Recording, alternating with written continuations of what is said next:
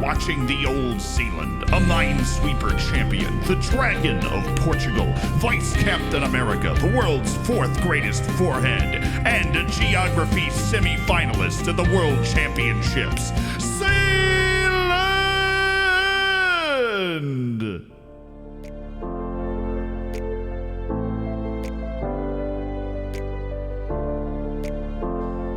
It's the Euros knockouts! Their way I can get the new GAN working. It doesn't open.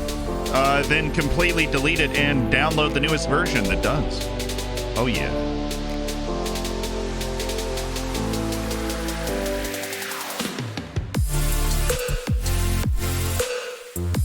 I know you can't see me. I promise. I have to hit this button for you to see me.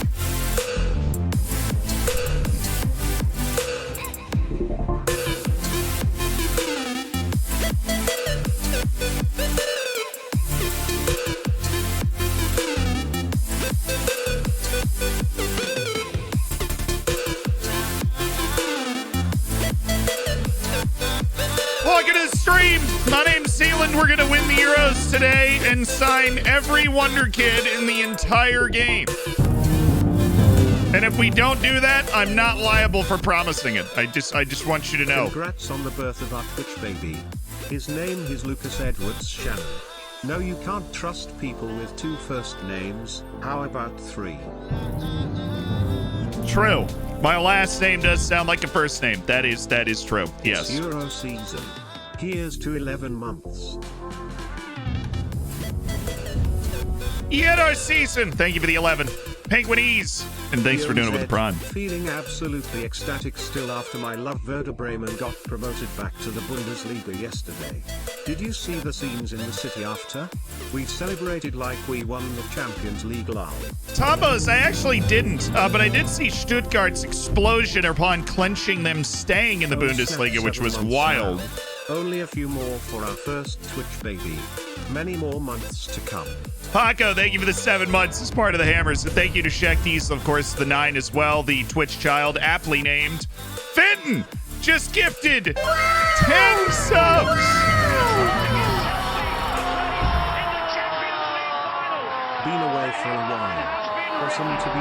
Blake, welcome back. Thanks for the 11. Louie, thank you so much for the 2. Welcome back to the Hammers. Max, you've got Diamond Bacon. Thank you for the 25 months with the Prime. And Gogo Samargo's got Silver. Amazing. We finished our second trimester. Yeah. People will stop thinking that you're fat now. You know what I mean? Sebadon, thank you for the 2. But thank you again to Fenton. Finn's got a lot we finished of our gifted subs. semester. Finn's got a lot of gifted subs and has very quickly become a serious part of the Hammers lore at this point. Prejudice, thank you for the 5 gifted. Ben, thank you for the gifted sub. Josh, Morwell, DaCosta, Snowy Titan, Binge, Whipstash. You've got people to thank. You've got people to thank. Oh, I don't know what I just did there. I'll be honest with you. Because you are part of the Hammers. You got the bacon, you got the emotes, you got the subsection of the Discord to hang out in. Which is, of course, where you can submit your saves. For save your saves. Da-da-da-da. How about those bolts? I freaking know. I was late to the mod meeting at 6 p.m. because of our Bolts celebrations, but Tampa has advanced the second round of the hockey playoffs, so go team. Fire the WoW cannons, right? Okay, so we're in the Euros, if you didn't know, and we have made it out in second place, having been defeated by Spain, but having defeated Czechia and Slovenia to get ourselves a date with the always scintillating Dutch in the round of 16, after which we will play either Belgium or France, depending on who decides they want to win a game. But in general, it's just going to be a whole lot of fun.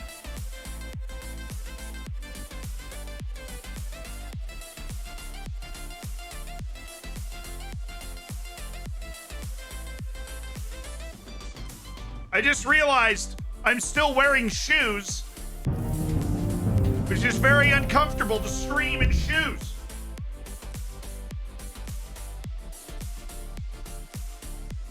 I don't know why I just kept my shoes on, but I still had shoes on. What do we do if we win the Champions League early in this save? I don't know. I'm worried about just trying to win it first. We got to the quarterfinals and extra time in the quarterfinals this last season. But now we've got the Euros, and of course, we're dealing with transfers all the time. But right now, those transfers out are low-money transfers of 2 youth players in Manuel Baum and Jogven Rasmussen. We do play in, 4 days? Time. We play the Netherlands in 4 days. What has 4 wheels and flies? A garbage truck. Sid, we'd heard it before, but thank you for the 9 months. Congrats on your Twitch child. They will be amply supplied with dad jokes, I am sure. Memes, thank you so much for the 2 months. Welcome back to the Hammers. Cinex, thanks for the 17 of the Prime. Somebody said, Sidis15 says, this is my first time using Twitch. And completely failed Interesting. at making a wordplay joke. Turns out steak puns are a rare medium. Well done.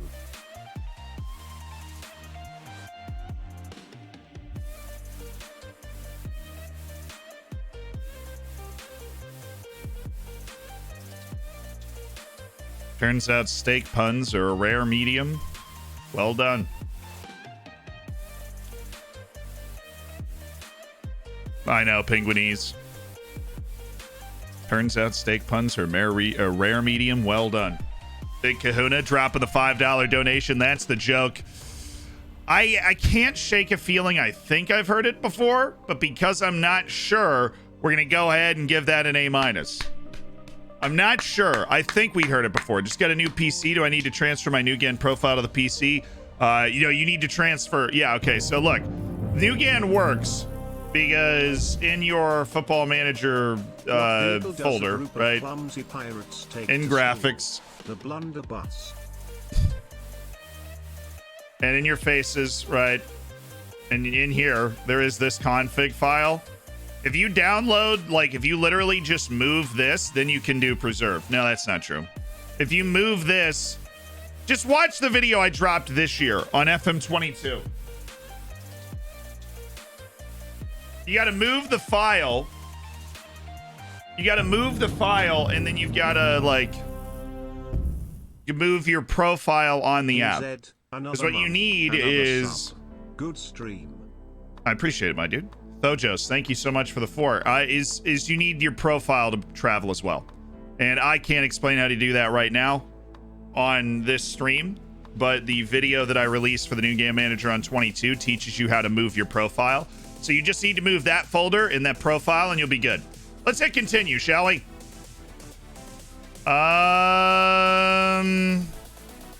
Okay, so Netherlands and Armenia Bielefeld as a friendly are on the same day. I'm not gonna lie, that makes me a little uncomfortable. And because I don't want to give Football Manager the opportunity to jack this up, I am gonna move it. I mean, just give me 150,000 and we'll call it a day. Cool. I'm selling the guy anyways. I'll sell him for more money. That's fine.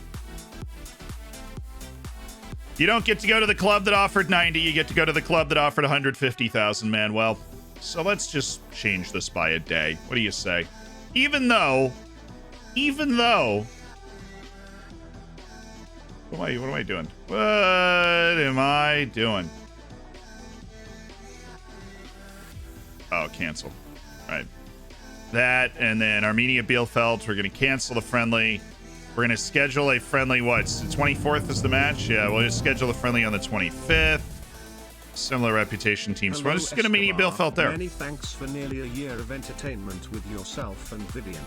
Happy Dorfing. You got it, Gaming Charlie. Thanks for the 11. Thanks for the Prime. Joanna Scanning. I see you coming in with the 5 months. What's up? Got now, dad joke. Just a sincere wish that you will take your talents to Denmark in your next save in FM23 The and Danes. reclaim the island of Zealand. Also, Blunderbuss was a B+. That's a solid dad joke. I need to get that out there. Another month pop. Go win the Euros FM Senpai. Joke time. When life gives you melons, you know you have dyslexia.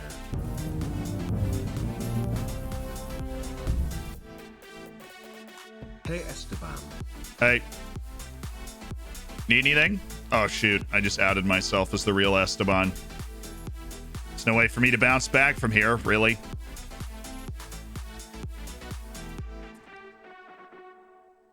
Let's actually work on, yeah, we'll just do a little, I'll make a little attacking day. And then the match will pop up on that day. They've accepted my 5 friendly months proposal leave. on the next day. Yay. Loving the YouTube vids. Keep up the good work. Yeah, well, I love you!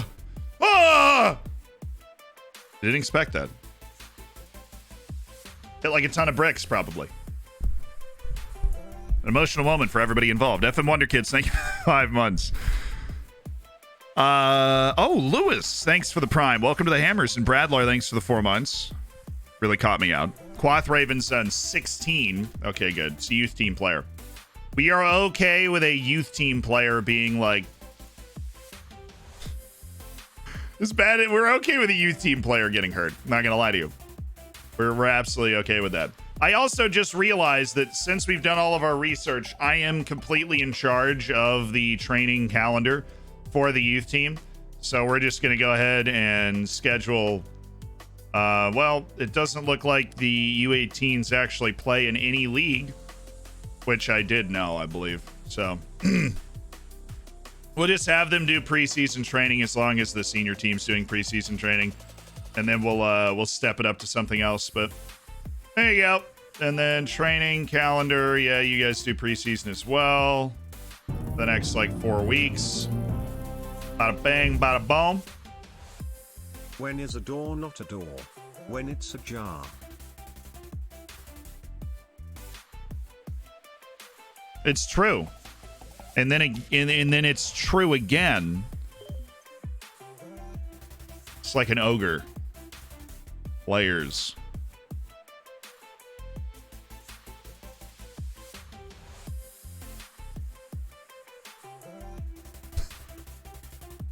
I just don't. Nobody's brought a bad dad joke so far today, so full credit for that. That is a B+. I don't think it deserves a B, but I don't think it's quite at the A level. I don't think we're quite there. We want to be there. You can tell that we want to be there. I don't think we're quite there. Just not quite. Damn naughty. Thank you for the 8 months of the Prime. Jonathan, thank you for the 9, and thanks for the Prime as well. And see, somebody gave me an A plus for that one. So you're winning over the people. This is what we want to see. We want to see Christian Kuba reaching for the stars, reaching for that high potential. He's a late bloomer. That is exactly what I was hoping to reach. Okay. We play the Netherlands tomorrow in the Euros round of 16. And then we have a club friendly with Armenia Bielefeld. This is peak managerial life. I got Adeyemi, Luka, and Mukoko. What formation should I play? Well, honestly, I would play a 2-striker formation. And if you're playing in any major league, as I'm assuming you are with those types of players, all 3 of those guys will touch the field regularly. It's what I did in my Wolves save. I had Matias Arezzo, Benjamin Šeško, and Yusufa Mukoko, and those guys just rotated all around. First cup round, we play Marchfeld.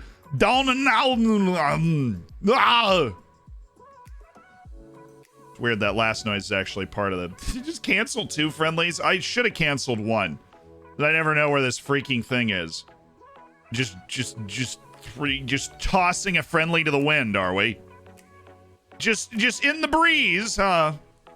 Fine, give me Atletico Madrid in our fancy new stadium. I want to play Atletico Madrid in our fancy new stadium. Oh, Jogvin Rasmussen, thanks for making me $50,000. I appreciate you developing in our youth academy to the point that you could make me $50,000. Seriously, thank you. Well, mysterious thing, boom, and yeah, it's bold. Let's go a little recovery, and then we'll do physical endurance, physical resistance, and that should be good right there. No, not defensive shape. We'll throw a team bonding in there, and we'll just get a match review. Yeah, that works. Cool. Hello, Netherlands. How are you doing today? Do you have your youth teams playing the same tax as your first team? Is it wise to train players in advanced roles like Metsala that earlier in the career? You raise a good point because you're actually overthinking it. Now, while a role like a Metsala might have a fancier sounding name, right? There is actually no detriment to training young players to perceived more complex or complicated roles. There is no detriment. Right, because there's no such thing as role familiarity. There's just tactical familiarity, right, with what the role is asking them to do. So I can warn Kevin Dawson, your training has been aggressively subpar. Christian Kuba's returned because Bolivia got absolutely flattened out of the Copa America. It's rough out here. Rough out here for Bolivia. He knew what he was getting when he signed up to play for Bolivia. Signed up. He was born there. But, he knew what he was getting. His parents were like, we're going to do this to our kid. We know it's going to be an uphill battle. We could go across the border. We could go to, Paraguay, but we're not going to do it. We're going to keep him in Bolivia, and he's going to elevate this national team. Well, you know what, parents? You were wrong. Because they lost every single game at the Copa America. Now Christian Kuba's sad. And do you want your child to be sad? No, I don't think so. So this is really a parenting mistake. That we are repeating in an effort to learn from. I think we learned from this. You can play friendlies if you want to. I just have my assistant coach manage them. I moved the friendly a day because I didn't want it to accidentally skip the Netherlands match anyways. High quality facilities /2ND division reserve team, Spurs in the Prem, versus loaning out young players. Not sure which one is better for my wonder kids. Thanks for all the help. So the different things you need to think about is the U23s in the Premier League is honestly, it's one of the best reserve leagues you could possibly get, right? It's not as good as a B team, like having Barcelona B in the Segunda division would be better, right? But you don't get that. You know what I mean? You don't get that a lot. So it is good. And the other important thing is that your reserve team uses your training facilities, right? And so unless you're loaning out to particular clubs, it is likely that your training... Is this the amateur? Why is Manuel Oberschmied playing for Floridsdorfer Amateur? Because he's 18. Well, and playing time is very important, and so we move him up to the senior squad. The glass is half full / pessimist. The glass is half empty / excel. The glass is January 2nd.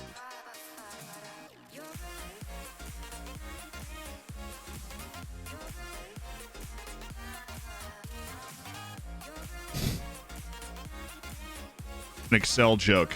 Joke's on you. I don't understand Excel. Senpai, thanks for the 4 months. Josh, I appreciate the 3. And it's very, so you have to consider training facilities, adaptability. Right here, let me silence that for a second. Adaptability is important because if a player has bad adaptability, you don't want to loan them out. Right, and so keeping them in the reserves is nice. They get to use the training facilities, and the level of competition is pretty good. I would say if you can't loan them out to the championship, I would keep them in the reserve team in a Premier League sense or a comparable league to the championship.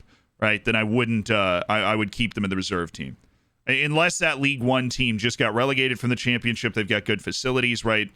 But I generally speaking, if it's not the championship, you probably keep them in the reserves because there are detractors to loans like the adaptability. It's pasteurized before you see it. We've heard that one before, but it was definitely A-level boiler. Thank you for the 6 months. Thanks for the prime, Josh. Thank you for a very good question there. Do you have your youth teams playing the same tactic? Right, you asked that question, and I answered it because we got you. We got you. Lord Bob, thanks for the prime. Welcome to the Hammers. Hey, I like you. Hey. Look at that dude, Vladimir Kamara. I'm definitely gonna keep that going. Definitely gonna. Well, when's his? 6 months from now. It's what, June, November? Yeah, 6 months to give us a nice ping. Juan Gonzalez. Okay, not gonna spend that type of money there. Kopfenberger want Joel Shabalala. And our mentoring group needs attention. Pablo leading the troops. A book just fell on my head. Congrats. I only have myself to blame. Wow.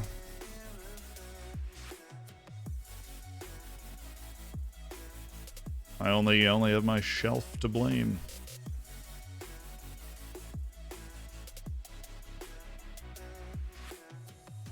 Just looking for somebody who doesn't have that determination or indicators of professionalism. That's one of our younger players.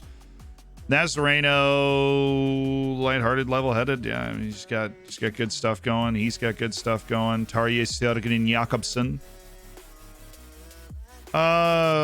Determination doesn't seem to move as aggressively as before. We'll have those guys train with Pablo. Match day! Match day! Does your skin work on Mac? Yeah, shouldn't affect it at all. Yes. You be good. It's a joke of culture. It's past your eyes, like... Oh, the shelf joke? Yeah. Thank you for the sex chat.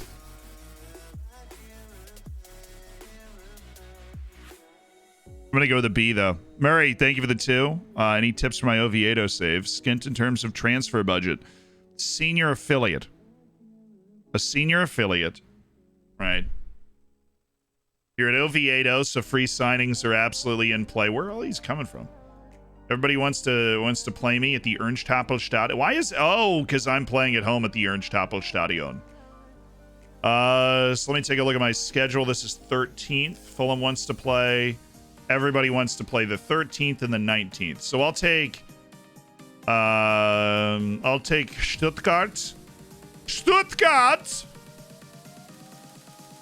Will I take Fulham on the 19th? No, I'll take Borussia Mönchengladbach on the 13th because they're paying me $120,000 to play that game. Right, and then the 19th, I'm not playing on the 19th. We're in the season at that point. But I'll take one more on the 13th. Yo, you better put me in this freaking match. Oh, yeah. They're simulating the first match. No, Turkey! No! That's actually, wait. That's a guy we've been playing against. He plays for Salzburg. Has for years. Irfan Janchevi. Kavechi. Well, he's had an absolute mare there. Can't figure out the name to save his life. We're the second match of the knockouts. Germany, Norway is after us. Netherlands, Austria. You ready? It got canceled. Why? They just offered. I was perfectly fine leaving that day open, and then they offered to pay me $120,000. Do I still get the money? How many paranoids does it take to change a light bulb?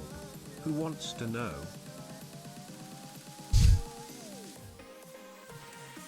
That was good. It was also bad, right? That was good, and it was also bad. Oh, Leimer and Offengruber is suspended, right? Okay. That means I want Maxi Weber and Stefan Posch. I'm gonna go more defensive, at least initially. And we only have one other center back substitute available today. Let me check. Sasha Kalajic instead of Ergin Kara in the lineup. So we've got Stankovic, Posch, Marisic, Weber, Friedel, Grealish, Sevald, Demir, Sabitzer, Hannes Wolf, Sasha Kalajic. Leimer and Offengruber are suspended, with Posch, Friedel, and Grealish all one yellow card away. But we've got our style. We know how we want to play, and they're going to come out in a 4-2-3-1, which, like, we're generally comfortable against. Okay. It's been a long time. These opportunities do not come around often. They do not. To take on one of the game's biggest stages, the Euros, the knockouts at the Euros. All right, Posch is on the field. We should switch this up a little bit. There we go. We're definitely going to have to switch this up. And Sevald, of course, goes there. We are an exceptionally tall team with this lineup out there. All right, so we swap. Oh, goodness. Swap, not man mark tall player. This is a go back position, except you swap there and then swap there. All right, then that's what we're doing. Okay.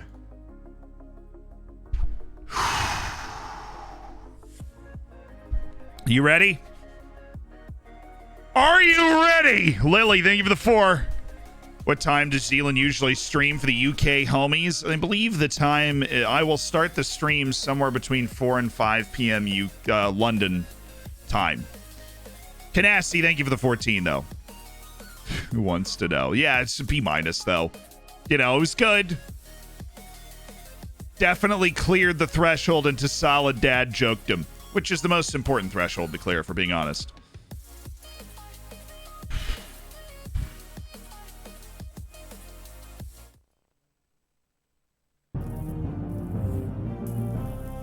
Einhar Frey, thank you for the 6.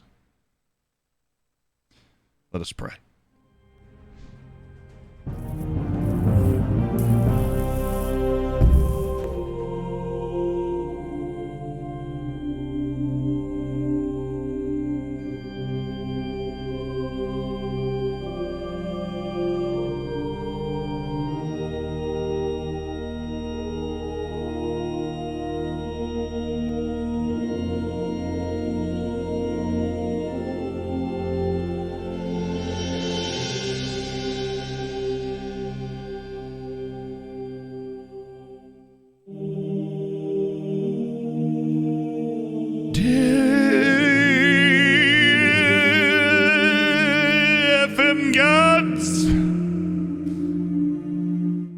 We come to you today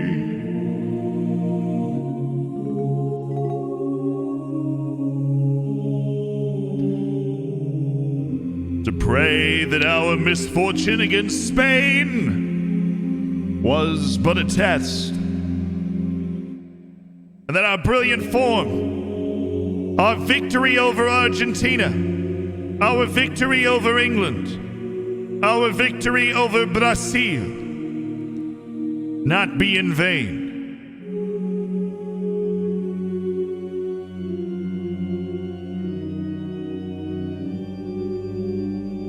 That in these notoriously fickle 90 minutes, We put our best foot forward, and the ball bounces in our favor. For FM gods, you know that we are capable of doing something special here today. All we ask is that as we move forward in your light, FM gods, you give us the bounce of the ball and lead the way to our brave Austrians. For these chances come but once in a lifetime. Unless, of course, you play Football Manager and can replicate this situation anytime you want, but that's not important. And in this once-in-a-lifetime chance, we pray you show us favor. Take these hands of prayer as a sign of our faith.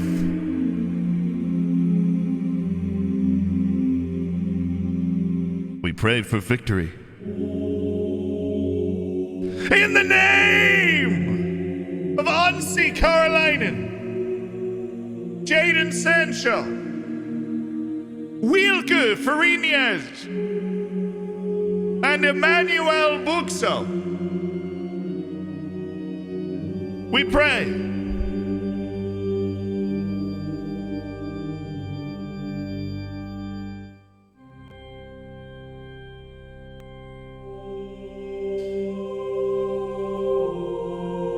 Ramen!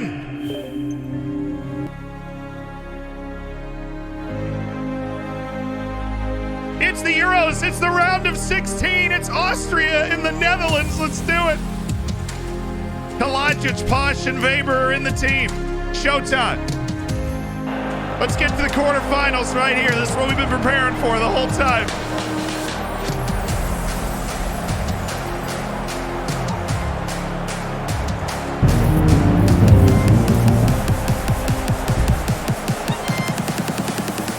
Reese, thanks for the 27, dude.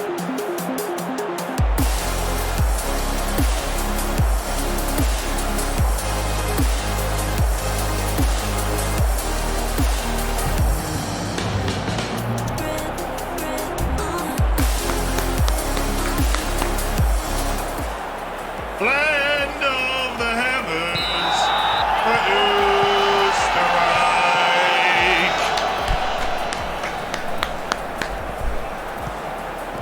Come on, lads! Yes.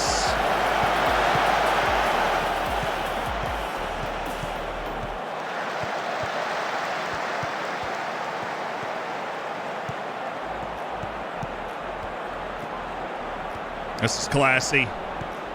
But classy. Oh, Savald. Hannes. Oh my goodness, Gadjet. Nicholas Savald.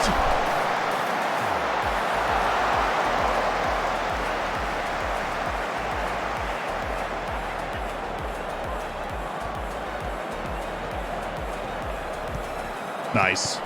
Savald. Grillage. Fredel. Sabitzer. Fredel. Kalasic. Good idea. That's a good idea. Oh, yes, Weber. That's that Man City experience. Except he just got a transfer to Ajax, so never mind, but still. Is he on? He's not on. Score it anyways, though. Oh, okay. Sad. Knock it down. Oh. Turn it over.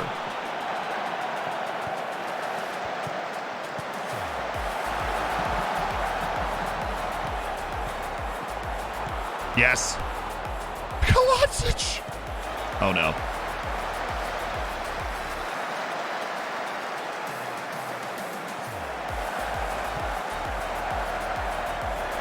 Oh, no. Oh, no!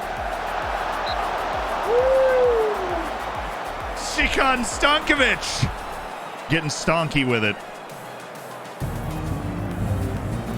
Away. Oof.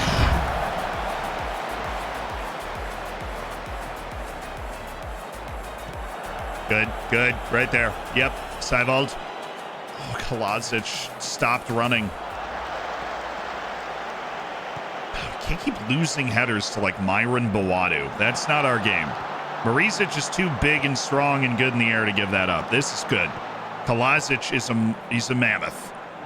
That's a bad pass though, but he can hold the ball up if Frida wants to keep playing it to him. Oh, well, not Shorts. Don't miss him.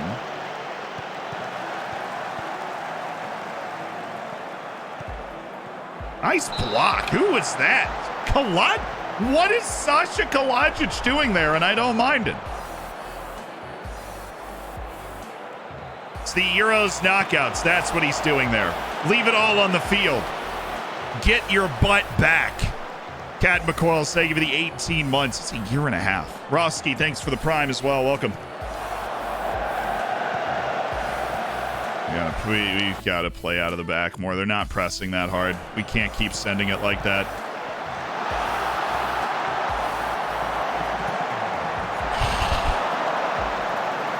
Leave ourselves exposed to their pacey breaks. We have the quality to play out of the back here. And importantly, their press is not, they're not pressing super hard. So we shouldn't just hand them free possession. Dario! Mine. Thank you. No, on the ground, Marcel. You're too old and smart for this.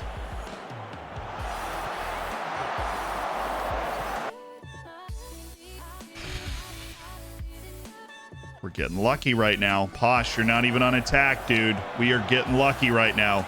They should have shelved one of these. They've had two pretty decent chances.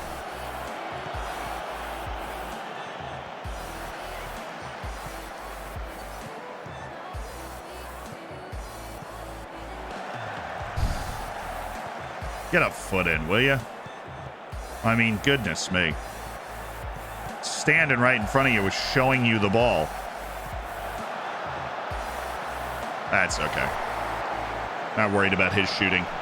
I'm glad that we were able to run with Gakpo that time. We didn't give him an opportunity, we didn't give him space to. Oh, don't freak out. You played for Pep. Nice. We're getting around their runs now, but turning it over with those long balls is not good. That is their best offense, is us taking those long kicks. We need to play. Yeah, hold on. I think I know what that was. We need you to be more risk averse, Maxi. We need you to be more risk averse. We don't need you going for that. We need to get the ball into the midfield first. Terrible first half from us.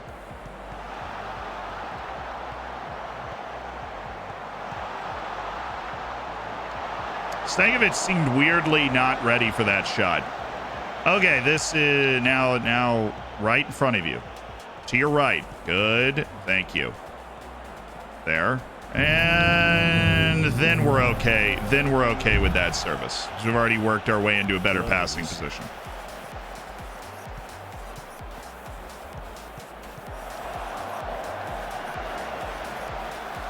Nice. Dude, why? Why? You're under no pressure there. Oh, yes, Demir. Anas. Back to Yusuf. Yusuf Demir. That's always wide. That's always wide. Tam, thank you so much for the 26 months as part of the Hammers. Come on. Win that. Win that. Thank you, Maxi. That's a really good header. Honest, just take this as far as he can and get rid of it. That is so bad from Seiwald. Good counter press, though. Took any steam out of that.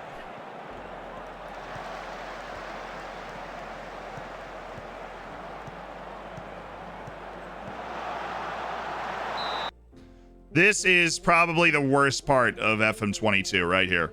What in the world is Maximilian Weber doing on this play? I don't know. That is the worst part of FM22. And a generally good match engine, that one situation is maddening. Nice header. Nice. Just thank goodness we saved it and it didn't end up mattering. Ref! Come on! Ref!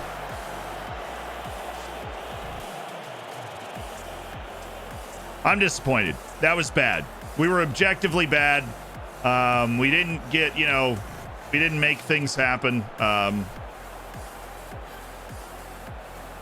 We struggled with their pace. We didn't play brave in possession at all. We don't see, hopefully that halftime talk is a good firing up mechanism to get a better moves out of this half.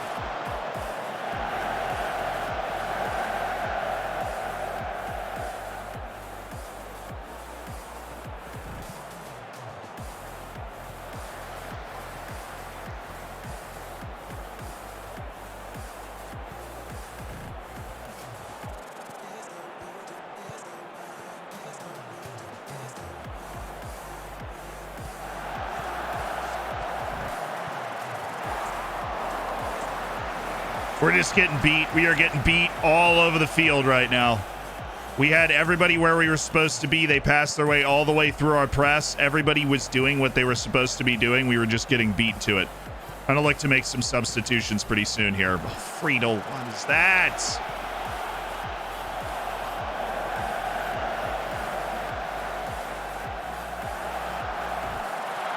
We deserve to be losing. We absolutely deserve to be losing. No argument for me at all on that. We're going to take Friedel off and bring in Kevin Danso for more height defensively. Stefan Posch is going to come out for Valentino Lazaro. Yeah, we need Danso. Stefan Posch is... no, he's going to stand, but we're just going to put him on attack. And what I want to do is bring in Urgent Kara for Sasha Kalajic, because Urgent Kara has been just absolutely incredible when we've given him the opportunity. And so we're going to bring him in. We absolutely, look, we still have time to come back in it. We absolutely deserve to be losing this game. This was a stupid mistake by Weber, so we're going to take him out. Or no, we're going to move him to the left, but we need Danso for more height. Like that, I mean, it's just bad. Like, we're just bad right now. And we need to find a way to fight through it. We need to find a way to fight through that. And the fact that we are just not very good. Demir just picked up a knock, which is on the list of things I don't want to see. That is very high. Yusuf Demir, I'm going to move you up there. And then I'm going to put you on center mid attack. Okay. I realized we just burned all of our subs with Demir struggling with an injury, but kind of need to right now. So, save ult, good. EO! Lay off! Oh, don't shoot it. Don't shoot it!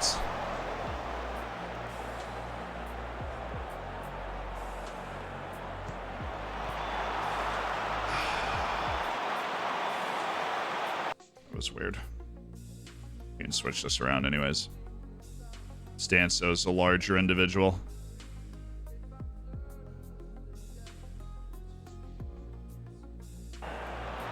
What do you want to aim for on those?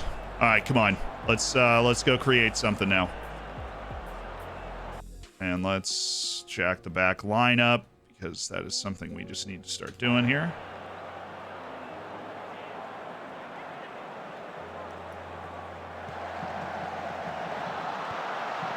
Nice. Oh, that was unfortunate. That was a bad bounce. Come on. Come on. Be creative. Have yourself a moment. We have been too good. We have been too good over the last couple of years to let this just go away. I was just checking. I don't know if the rules had changed.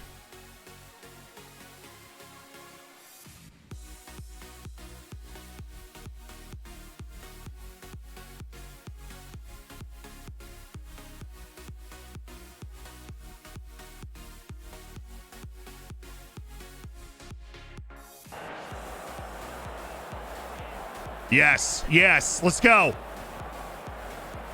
Ooh, he's gonna get there. Drop, drop, drop. Yes, Baumgartner! Yes! It's Christoph Baumgartner! It's a belting goal for Austria! Austria with 10 minutes to play. Julian Brandt! Yeah!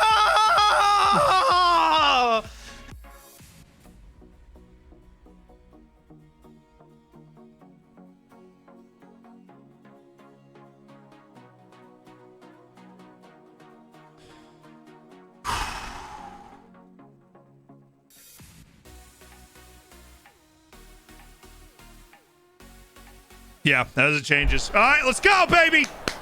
Back in it. What a finish. By the sub, Christoph Baumgartner.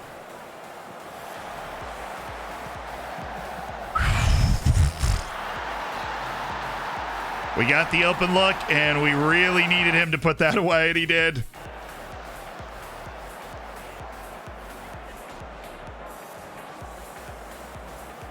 Extra time. Let's counter and just win this now. Let's counter and win this now. Nice, Weber. Nice. From Urchin Kara. Wide. It was kind of there for a second. Didn't hate it. Oh, yes. Dario Marisic. Let's go. Urchin Kara. Yes, Yusuf. It's there. It's Hannes. Oh, my goodness.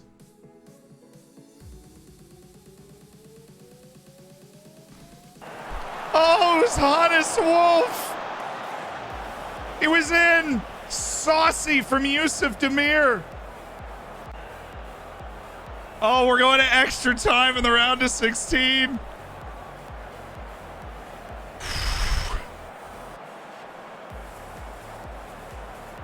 Keep going, guys. Keep going, guys. Keep going. Yusuf's going to have to dig incredibly deep here. Man is really, really struggling. We get to the quarterfinals, right? Yusuf Demir is going to have to come off the bench. I am aware of that.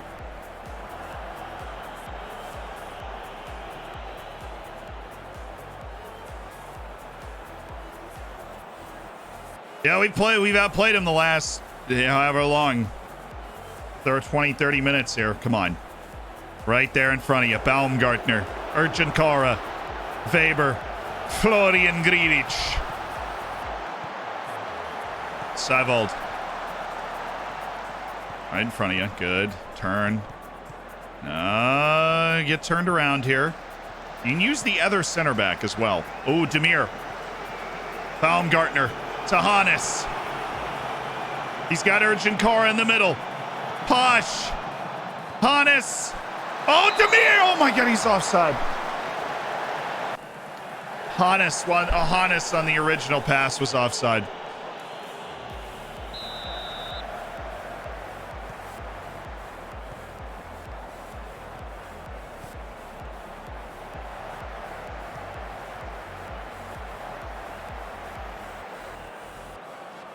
Let's go. Let's go.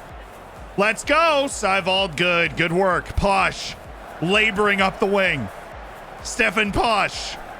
That's okay. We'll keep the ball there. Kara's a sub. He can chase it down. Weber. Look outside. Had Urchin Kara there for a sec. Yes. I love Yusuf Demir with a chance to pass. Oh, my goodness. Seivold. He scores.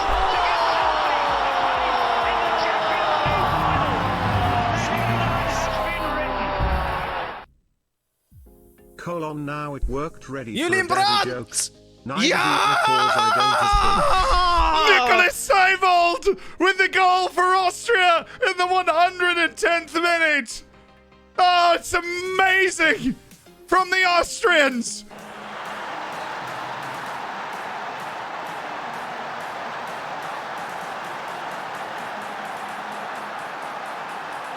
The Carolero, Nicholas Seivold. Look at the run. They both just make runs off Hannes Wolf. It was brilliant. And that's a nice finish. It's a striker's finish. We have an extra sub. Thank you. Okay, we'll use that now. We were waiting until we scored the goal to use the extra sub, really. And I think we need not for you, but we need Vessel Demiku for you. Then we put Baumgartner in the middle. We put Seivold in the middle? Yeah, because he's exhausted. We put Baumgartner, we put Dimiku over here, we put Baumgartner over there, and we put Seiwald in the middle as a box-to-box guy, and then you are anchoring us as the Dilp. There you go. All right, I want Vessel Dimiku for the last 10 minutes. Thank you, chat.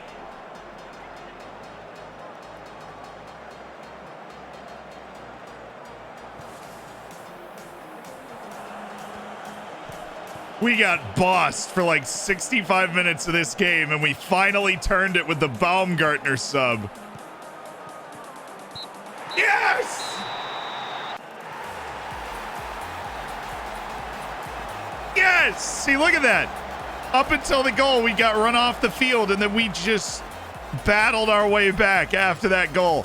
A lot of heart from the Austrians here. A lot of heart from the Austrians. They're going to the quarterfinal.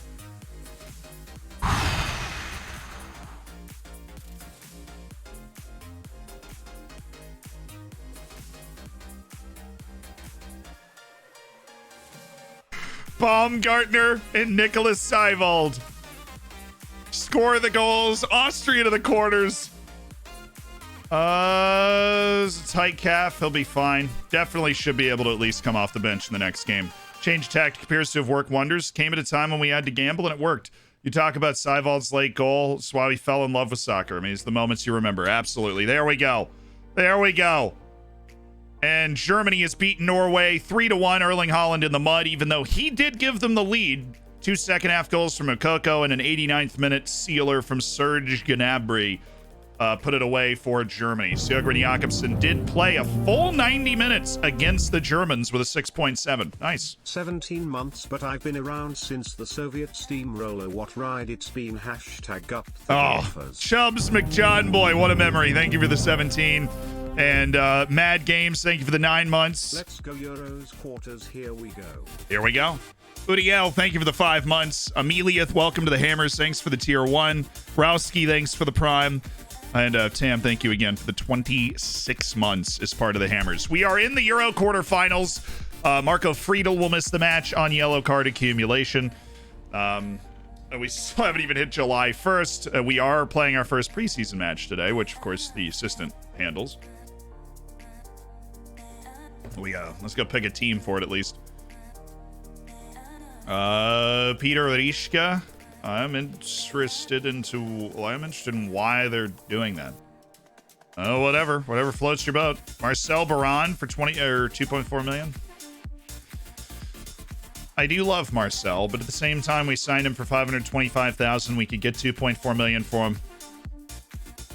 What asking price would he accept? Apparently this is already like past what he would be comfortable with for whatever reason. Let's take a look at our striking depth chart. Wrong team. Of course, we are doing multiple things at the same time here. So striking Lauritsen. I'm going to look to sell Klaus. We bought him for 1.2. We've loaned him a couple times. He stuck around for a little while. What asking price would he be down for? Way above his value. All right, relax. We'll be happy with 11 million. FC Twente, how do you feel about 11 million for Klaus Lauritsen, who does not seem to be a part of our future first team plans? We'll just make sure he's happy with that asking price first. David Shestak. Looks like we can elevate his asking price even more. Amazing. We almost sold this guy for like 2 million last year. 9.5 for David Shestak, now that he's going to come alive a little bit. And of course, Simcoe's got serious interest, and on the high side, but not by much. Okay, whatever. Skenderovic has got serious interest at 23 million for Skenderovic. We could move a couple center backs and just trust Oberschmied to develop. I don't think that's a bad plan. Keep Oberschmied on that list for now. Brody's got transfer interest. What's his asking price? Way above his value. I doubt that. I really do. I don't think that's the case, man. I think you got a lot more to give than $3.3 million to the club. Any signings in the first hour? No, we had an extra time match against the Netherlands in the Euros round of 16, so we actually haven't advanced a ton of days. Lauritsen, you had an issue with the 11 million? What's fair then? Okay. This is just one of those gimmicky things where all of a sudden I'm going to be able to raise this really soon, isn't it? Yeah. Okay, cool. An $8 million asking price for Lauritsen is low. He's a good center back. Is it time for Baran to go? I just don't know. Who's the other striker we're going to... Then we'd have 3 strikers in my 2-striker system, which is a little dangerous. We'd have Pablo Rodriguez, Rusu, and Balaz. Li Beijing has moved from Ulsan to Wolfsburg. Okay. They're going to see if they can turn him into a late bloomer. More power to you. We play the winner of France and Belgium, which has not happened yet. That guy does not have 5-star potential. We got France. Why did it not show me the results? France won 4-1. That's fair. It was actually a really good match. It was 1-0 until the 86th minute from Tarnagda, who is a 22-year-old regen who's got 6 goals and 6 appearances because of his hat trick. He also scored in the 92nd and 95th after a Lukaku penalty, cut it to 2-1. So he looks like a fun thing to deal with. We play France in the Euros quarterfinals. I mean, it's Austria, France. Oh, it's the same day. Why do I always play on Saturday, dude? I got to reschedule all my friendlies to make sure that nothing weird happens and I don't like miss a game.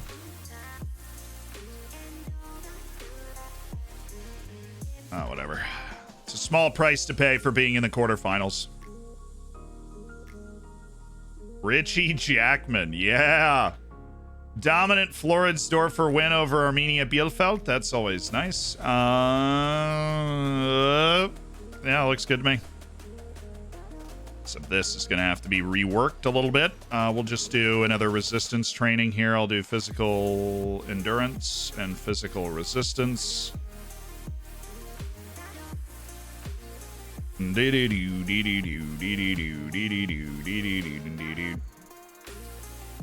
we are going to have to reschedule that. Yeah, I know, it's fine.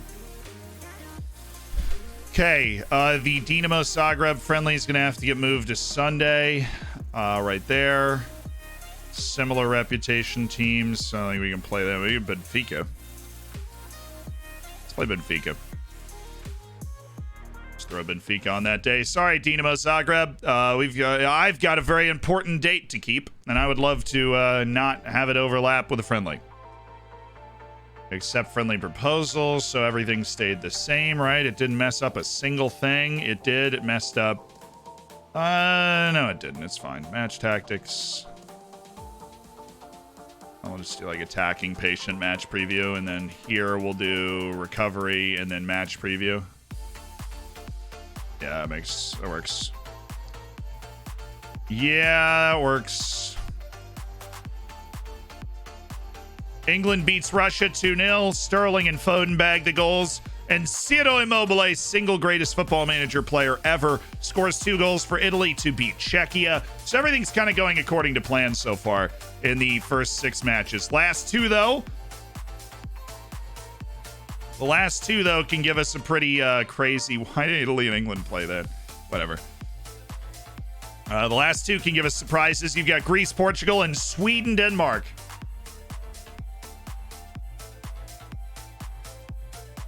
Greece, Portugal, Sweden, Denmark. We play France on July 1st after all of that...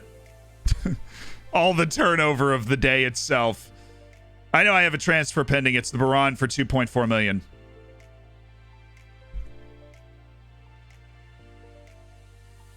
Last make an offer for Manuel Baum. You do realize that we've already accepted a Manuel Baum offer for 150,000. So if you want him, you get to pay under 95. Okay, never mind. I totally thought they were going to be like, absolutely not. Oh, this is ridiculous. But they didn't make that noise, unfortunately. Let's see. How about 200,000 for this guy? 185,000 for Carlo Lakovic. I'm okay with. Apparently our youth players are very much in high demand now. So let's go reject Manuel Baum's $150,000 move because Lask wants him for $195,000. Cool. Vanderhorst should be taking free kicks. No, he shouldn't. Discouraged for shooting long range, dribbling the right side of the pitch, and discouraged for taking long shots. One of the dumber things to train somebody onto, unless you really find them in a position where they're shooting all the time anyways. Danelli's considering asking for an improved contract. His contract doesn't expire for 2 years, so I'll let him come to me. Okay. Joseph Volkerts. Just loanless these guys. Yeah, if they can get a loan move, we'll take it. I don't know if we will, actually, because we do have got pretty significant restriction on the number of loans that we can have out, which is unfortunate. Nazareno, the Nazgul, that dude needs a loan. If anybody needed a loan or like regular playing time, which obviously I can give to him if I wanted to.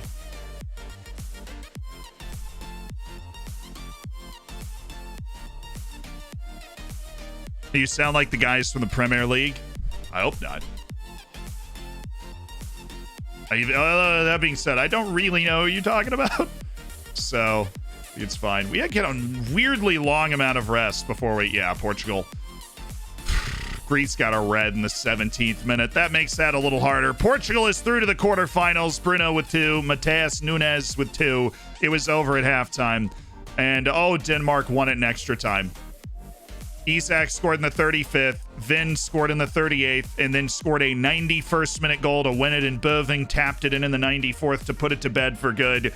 But it's the Danes that have gone through. The quarterfinals are set. England, Italy, Germany, Spain, France, Austria, Portugal, Denmark. Just about as heavyweight as it can possibly be in the quarterfinals. With, of course, the pre-tournament favorites, Austria, looking like they've got, a pretty average matchup for the quarterfinals against a French team that could best be described as meh, right? Who they played in Euros qualifying twice and only lost to by a goal twice in Euros qualifying. So, bright future and all that stuff.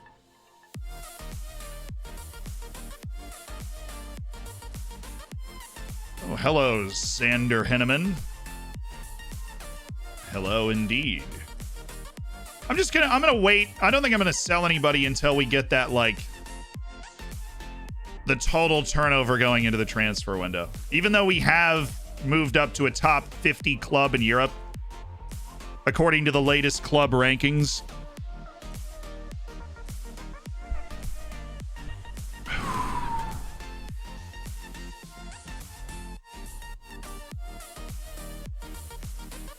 That's not extra time. Then I misspoke. Obviously, it was stoppage time. I done a misspeak. It's actually because I'm American. I don't know the rules. Yeah, the top bracket is insane. Do we have the easiest route? Maybe, but Denmark plays Portugal, yeah. Which would be our potential semifinal if we can get through France. Obviously, Denmark is still a very good team, but we'd love to play them instead of the vaunted Portuguese lineup. So that's who we'd be rooting for. When are we going to play against Barcelona? I don't think they're in the Euros. I'd have to check the rules, though. But I don't think Barcelona's in the Euros. I wasn't expecting Lask to get relegated again. Yes, Lask is very bad all of a sudden. They have been relegated again. So this friendly against Kapfenberger is because they're our affiliate. We do loan a lot of players there, so it's worth it, but we're going to go full backups for that friendly away to Kapfenberger. Really disrupts our training. We just got some transfer offers. We'll see if they look like maybe they're all loans. There might just be a super spicy offer in here somewhere. One of those ones that really makes you think.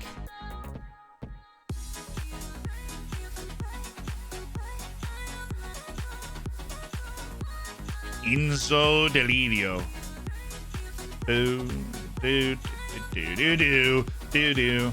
There you go. I got you. Yeah, there is an offer from Watford for Owen Vanderhorst up there that we're about to get to. You wonder how that's going to do. There's a loan offer for Oberschmied. He isn't interested in speaking to Watford. Are they not Prem? Yeah, they're Championship. Where'd they finish? Oh, they finished 7th in the Championship. Yeah, he has no interest at all.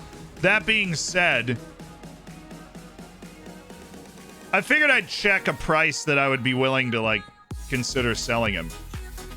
Blau-Weiss Linz are considering... I mean, second division, I think he's too good to be playing on a loan in the second division.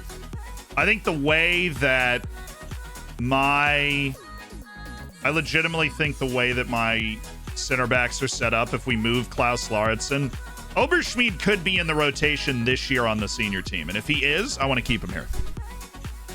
I'd love to keep him around.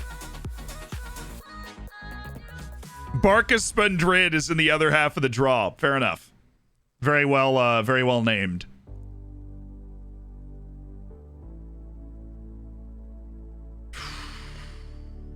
I just love the fact that we're like allegedly in the range of being able to get the people that they're recommending now.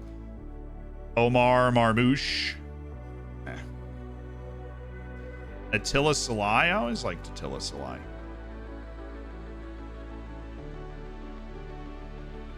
Yeah, I'm not one of those. If there are no Attila Salai fans left on the earth, then I am no longer here. I'm not one of those, but I like him. He's a solid player. I already looked at you, DeLilio. You're throwing around Francisco Diaz. Joao Perfeito. I think. Just a solid player. Anthony Rual.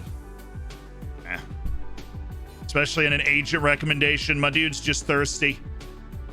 So I need to go look at Copa America. Apparently, Copa America is wildin'. Bolivia's already out, and they were the favorites. So, like, I don't even know what to think anymore. What are we going to do without Bolivia in Copa America? How'd Austria do in the Euros? Well, we play France in the quarterfinal here coming up, so I think we're doing okay. That is definitely above expectation. Our expectation was to make the tournament, so... All groups, we had... Let's look at stages, right? Okay, so we had Argentina and Brazil in the same group, which is great, and that ended up knocking Colombia out, which would explain why my Colombian players are already here for the preseason, while Nazareno and Ecuador have advanced on goals for. And Mexico had one better goal difference to send them through. Last match day must have been a little weird. Oh my goodness, Ecuador beat Mexico on the last match day to spice things up. Colombia was playing Brazil, and they had their Luis Suarez get sent off in a 2-0 defeat to Brazil, which knocked them out. If they hadn't given up that second goal, they would have made it, and Ecuador would have been eliminated. This is what we like to call a wild final match day. In Group B, the Uruguay finished top with... What? Venezuela! Second in the group, tied with the United States, and then Chile scraping through in fourth. Bolivia eliminated with just the one win. They did beat Paraguay. And Paraguay finished with 2 draws against Chile and Venezuela, but could not find a win to make themselves competitive. The United States lost to Uruguay, drew Chile, but beat Paraguay, drew Venezuela, beat Bolivia. Yeah. Scouting, or are there any unique nation wonder kids in your save? It's always my favorite aspect of the game, seeing unique nation talents pop up. Yeah, no, we scout a lot of Youth Nation national teams, actually. So we found... Okay, so the quarterfinals just got drawn. Okay, so it's Venezuela, Mexico, Uruguay, Ecuador. Dude, what the... Come on! We finished like 3rd out of the 5 qualifying teams. Why? We got Brazil, Argentina, and Chile are playing each other. Love it. Love that. Freaking Ecuador finished last, and they play Uruguay. Great. Fantastic. Only player we still have alive, actually, is Nazareno, who's like a deep sub for Ecuador, because they just don't have a lot of center backs. Those groups are based on world ranking. I wonder if we, like, destroyed Brazil's world ranking by beating them. Did I mention we beat Brazil at a friendly? Looking at a Raffanello loan, a regular starter to Austria Lustenau, who finished 11th in that league last year. Let's see. How many players we already loaned out? Is Raffanello somebody we just want to sell? Let's go out. Let's go transfer history. We have loaned out Rayfield, Peterson, and Shoal El Msalny. I mean, I feel like Raffanello needs another loan, though. He's not valuable. He got one loan, didn't really develop that much. Let's offer him out for transfers as well. I'm going to see if anybody's interested in... If somebody wants to pay like $1 million for Brian Raffanello, I'm not going to use one of my loan spots on him. I don't think he's got as much potential as Elam Salny or Max Rayfield. Novais happy as promise is kept. Cool. And we just sold youth product Manuel Baum for $200,000. See you later, Manuel. Thanks for the cash. Yeet! That was literally just my forehead. Mexico's going to win it all. Well, I mean, they got a better draw in the U.S., that's for sure. I have a wonder kid from Sri Lanka in the U.S. in my current save to make the Next Gen Awards. There you go. That's what it's all about. That's what Football Manager is all about right there. Getting that one wonder kid that you're like, we're changing the global perception here. This is us changing the global perception. Boris Stoev? Absolutely not. Linus Valkvist. Linus. How you doing, boss? Nope. Sebastian DK? Nope. And we are finally sorting out the bad Colombians. Huge moment for everybody. England, of course, has beaten the Italians. It's Mason Mount to send England to the Euros semi-final. A little revenge, perhaps, on the mind for the English. Mason Mount just trying to get to Wembley so he can lose again, or something like that. Yoko's sell-on clause is sellable, might be worth a look. Yeah, I'm just going to wait for the sale. Unless he hasn't played. We'll see. How many Americans are in the U.S.? Hold on. How many Americans are in the U.S. squad for the Copa competition? I mean, 23, I would assume. Same as every other, like, call-up. Where is the Asia Cup? Well, the Asian Cup should have just happened the previous year, right? In 2027 is an Asian Cup year. So I don't know where that was. I don't know if that's already decided in real life or not. Come on, England! England! Rah! Mason Mount! Semi-finals! Yes, England the first team into the semis. I think there's all our youth facilities have been upgraded, so now we are at almost the highest level for youth facilities that you can possibly get. Our financial situation is secure.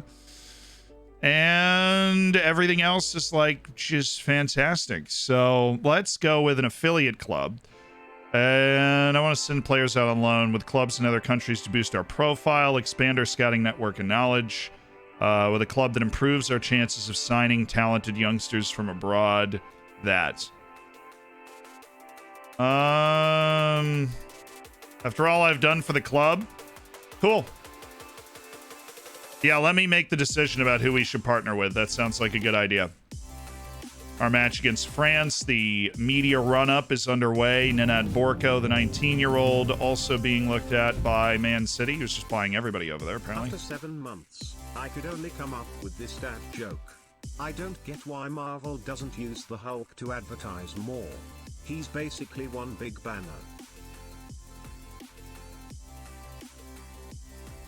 Oh my god. Oh my god. Oh my god. Not the joke. The teams that we can put as our like youth recruitment affiliates are crazy. Pescara's on the list. A Segunda, like Albacete is here. Peace is here.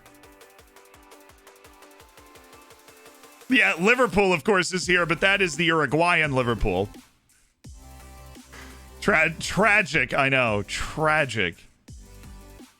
But let me check, like, okay, youth everything there is bad. Youth everything there is bad. Youth everything there is bad. Larissa, even worse. Arau, pretty bad. Pisa, pretty bad.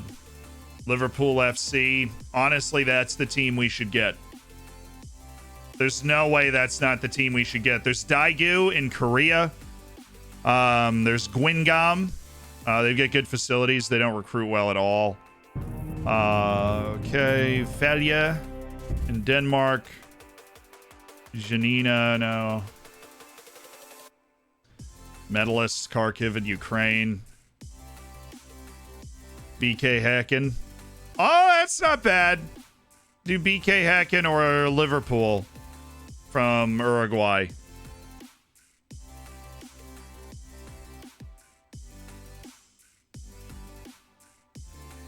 Häcken's a good option.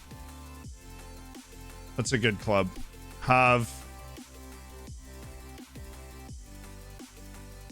second Bundesliga's Zweite Bundesliga's Heidenheim.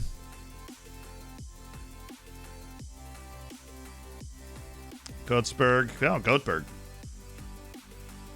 The goat.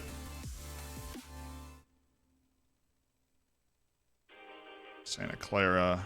It's a good club. Sole? They got relegated, I guess.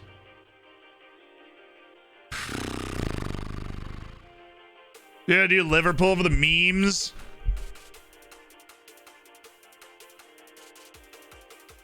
I think I'm going to go with the Swedish. I think I'm going to go with BK Häcken. I like Liverpool FC, but these players are harder to sign. Daegu is like a good option, but players at Liverpool FC and players at Daegu are easier to sign than players at BK Häcken. That's what I'm thinking. Right? And then like Liverpool FC is objectively better than Daegu. And BK Häcken's basically the same as what Liverpool FC's got going on in Uruguay. I mean, Campeonato Uruguayo has not been run by Liverpool FC actually in a while. It's a shame. But BK Häcken, if they won the Alves... No, they've not. Okay. Whatever, dude. They've not even been particularly close, actually. Is Daegu winning the Korean League? No. Are they getting near winning the Korean League? No. Yes, they finished third last season. Those are the three best options, so. So go to the Greek League? No. I think that right now we go with BK Häcken. You selected BK Häcken? Yes, I have. Best youth rating that we can get out of there. Now, these people, we will be re-upping. Our U18's physio, of course. Carlos, of course. Carlos, you're sticking around. Negotiate a little bit, though. I'm just going to hand it to you. U18's coach, Stanislav Griga. Yeah. Keep him around. We might change over a few members of our staff. But a lot of these guys, you already speak the language. No adaptability required. Especially this guy's a great scout. Keep him around. Luca, you are re-upped. Stephanie Dörfler. Just probably the best name of anybody on the coaching staff. Teddy B. We might look to replace you. Johannes Mosgaard. Are you in charge of one of our coaching sections, Mosgaard? No. That means that he is absolutely eligible for a replacement. So we'll leave Mosgaard unrenewed. And then Pultz, all my physios should be 20 at this point. So they just get re-upped until the end of time. Let's take a look at first team players whose contracts are expiring. We've got Manuel Nira, Mr. High Potential for everybody. We've got Simcoe. We've got Shoald El Imsalni. And, yeah, that's what we have. We've got Brody. We've got Christian Kuba, who's under that big ol' wage. I don't think Manuel Nira is going to be, like, peak sellability right here. Just going to keep him on impact sub. He wants a big ol' pay raise, does Manuel, with a minimum fee release clause, and I don't want to give him that, so But I can bully him like crazy down to under 600,000 a year, which is solid. Okay. And on impact sub, we can live with that. Do we want to re-up Brody? No. Do we want to re-up Shoden? Yes. We want to re-up Shoden. Oh, goodness. No, we don't.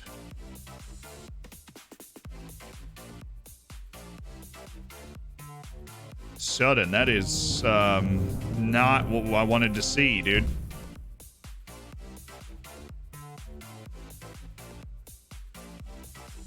Marcel Baran is here. Probably contract year. We'll probably move him for the amount of money that he's asking for. Joel Shabalala, is it time to pull the trigger on a sale? Let's test that out. Let's put him on the transfer list. Let's offer him out.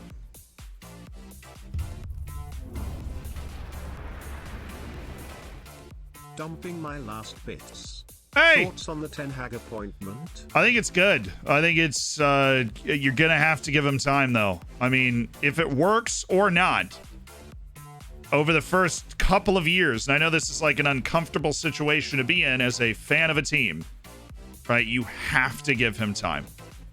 You just have to give him time. You're gonna have to. Because there is no small fix to what is wrong. There is no small fix to what is wrong at Manchester United. And it's going to be really hard because it's a very reactionary fan base that has never gotten used to losing. Like, just ever. Right? That's just never gotten used to losing. And you're going to have to hit a point where you're like, okay, I can accept that we're going to be just kind of average this year. We are going to be kind of average. Does he really not want that much money? That would be interesting. Top division relegation salary drop, yearly salary raise, no. I would be shocked if he wanted this little amount of money, but it's not bad, actually. Give me 312. That's totally fine. We're going to re-up him, offer out Simcoe. Our left back situation's just basically handled there. We're looking to offer Baldry. We're Damien Baldry. And Brody's there. Pablo is there. I don't know what we want to do with Pablo. He's a great team leader, but I know like he's not going to leave because of that. But also, this guy's just not shown any development at all. Be happy with 6.5. I'll put him on the transfer list as well. We'll see if we can move Sunday Madu, because we don't want to try and loan him. Then there's Shabalala. Then, of course, there is Dennis Werner,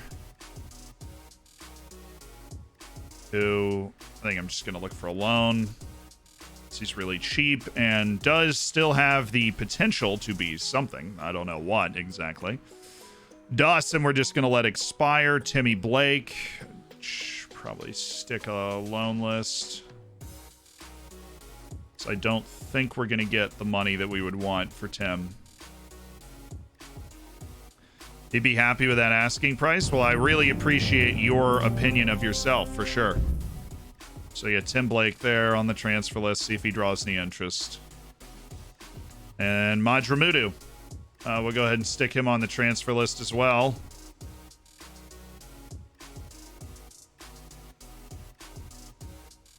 Dude, what do you think your value is? Goodness me, Kevin. Yeah, I think it's higher than that, maybe. It might be higher than that. And then Abel Heffler, who I'm going to put on the transfer list as well for whatever he wants. How does this guy think he's better than Kevin Madramudu? I don't know. I do not know. All right, that's it for now. We'll handle the one scout and the one coaching staff member once we're done with the Euros. We want him in every match, of course. We got a big revenge tour against France. Wow, everybody's upset with their asking prices today. 3.4? No, it was 4 what you were, 3.9? Okay, definitely 3.8 million for Damien Baldry. Dude, we've already agreed to this asking. This is ridiculous. This is ridiculous. Yo, I got one. This whole part of the game is stupid. It's ridiculous. Now they won't even negotiate on these things. Like, what is the point of that?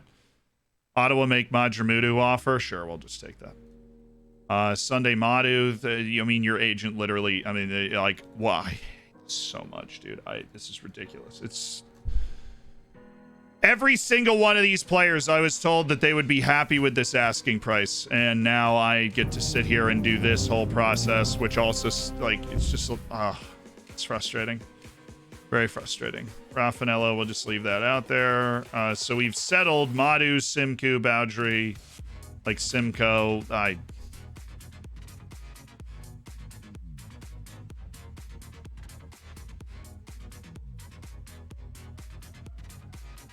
Absurd. Absolutely absurd. Christian Kuma's work permit's due to expire. This contract's up. I'm probably expecting his work permit to be a formality because it's very easy to get a work permit in Austria. I'll be honest with you. The fact that people wanted Ferguson gone because he hadn't won anything for a few seasons. I mean, it's when you win so often, the way that Manchester United did for so long, you get very impatient. Right? You get very, very, very impatient. And you expect that level all the time. And, oh my goodness. This dude's free? How is that dude free?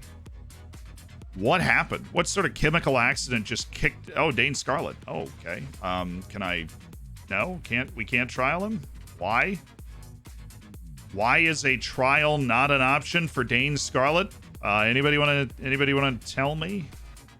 Where was he playing? So Tottenham, not playing, but did a really productive loan in the championship. We could sign him for free. I don't know what wage he wants. Yeah, intensive language course is fine. Challenge for domestic cup. Okay, I just want to see what wage you want. Okay, cool. Just wanted to know that we weren't gonna do this. Now, if he doesn't sign a deal for a couple months, or maybe a month or something, then I'll go in for him. But go in for him again, but I'm not going to just shovel over that much money for a guy that isn't going to be a full-time starter for me. All right, Germany and Spain. Germany and Spain to see who plays England in the semi-final. Corrado Gasparotto. Composure's a little low. There seem to be issues, so I'm actually going to ride that trial out. Lauritsen, what are we doing? Yo, lads, everybody train like Christian Kuba, please. Everybody train like Christian Kuba. Paul Rusu gets it. He sees Christian Kuba going nuts. He's like, absolutely, I'm doing this. Zayos, thank you for the 2. Isu, thank you so much for the 9 months. Bshwish, thank you for the 4. Yeah, I got one for you. What did Dr. Pepper study in college? Physiology. Bro! Eternal Optimist, thank you for the 8 months. Tony, thanks for the 10. Confused Sensei, welcome. May we unconfuse you. Mitch, thank you for the 17 months. So, right, I remember I got distracted, and this is when I got distracted. I don't get why Marvel doesn't use Hulk to advertise more. He's basically one big banner. I know, I just used it, but that feels like the right time. Sammy Army, thank you for the 6. Games, thank you so much for the 9. It was good. It was good. It was good. It's a B+. It's basically one big banner.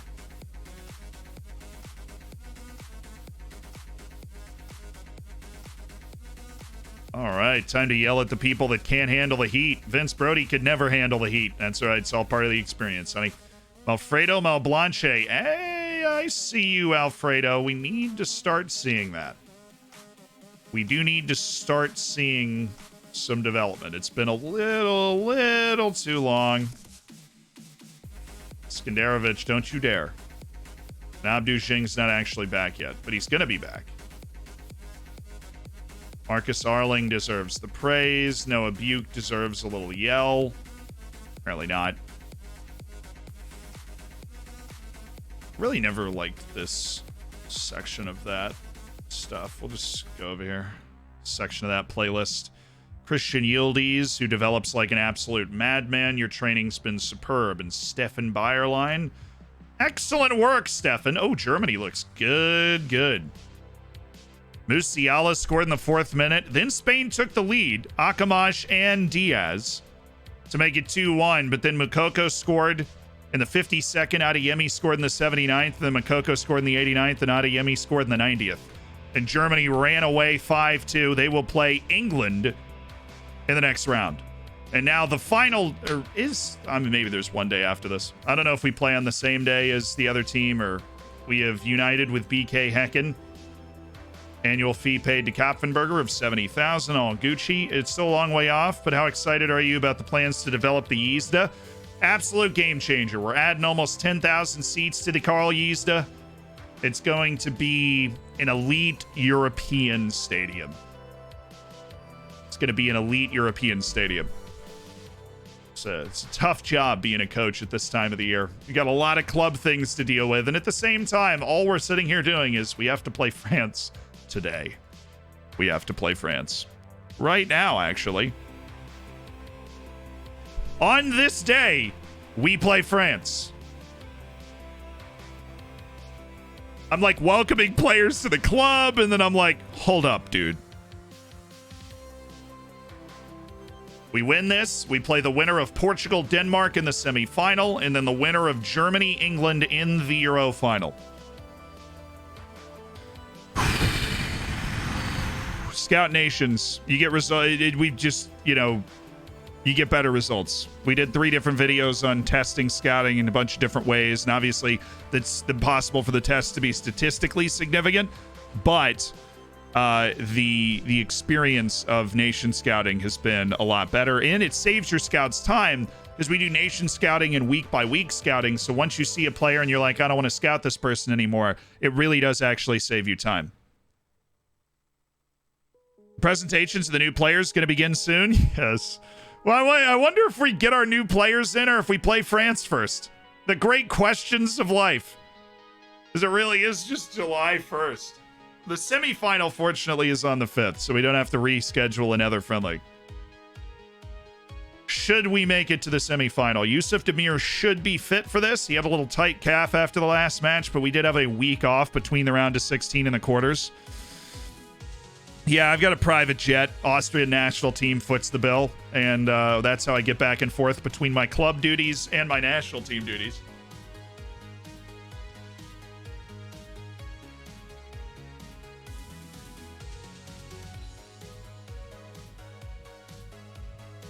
It's all part of the experience, man.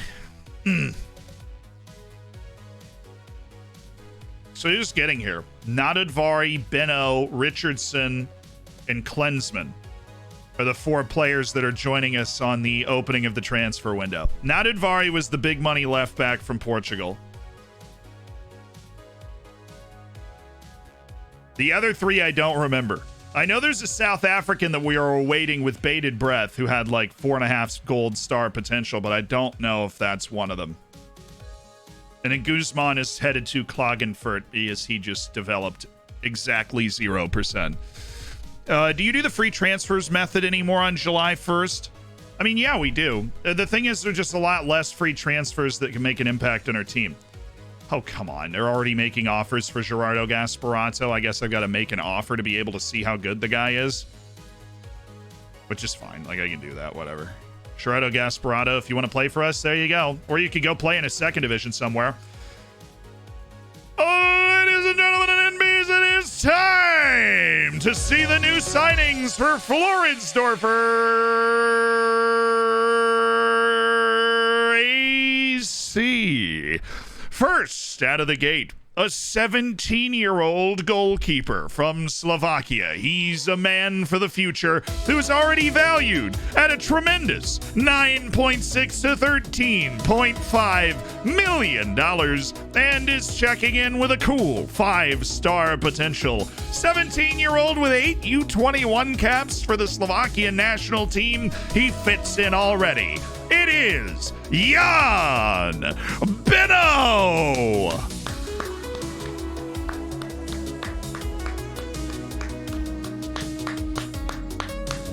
He's got a ways to go, but we need to just put him in the U18s, give him a goal, give him sweeper keeper on support so he's working on his skill set, and then just work on, let's see, goalkeeper like tactical. I think he's fine there. Technique.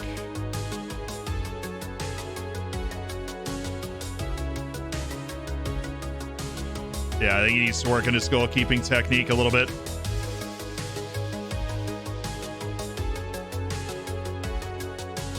And second, an 18-year-old midfielder from Australia that had been scouted for years as part of the setup at Floridsdorfer AC. He looks like an absolute coup. Signed for $1.5 million from Radnik Srdulika. He is now valued at $16 to $19 million. His media handling style is reserved. His personality is fairly professional, and his passing is 16. It's the 18-year-old Aussie, Josh Richardson. Yes, this guy's good. I forgot about this guy. This guy's good. He does have a loan deal through the end of the season. He has a loan deal this year back to Radnik Srdulika so that he can continue playing regularly, because he was very regular in their lineup before. So we're going to let him play regularly there for one more year and then join us. But he looks like an excellent player for the future with an excellent mindset. Josh Richardson, easy money. Now on to number 3 in the transfer window. A 21-year-old Austrian midfielder signed for a cool free from Austria, Vienna. Oop. He is an attacking midfielder with a level-headed media handling style, and he's already valued in the millions of dollars for somebody that was signed, again, absolutely for free. He's added to the Austrian ranks. His name is Daniel. His last name is Klinsmann. It is Daniel Klinsmann. I mean, he's a solid player. He's a good athlete, can pass the ball well. Probably a loan candidate. Hello, fellow Daniel. Damn, Daniel. Move up the senior squad. We'll get his development set. Midfield, center mid, on attack. Let's try endurance. Doesn't have a lot of endurance. And the piece de resistance. The crown jewel in a transfer window that will hopefully have multiple crown jewels. A left back to make all other left backs jealous. Signed for a clean $10.5 million from Alverca in Portugal. He is resilient. He is unflappable. He is valued up to $22 million and has 5 U21 caps for Portugal at 18 years of age. He's fast. He's smart. He's technical. His name is Zoltan Nadudvari.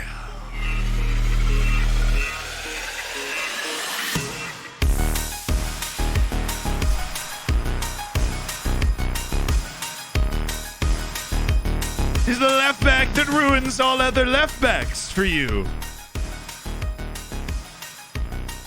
Sultan Nadudvari. Brilliant physical, mental player, right? A little short on the burst, but his balance is great. His work rate and stamina is fantastic. His pace is great. Gets up and down the wing. He is a classic wing back that is able to play a really intelligent game. He can get, in and around just about anywhere on the field and be super happy that he's there.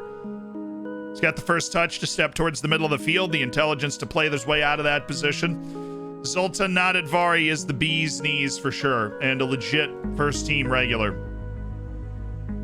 as left back. So let's just work on his he's got everything already, so let's just work on his quickness. Let's just make him even more explosive as he develops. And yeah, does he have any traits? I don't want to go any traits yet. He's only 18. Send all on intensive language course, of course. Let's welcome the new signings. Of course, one of them is not here. Josh Richardson is not here. He will be on loan at his other club so that he can get that excellent amount of playing time that he was getting in Serbia before. That's allowed him to develop in the first place. Okay, Shabalala, Loan Intentions, Burko, Gasparado. Another offer is in. A lot of teams, yeah. A lot of teams are liking him. Oh, interesting. We did get an offer for Tim Blake. But the offer for Tim Blake is a little watered down, right? We've got percentage of profit at 40% here. Installments of over 200,000 right there. Oh, we actually hadn't, oops. Needed a love factor, but that's not supposed to be there. I can actually fix that right now. Let me just fix that right now. Give me a sec. Pop that off. And yeah. That was it. Thank you, Joe, for the 26 months, my dude.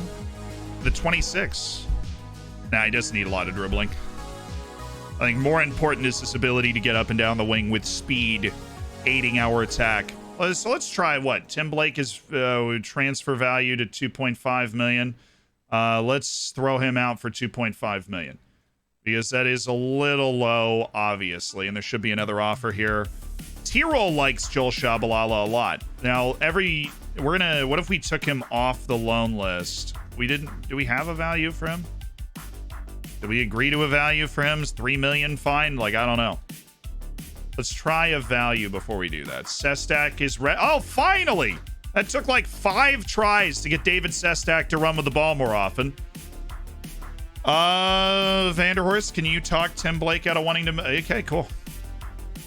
He was upset that he couldn't talk to Sturm Graz. Well, the offer wasn't good enough, but I don't want to promise to sell him either because those promises have been really long in this game. Hello, world. Thank you for the prime. Lurja, thanks to the 18. You sold Makoko for 275 million in your Leipzig save. That might be... I've heard of somebody... I know Jack bought somebody. Work the Space bought somebody for 330 million one time. Other than that, that's the most expensive transfer I've heard of. Work the Space went off with that. Check Sultan's nationalities. I mean, I think all of us know that he's got some Hungarian descent in there. The players released. Let's... James Day of Hartsburg. A 21-year-old James Day, also Canadian. I think I got word about this guy, like, wanting to switch nationalities or something. How much money do you want? He's okay with Breakthrough Prospect. I mean, I'll put this guy on my amateur team. I don't really pay him 100,000 a year. He's definitely worth that if we don't have a loan spot for him. Marius Wagner. He's probably not worth it. Felix Kirker. Just checking these guys. Radulovic. I've played against Radulovic for years. It's weird that he's on the move. Gabikler, no. Manpreet Sarkari has finally been released. Good riddance, man. That guy scored against me so many times. Peter Mishorel.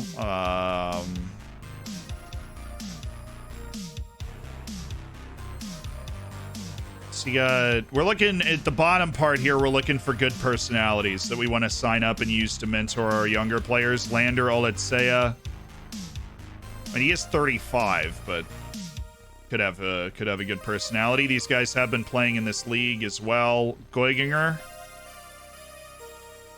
and Kevin Vimmer, fairly professional. I mean, if you're 35, you've got to at least be fairly professional. I gave Goiginger a longer one for some reason.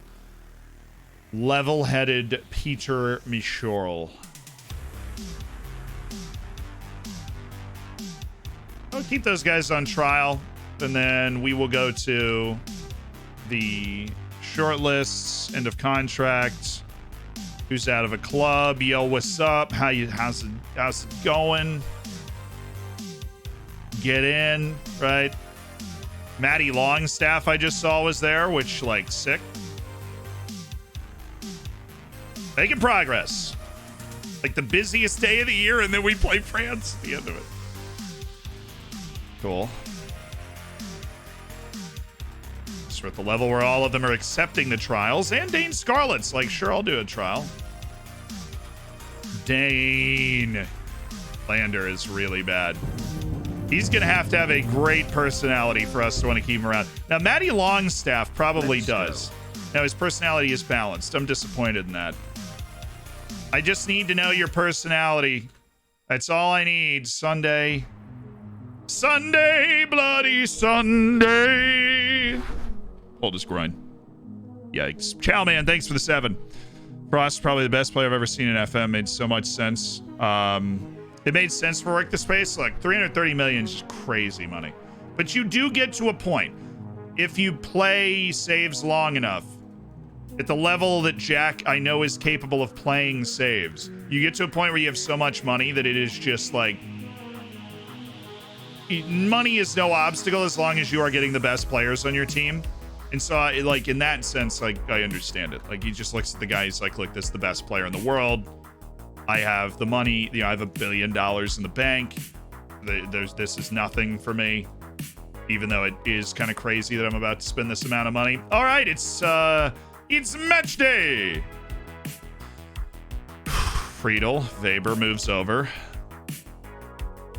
Okay, everybody else is fit except for Florian Grillitsch. We're going to have to go with a Xaver Schlager deep lying. No, we're not. No, I'm absolutely not doing that. Yes, I am, Seelan. That's the way this tournament works. You rotate. You rotate the team. Baumgartner's going to start over Sabitzer because Sabitzer has struggled and Baumgartner's been good. And it sometimes should be that simple.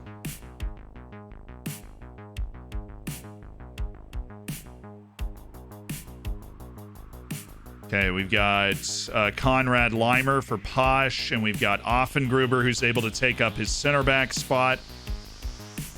And then we got Posh and Dance. So the back line's Leimer, Marisic, Offengruber, Weber, Schlager, Seival, Demir, Baumgartner, Hannes Wolf, and how is Urgent Kara not able to play? It's crazy to me. Sasha Kalajic is going to have to start again. Okay. Ask the assistant. There you go. They are going 4-4-2.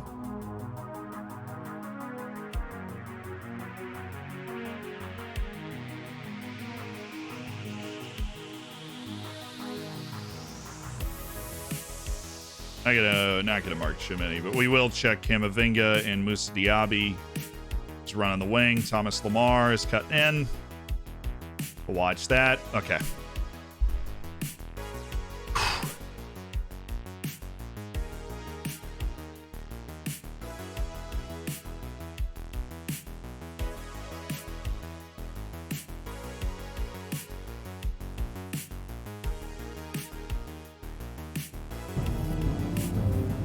I should have done that a long time ago.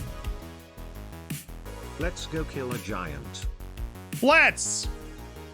We lost to him twice in Euros qualifying. Both times it was by a goal. Both times that was painful. Right? But now is the most important time. Right? We handled the qualifying. It was no big deal. Right? We handled it. Now is the big deal. The actual quarterfinals of this tournament, that's the big deal.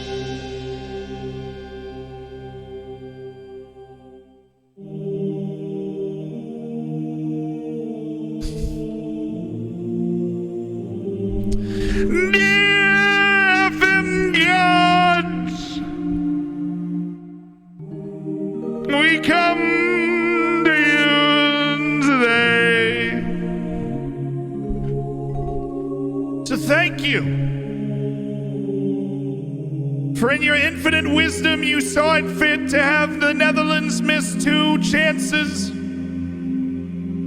that easily could have been goals, allowing us to make a comeback by making the right decisions in your honor. We are flattered by the wisdom and the grace you have shown us, and we ask today that faith continue through France. For we played them on multiple occasions in the Euros qualifying. And we gave them just about everything they could handle. We did. But what we did not have was the bounce of the ball. Now we maintain our unwavering faith in you, FM gods. And we ask today that our dual misfortune against this French team be reversed on the biggest stage. In the name of Erling Haaland, Eric Mendez, Johnny Cano, and Joe Lewis, we pray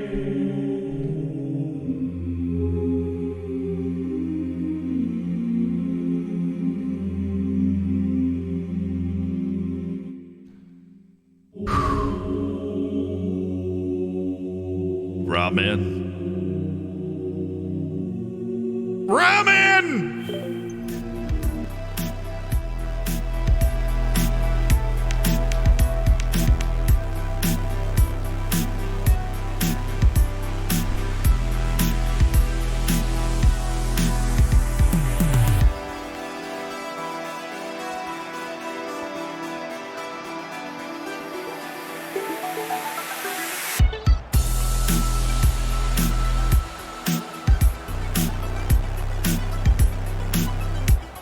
It's the Euros quarterfinals. It's our Austrian team against France, having smited the Netherlands in extra time.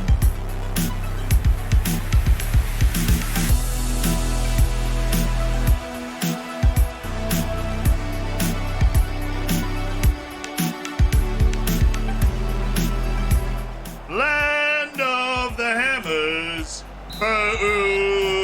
Österreich. Come on, baby, let's go! This is the moment. This is the moment for the land of the hammers, which is actually a line in the Austrian anthem.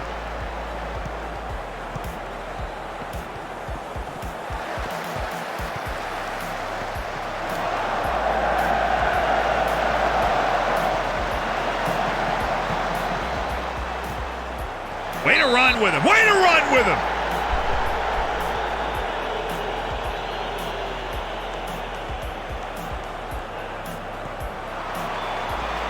Woo! Simon. Way to scuttle that out of there. Oh, and Stankovic is there. Sikon Stankovic. Easy does it.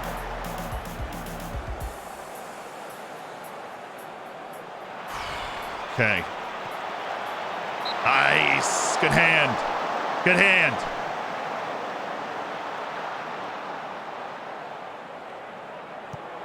Away. Thank you, Sasha.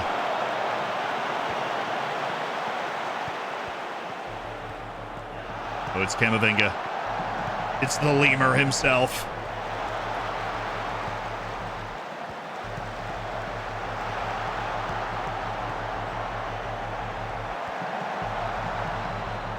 Nice. Hassled and harried him here.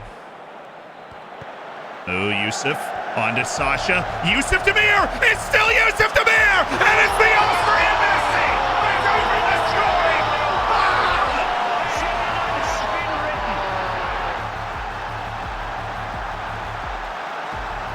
Yusuf Demir! You beautiful beast!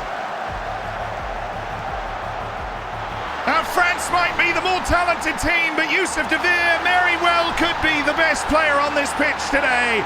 What a goal! Running off Sasha Kalajdzic, and Austria leads. He is special. We need the Austrian Messi to show up, and that was a big way to show up.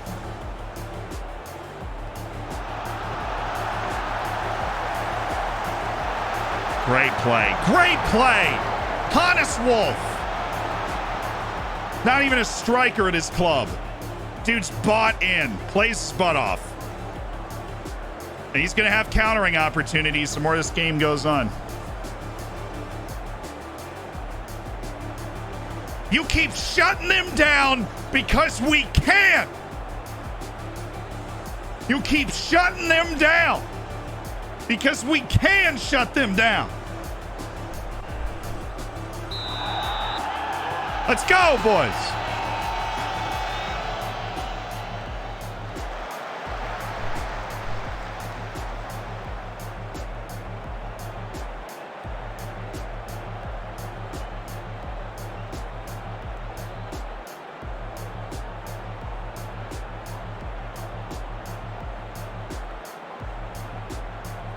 Away! Thank you, David. Yeah, we're with Camavinga. Oop, we're still there. Yes, yes, Storio. Way to get that ball out of there. Subs, subs, subs. Substitutions.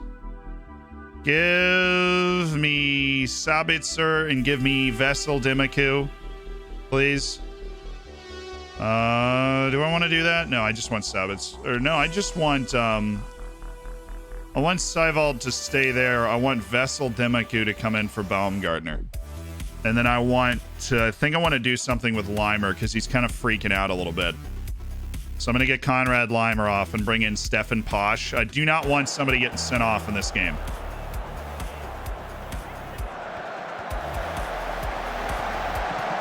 Stay with him, stay with him, stay with him, stay. Nice. Line up. There you go. Wolf. Hannes Wolf. Ah, it wasn't there. It wasn't there.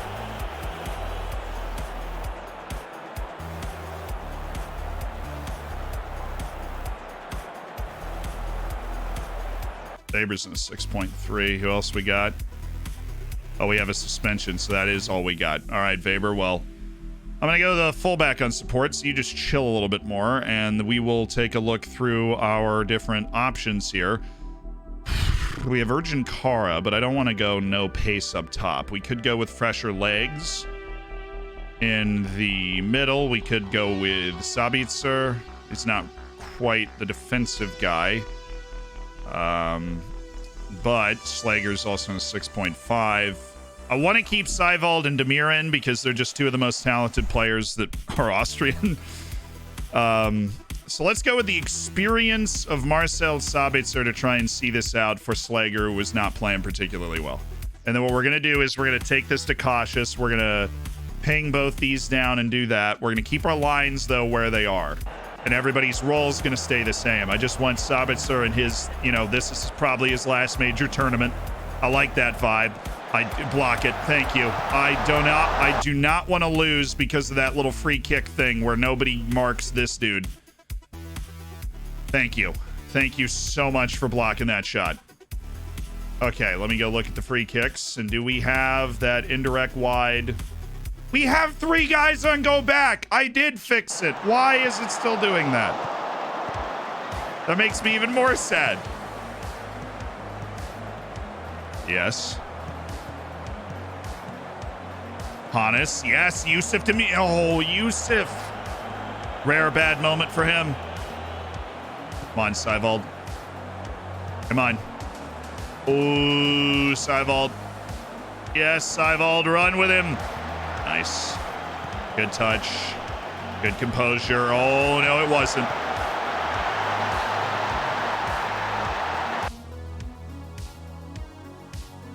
I'll just restore what we were doing before then.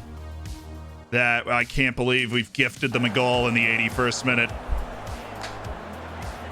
Was good composure. Just got, that's just an awful turnover. We don't even have play out of the back on in this game. It's from Sabitzer. Oof, that hurts. That really hurts. That Sabitzer's the one to mess that up. But we got a highlight right off the kick. Let's go. Oh, he's got Vessel Dimaku. Oh, Hannes. Bring it down. Thank you, Stefan. Ooh, nice. I like Demir popping up there. You can use Sabitzer here. Yes. Oh, what a pass. It's Seiwald again. What? Oh my goodness, we're threatening. Sabitzer. Oh, dude, what are you doing, Sabitzer? What are you doing? You're Marcel Sabitzer. You're one of the best players from Austria. Thank you, Stankovic. What a pass by Seyvalд. Take fewer risks. Definitely. He's clear. Something is wrong with Marcel Sabitzer today. Please take fewer risks. Please.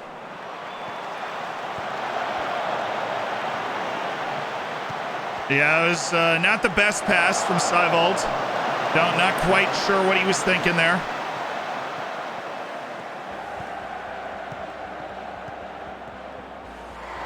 Is that deflected? That was a weird looking shot. Okay. No, this Kone is an issue, right? So they've gone with a Kone who's cutting in on his left. We know that. Aurelien Tchouameni, no. Don't do that. Kylian Mbappe, don't type mark him. Interesting thought process. We have been fine, though. Benoit Badiashile, don't close. Okay, no, that's fine. That's how we want to set this up. Dario, good. Seyvalld, look in the middle. Look into the middle of the field, or just play it wide, or towards Sasha Kalajic. We can win that header. He's off, right?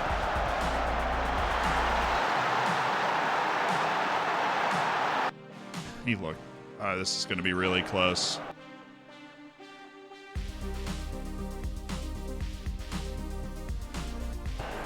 He might just be on. I mean, obviously, it doesn't matter. He is onside, so.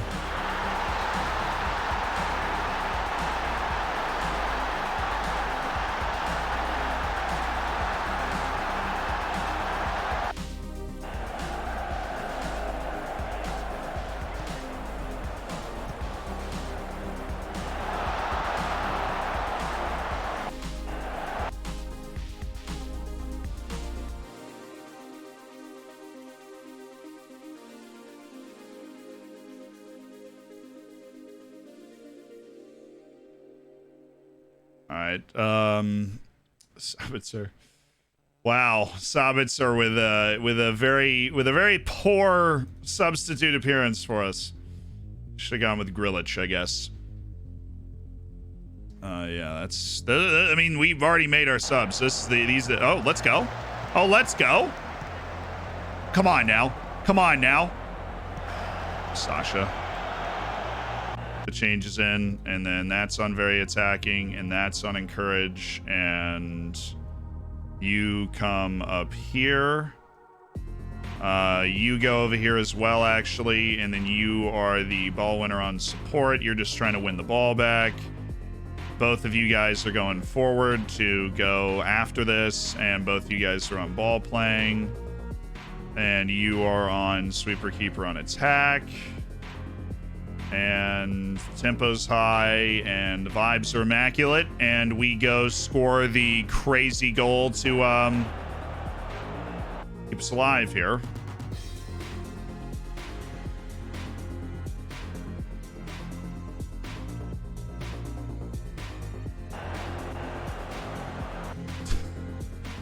Don't rob me of the highlight. What are you doing? Seyvalld. Oh, Kalajic is hurt.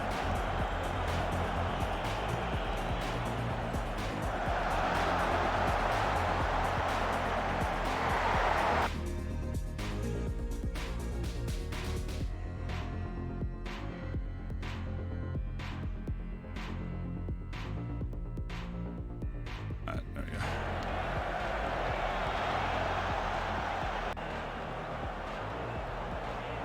Well, that was like an actual highlight. Well, that's annoying.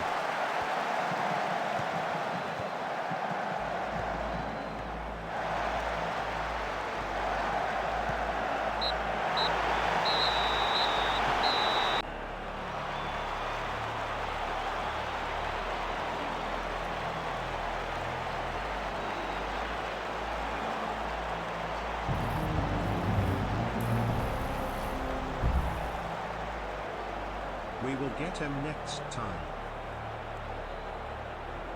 So changing tactics with 5 seconds to go makes no difference. You know, you're right. Most of the time it won't. But there are times that that change has worked. So why on earth would we not do it?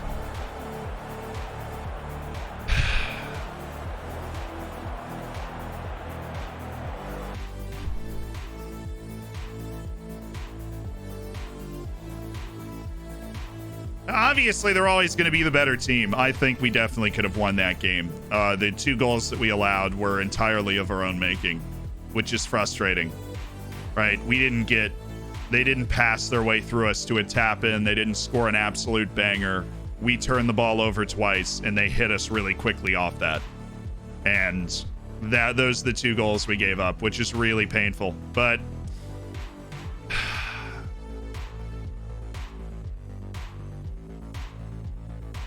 3 1-goal losses to France in that Euros campaign.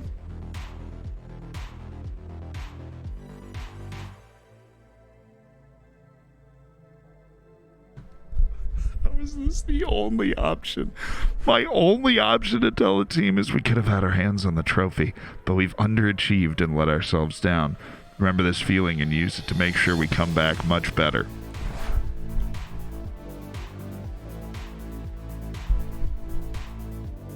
They're in a buoyant mood.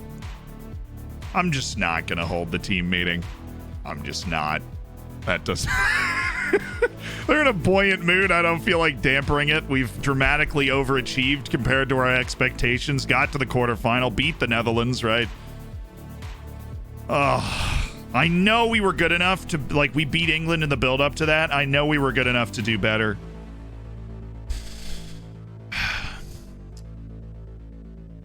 Yeah, it's a shame, but it's time to focus on the season.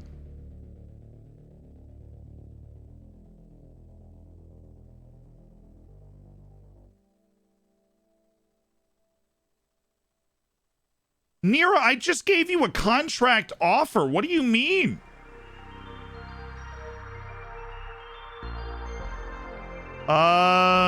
Okay. I'm going to get an offer in for Kuba because I also want to keep him around. Shabalala and Madu, I don't really care, but nobody has ever wanted Sunday Madu on a transfer ever, and it's a little alarming to me that is the case.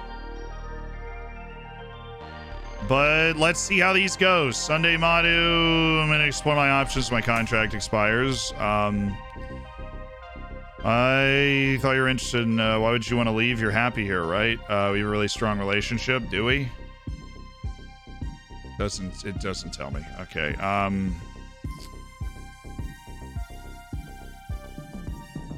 don't think the market is there for you to move, to be honest. I think that's right. Boom. Okay, easy. Manuel Nero, what's up? But I'll let you know I'm going to explore my options. My contract expires. Okay. Though you're really interested in extending here. Why would you want to leave? You're happy here. Is anybody interested in him right now? Is there any hovering teams? No, there's not. So staying here is comfortable. Yeah, apparently that's just the best way to talk people out of this. I'll be considering all of my options available to me. My contract expires. I don't think the market's there for you.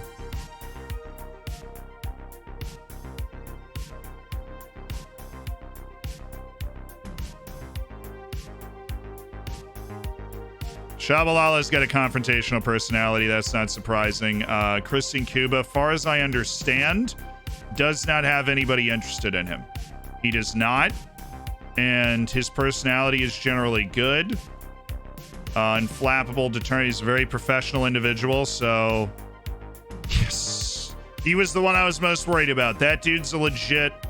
that dude is a legit first team player for us.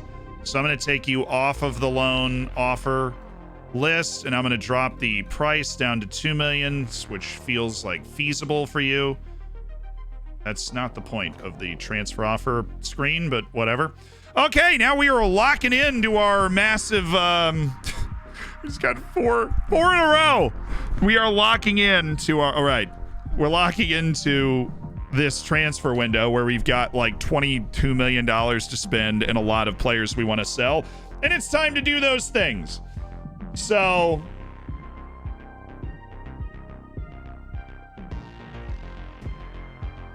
Let's do those things. And no, Timmy. Apparently the interest, the transfers is a little fake news. So we'll deal with that some other day then. A Brody offer. I don't want to move Brody. Realm, Emmanuel, Yuba, Milton. Real San Sebastian making a move for Milton as well. I know Blake's got plenty of loans. We kind of just want to sell him. We don't want to loan Arling either because he's still 17 and this is important for him. Marcel Baron, contract expiring. I think we might just take the 2.4 million and we might just move him, assuming that we're going to bring in a striker. Or we'll just use Kim Yoon-kyu and David Shestak as like the other striker option on the team this year. Both of those guys can do that. But his contract is expiring. He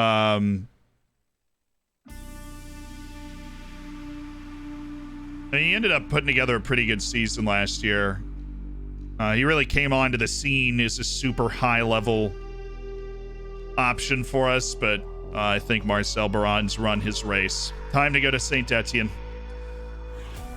Time to go to Saint Etienne. Stanislav Sokolov. I do love me some Stanislav Sokolov, but not for that amount of money. Nope.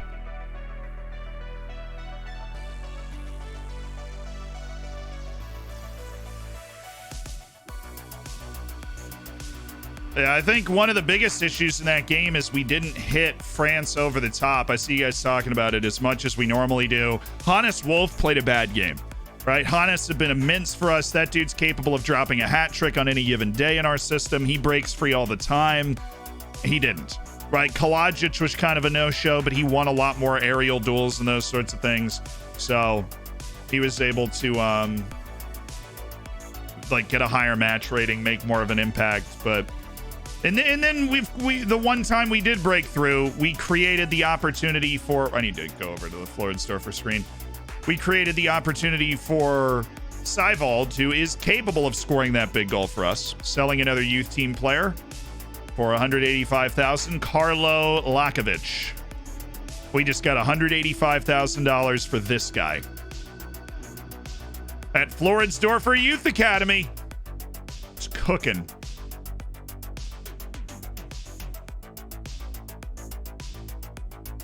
Okay. Televise the match. We do need a member of our staff. We do need to sign a member of our staff. And we need to sign somebody that is actually a good technical coach. And this would be technical defending coach.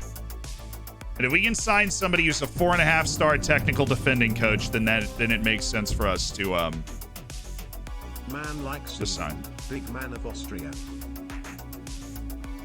Vargs, we did the best that we could. You know, we did the best that we could, and unfortunately, it wasn't quite good enough. Maurice Ott. Oh my.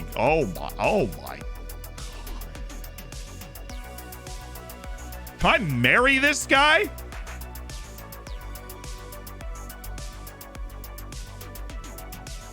What is this dude doing here? He's so good.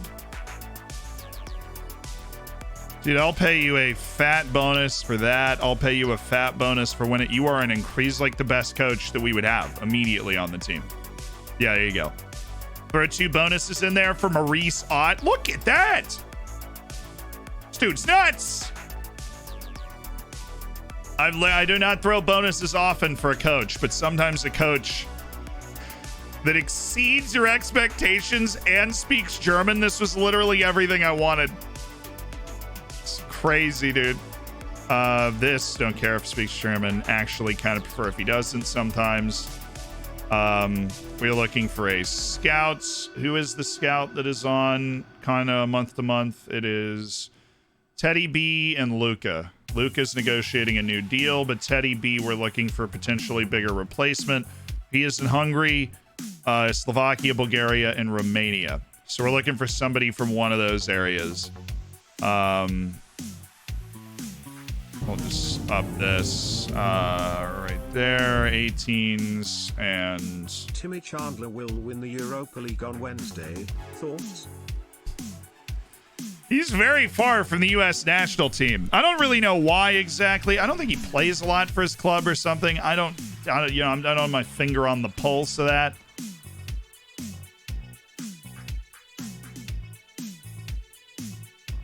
But I don't think he plays a lot for his club, and he can get a winner's medal. Always nice when an American gets a winner's medal, right? But Steve's got high adaptability. We can make this work.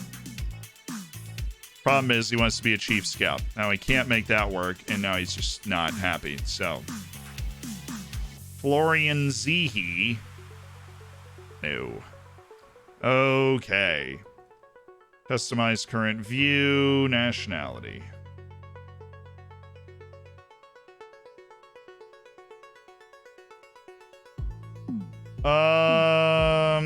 No, we've got nobody. Nobody from any area of interest.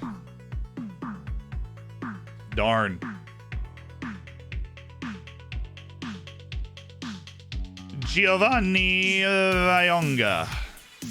Okay, cool. We actually might be able to swing Giovanni Vayonga.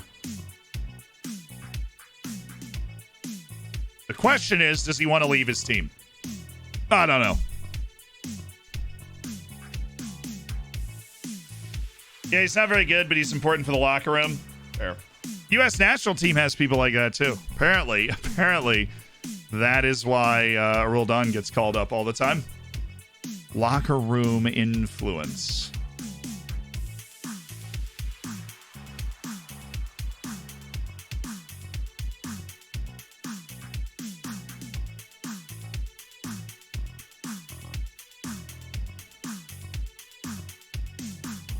There was a time where Timmy Chandler was a relevant first-team player for the U.S.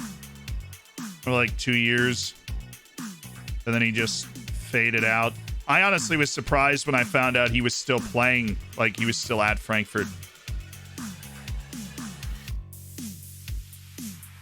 Because I figured he'd fallen out of the U.S. national team because he'd fallen out of the other team. We held out for a draw. Let's go!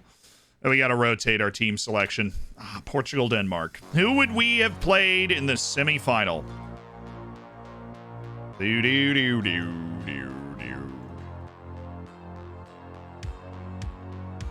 Great question, Zealand. The answer was Portugal. Yeah.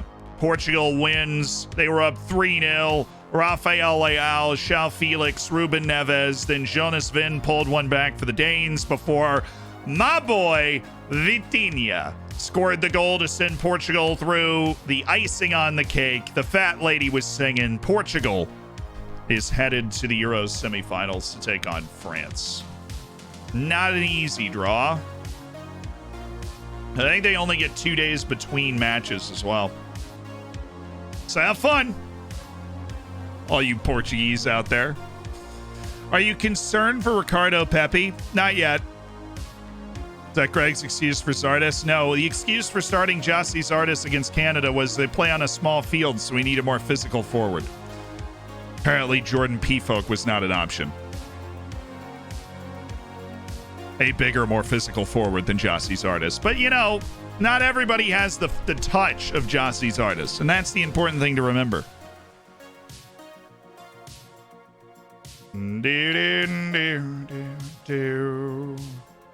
Rainer Kurt. He's definitely got a chance to be a good player.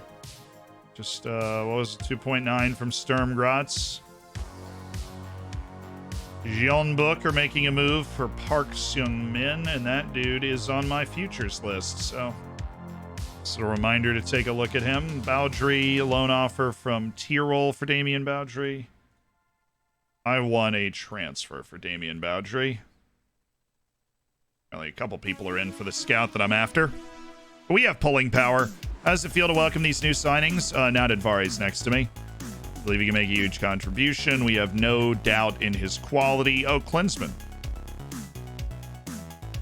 Well, the deal having the rest of the team. Zoltan gives us depth. The next few years in mind, of course, on the goalkeeper deal. How seriously your budget depleted? Not talking finances. I'll be asking Pablo to help out. Sultan doesn't speak German. Soccer's universal language. Jan Benos addressing a problem in goal. We don't have a... We had the goalkeeper of the season last year.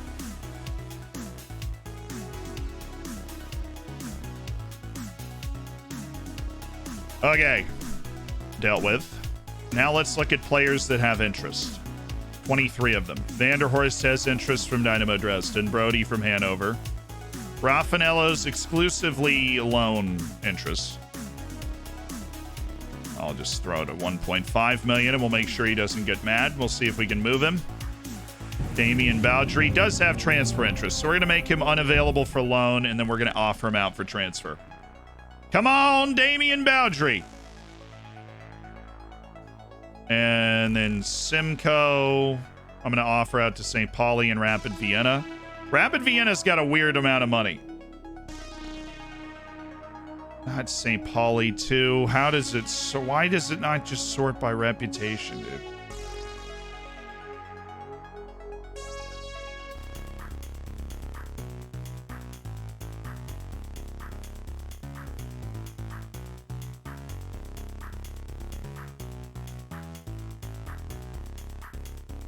Weird. Rapid Vienna.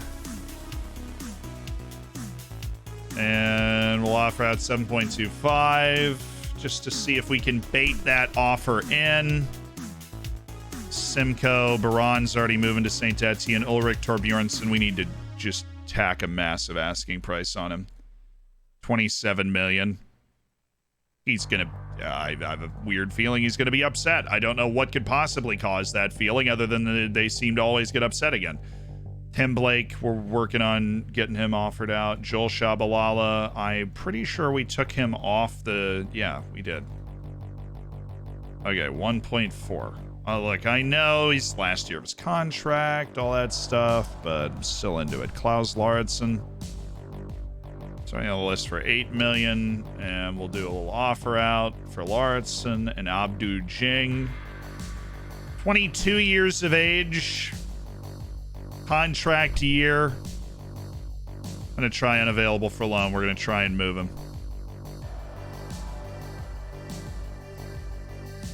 Put a little asking price in. We'll see what kind of interest we draw. Aiden Galindo. Did he really develop much last year? I mean, he's 18, so this is definitely worth another loan. He's got room. He's got time. Oberschmidt there. Gasparotto. Wanted by 52? 52 clubs? How many offer? He has so many offers. It's crazy. Okay. Yeah, Skandarovich has interest. And, like, we're interested in moving him. We are legitimately interested in moving him. For 23 million, I think works. And, yeah, Galindo, Oberschmidt, Gasparotto. Conrado, Puig, Delivol. Interesting. Klinsmann. Alone.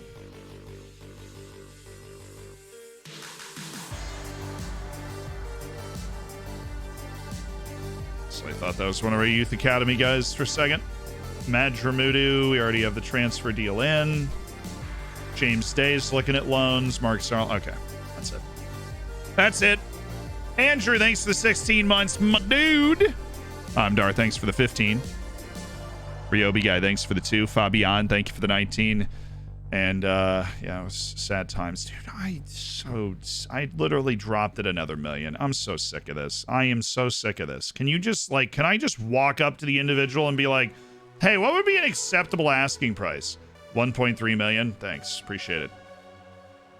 I can't do that, though. We got to guess. It says they're happy. And then I'm like, oh, but they're not. Like, I know that. So I'm going to go down $1 million. But I forgot I was supposed to go down 3 million in this case. Because, like, that, that is what I'm supposed to do there. So. Excellent. Excellent. Excellent. Excellent. What happened to the Euros? We were smited by France 2-1 in the quarterfinal. We made a nice run of it.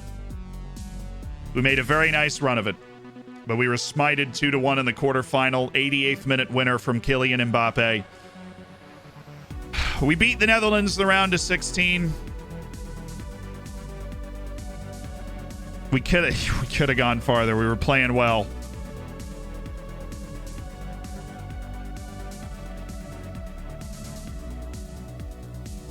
Not well enough. Well, the thing is, if you can beat a team like France in a knockout stage to major tournament, there's no excuse for not just being able to win a major tournament. Like, that's the level that you're looking at.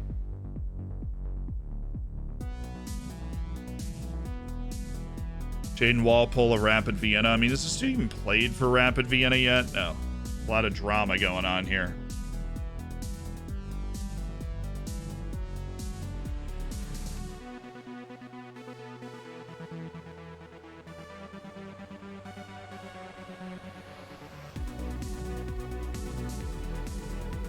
Okay, Jose Valladares, Peter McCulloch, Victor Leandro, the amazing young goalkeeper. Still on the short list, so it doesn't matter.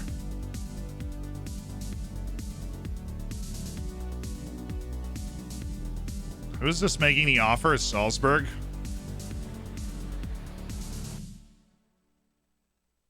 No! I don't want you to get him. Ooh, Mainz. Nice try.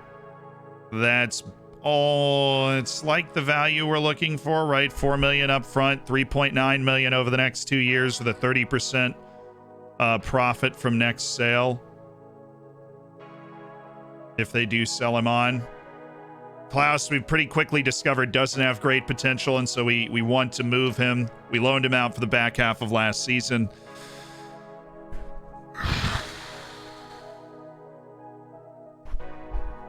I'm going to leave that offer there. I'm not going to take it yet. I'm going to leave it there.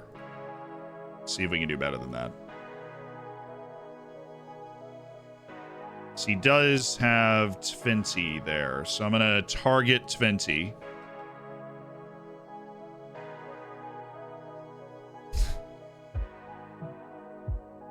No, I gotta go with. There we go. Yeah, now we finally pop him to the top of the list. And then 8 million. 8 million right up front. Just let me know. Aiden Galindo's got a loan offer from Klagenfurt for 80% of his wage. Yeah, I'm looking 100. I'm looking 100, boss. Looking 100. We got to look for our ends, too. We can't get caught napping there. More interest in joining Salzburg? Well, that's not fun. Let's go with Impact Sub, though, because that's higher than Breakthrough Prospect. You're going to be an Impact Sub right away. We're going to give you that pay raise, right? We're going to give you that pay raise, you know what I'm talking about. And we'll pay you $500,000. Bada bing, bada boom, Paulo Cesar. Now he's interested. They declined to make an offer. Okay, cool. Great. Are they still interested? No. Cool. Interesting. Interesting. Finances. Can we raise our retention? We have 100% retention until we have $57 million in sales. So I'm actually happy with that. That's fine. Let's go to our short list and go to our target short list and let's go shopping. Let's go shopping. Edgardo Carrillo is a very high potential, but he's 20 years old, which is a problem, obviously. But his stamina and his work rate make him an addicting player. What's the offer? It's NYCFC. We can compete with that. Let's just see what kind of deal we can make here. Well, that's annoying. You want installments? I can give you installments to 3.5. Okay, let's see what wage he wants. There's Odysseus Samiotis, who's the brilliant forward that we love from Greece. But everything about him is ridiculously expensive. There's Adrian Rodriguez, who is a 22-year-old Argentine with allegedly amazing potential. But now that he's 22, let's re-up the scouting on that. David Ochoa, the left back from Spain. There is Givon Marquez of Grêmio, the 19-year-old Brazilian striker who is available for a whopping $15 million, despite his lack of explosiveness. Throw that there. There's Isais Echevarria, the super high potential Argentine who's at Dinamo Zagreb somehow. But the mindset on Isais Echevarria is really good. Mark Buttle, who is available on an approach to sign, but now wants to join? Okay. Don't you dare. Don't even. Nope. No. No. No. No. I'm coming back. I'm coming back later. I don't like compensation because it has sell-on clauses in it. And so if I can get him for... But I also don't want to put the offer in, because I have a feeling that once I put the offer in, they're just going to leak it to other people, because there's a bunch of other teams that are interested in Mark Buttle, who is objectively wonderful for a 17-year-old center back. Let me talk to the agent. How much does he want to hear? He's extremely keen. Let's go. Let's go. He's extremely keen, so I'm going to hold. We do have a chance to actually win that battle for him. Extremely excited that he is no longer not interested in joining a club.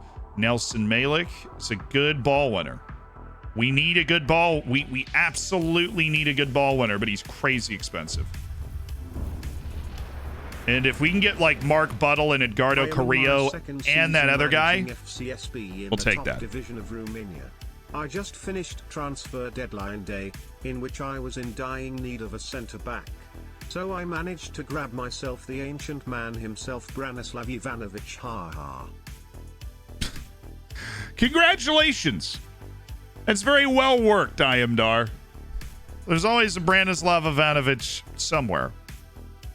In some universe, still contributing. Victor Leandro, Joaquim Soland, Aiden Hazic, Jonas Paulino, Antonio Jesus Rodriguez. What about Jonas Paulino? No.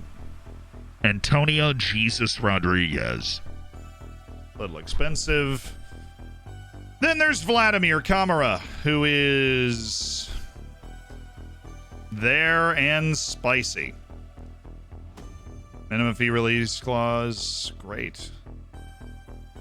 They are holding that poor young man hostage right now. Sebastian Mueller of the Salzburg Academy, 18-year-old center back.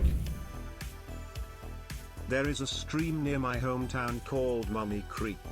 When I was young, a friend's dad asked me if I knew how it got its name. He told me it is because it has banks on both sides.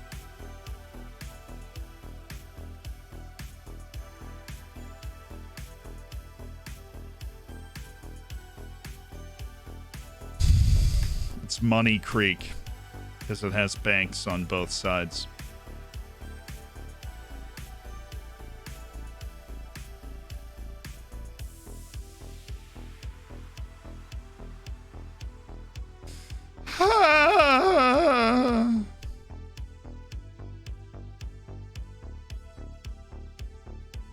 You're supposed to just pretend like you're fine, but you're not.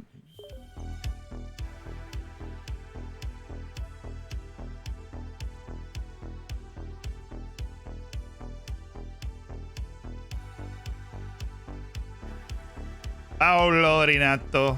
No. See, I already very set at left back. Starter back up the whole 9 yards. Very, very set up at left back. Mark Aaron Wolf. Nice. The Creek. B-. I can't bring it to the C level. It doesn't feel right. It was good enough. Luis Diaz, the talented 17-year-old Colombian, still has no interest, if I remember correctly. Doesn't want to sign for Floridsdorfer at this time. All right, Luis, your loss. Just saying. Of course, Gotuan Vu's already moved on. I'm happy with the offers we put out so far. 20-year-old Victor Palacio at Boca Juniors. His intelligence, he's strong, unflappable is great, but the problem is I don't think he's got the technical ability to play at the level we are trying to play at. I just don't think it's there. Stipe Angelkovic. Oh, it's a 17-year-old goalkeeper. I'm already doing that with one goalkeeper. Can't be doing it with two. All right, so we went through our shopping list. And we've zeroed in on a couple. Now, Mark Buttle, we're going to have to hit continue once and then go offer him again. The Carrillo story is leaked. Fair enough. Same interest in joining Lester Cagliari and Les Udinese. So we do have a chance to make Carrillo stick. We'll give him regular starter. And I think he's going to ask for more than that there, Bob. And then probably go 403 with Team of the Year bonus and International Cap bonus. And yeah, I don't think I need to go anything else. Okay, yeah, that's right. That was right around what he wanted. Edgardo Carrillo, 20 years old. Little late in the development cycle, but he's a young 20-year-old. Turned like 2 months ago, and he runs for days, right? He just runs and runs and runs and runs and runs and runs. We'd love to get a guy like that in the team, because we don't have one like that in the team.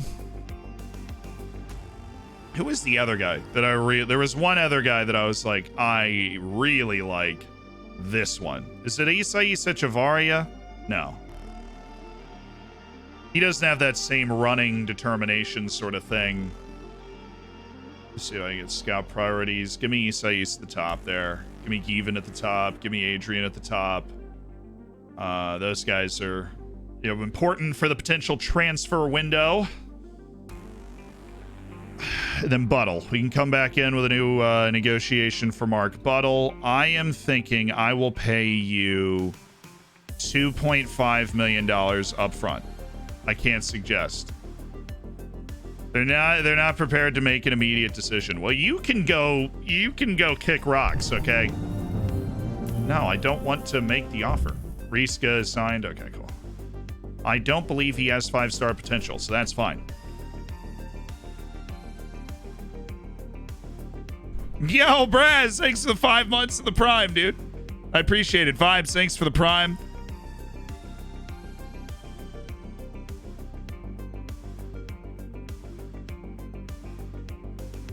Okay, deals coming in. Manuel Nearest put pen to paper on a new 2-year contract as we continue to try and maximize his value. We have considerable pulling power. I think Carrillo, I don't know if we're going to pull the trigger on Carrillo, even if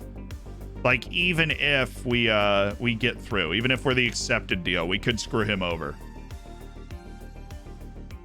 I don't know if we're going to do it.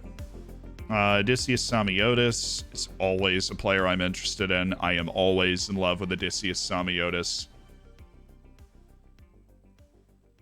We're not prepared to respond immediately. We want you to make an offer so that we can then, swat it away, right? I'm going to make a $3 million offer for Mark Buttle. Please. Probably a bad idea. And then Nelson Malik is the guy that I actually really want. And I don't know how much money they want for him. I'm thinking maybe 7.5 up front. After those league appearances, I will happily go, $5 million for Malik. Bonus after winning the Europa League, which is a bonus and if we pay it out, we pay it out. Okay, I want to go 13. What about 9? 9, you added per league appearance. We can I'll add another $1 million with per league appearances if you give me 8.5 and 7 there. And after international appearances with Brazil, yes, I will give you that. Okay. I like that offer. I really like Nelson Malik. He's got better tackling. He's still a really good athlete. He's got an incredible personality, perfectionist that's going to squeeze every ounce of potential he has out of him. I do really like that. And then we've got the left back, Alfredo, who's still not, he doesn't want to leave Real Madrid for us, which I find personally offensive. Ariel Betty, who is crazy good, and we'll just profess our love to him every once in a while. See if he wants to leave. Just checking. All right, so we've got Malik, we've got Carrillo, we've got the offer out for that other Brazilian midfielder. We're sizing up a pretty big window here. We're sizing it up. What about Eldridge Kolar? He moved. Yeah, he got a big move. Eldridge Kolar. He's definitely good, though. Brazilian Revolution at the Dorfers. There is a shot at that. Transfer story leaked. More interest in joining a bunch of teams. And that's a problem. Jeppeson's moved to Vospa. We don't have the money. We legitimately do not have the money to pay this guy. Okay, he wants the pay raise or else he walks.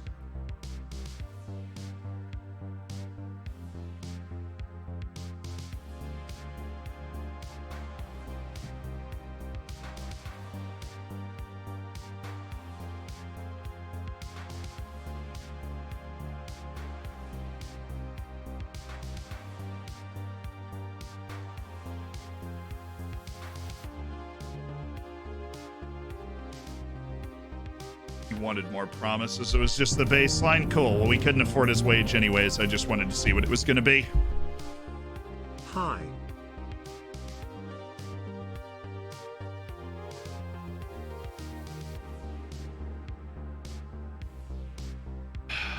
Oh, wow. Despite the ridiculous wall of interest, we have negotiated a deal with Corrado Gasparotto. So let's go ahead and bring in Corrado Gasparotto. Gasparotto is on the low end of both of the things that he could have potentially been on. I probably shouldn't be surprised. And we'll put him on the loan list and play him in the amateur team. 6 months Zealand, 3 months to go and we have our baby. Is Clive appropriate? Clive is appropriate. Yeah.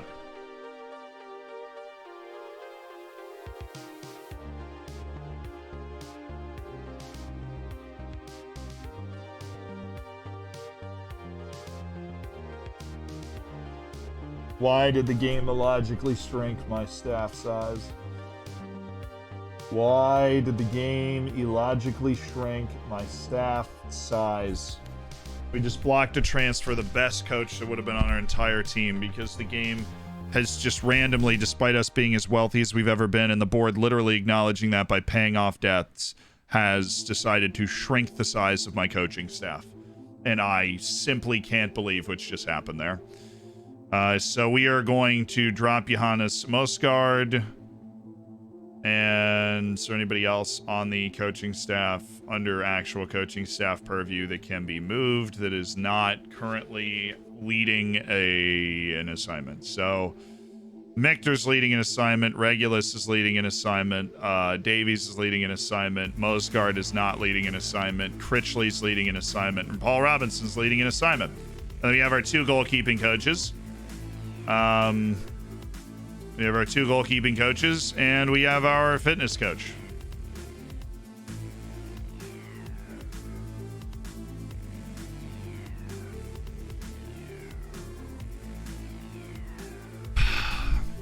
Lose brain cells. Right, we have a scouting thing. Gasparotto loan to... There's no way this isn't a Series C team. It's even worse than that, actually. Never mind.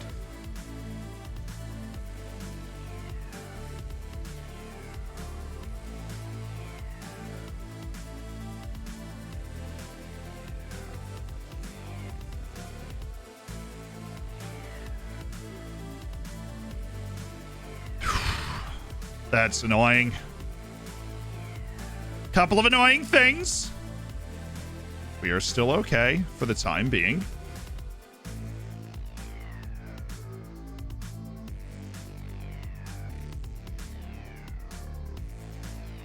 Now it's got an excellent first step on him, doesn't he? Alfredo Principe is potential end of contract get. Well, we'll throw him on the end of contract list and throw a scout his way. Shall we? I just played the starters again. That was stupid of me.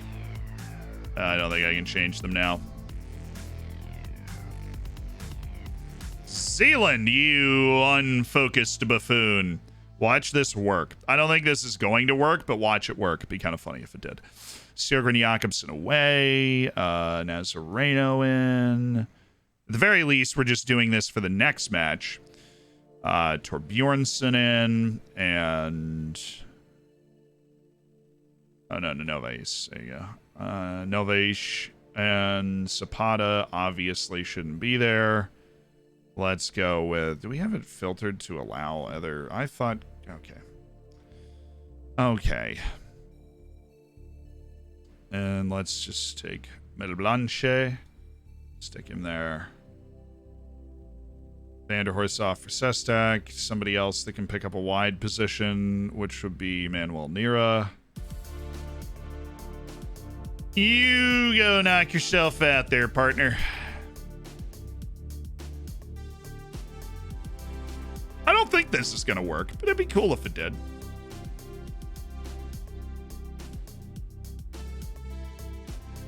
It didn't. Yeah, it didn't work. But we did win. So we'll just rotate for Porto and then go back to the starters for Atletico. And then we've got our cup against Marshfield Denauren, which we're all really fired up about. The cup, which of course we are the reigning Austrian Cup champions. Like all great, powerful clubs in the world game, we have won the Austrian Cup. Okay, the other ball winner. Echeverria. Isais Echeverria. Hello. Agent availability. He might consider. Well, that's not fun. Okay, that is just not fun. This dude doesn't have the same mental... Okay. They don't need the release clause. They were just suggesting the release clause. Yeah, well, congrats. All the other teams that are interested in you. All right. Watch them reject this. They probably will. Yep.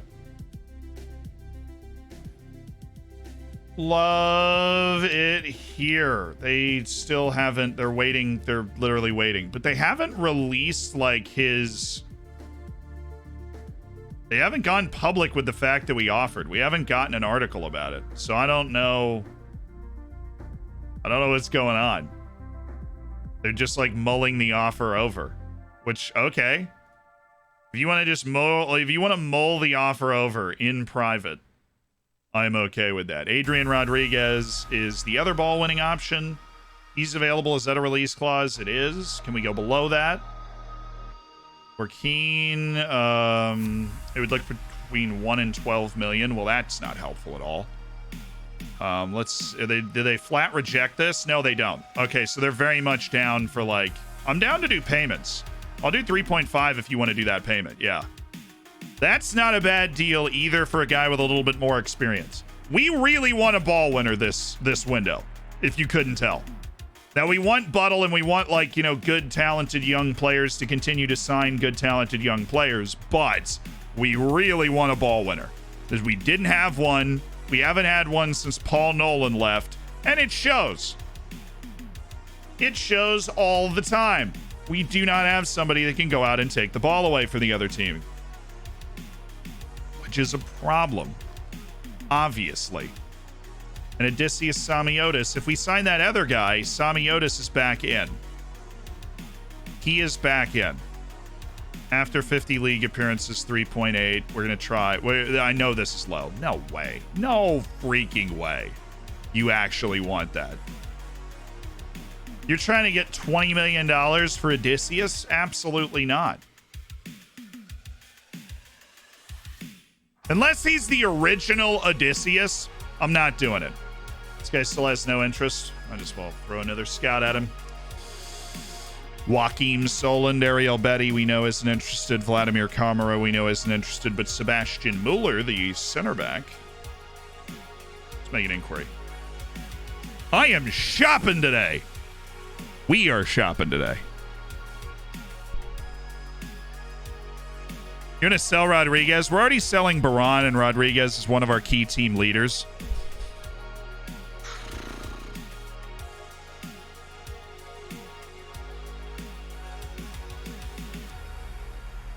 All right, Echeverria is looking pretty reasonable with his contract demands, which I appreciate.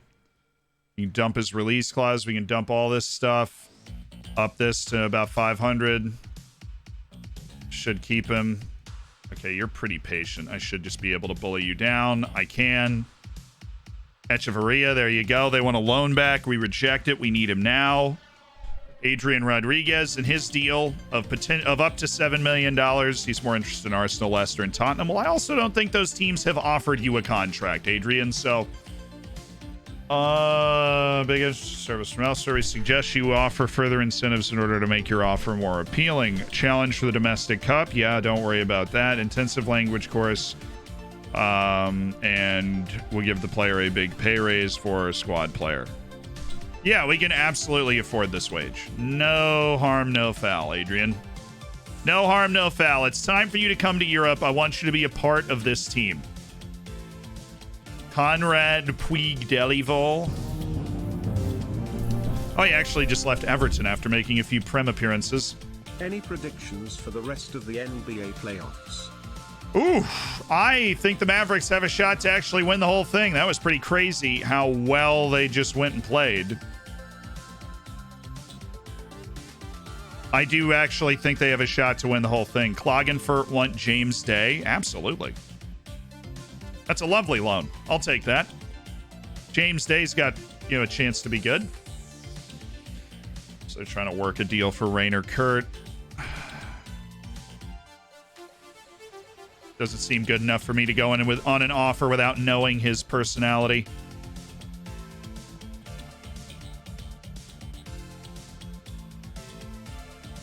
I really don't want a percent profit on Buttle because that dude's got world-class potential. So I'm going to reject this. And this is where we're going to start to get bold here. We are going to start to get bold. All right, they've locked that in. We're going to come back tomorrow. We'll come back tomorrow and we'll put another offer in. 3.5 million up front. Remove clauses. What does it mean to get Gasparados? Really good opportunity. He's been thoroughly scouted. I believe he's going to take a little bit longer to come along. How will you deal with the inevitable competition with Oberschmied? They can coexist. You'll be able to fit him into your tactics. Good players can always fit into tactics. Does Corrado Gasparotto have the capacity to perform? Yeah. In big games. Yes. Would you say he helps work towards the long-term vision? Yes. Cool. I didn't know that Gasparotto was a big enough deal to warrant a press conference, but, just glad we could hold the press conference. Love a good press conference. How did Z add U19s to 23s the sidebar? You take control of their training.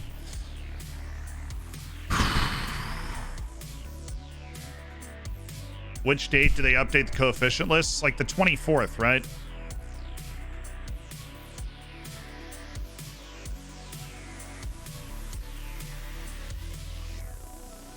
It's like around the 24th of June. That week from the 24th to the 1st of July is really where it gets updated. All right, this is the deal. Marcel Baron. See you later, dude. Thank you for a great 2 years. He scored whatever your thoughts about Marcel Baron, he scored some massive goals for us, and he was a good player. And he's in a contract year, and I just don't think we're going to renew him and make him part of our long-term plans. He did exactly what we wanted. When we brought him in, he was a pace merchant off the bench that could make a difference. Brought him in for $500,000, moved him on a couple years later for 2.4. You were a great servant of the club, Marcel, and he's headed to Saint Etienne. He's going to Ligue 1. I don't think he's going to play a lot there, but they are probably looking to do the same thing we did. Add a guy that can make a difference off the bench. And that is certainly what we did.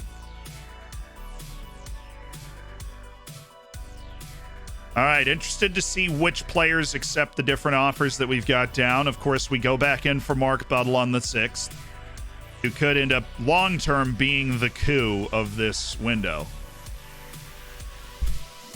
Long-term. Short-term, I don't think he's as much of a boon. Especially with the raw number of center backs that we just have.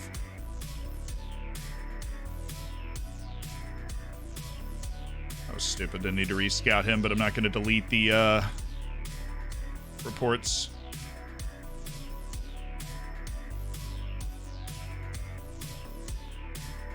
Diaz, yes. What's the other offer? It's Raffanello. Oh, it's the Raffanello loan. Trying to find a way to move Brian Raffanello. What about $1 million? Let's offer him out for $1 million. Let's say boom, like that. And no. You for realsies right now? All right, semifinals of the Euros going on. England and Germany. And Germany's won. England is not going to... Sorry to the English fans, of course. But England's actually not going to win a tournament in Football Manager because Musiala in the 16th, Moukoko polishes it off in the 96th, and Germany is headed to the Euros final. And a big moment for them. They'll take on the winner of France, Portugal in the other semifinal. At long last on Football Manager, it is in fact not coming home. So Raffanello to Austria, Lustenau. You'd make money off the loan. You've already done 4 loans. Peterson, Rayfield, Richardson's foreign. So we've done 3 domestic loans. Elam Salny, Rayfield, and Peterson. And I think a 4th with Brian Raffanello is not a bad idea. We've got Day, which would be 5. Okay. Is Raffanello in a contract year? No, we've got another year to give him a chance to play. He did not play well on his last loan. Ooh, it's Buttle time. Mark Buttle. The Spaniard, Mark Buttle. We're putting an offer in. It is a new day.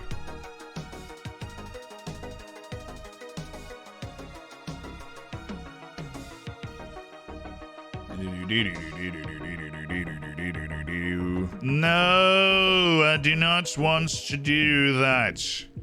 Lask, come here. I'm on 1.6. Oh, okay. A 1.3 million for Timmy Blake. Come on. You know you want to. Aiden Galindo. I'm surprised nobody's interested in that.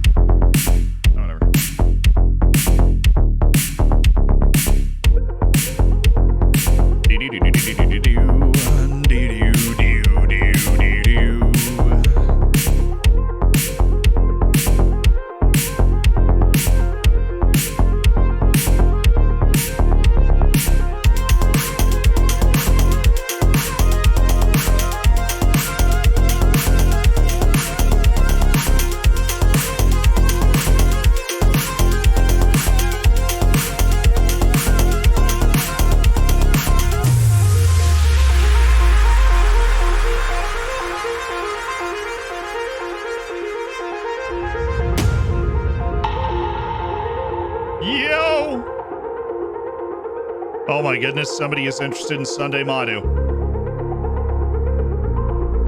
I just can't see right. I need to, okay, now I can see. There we go. Somebody's interested in Sunday Madu. I tell you what, Arminia Bielefeld,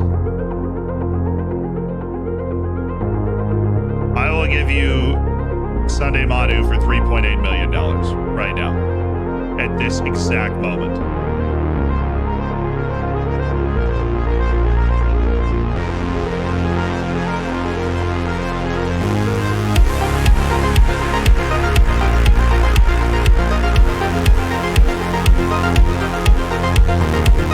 Okay. I can feel my chakras cleansing.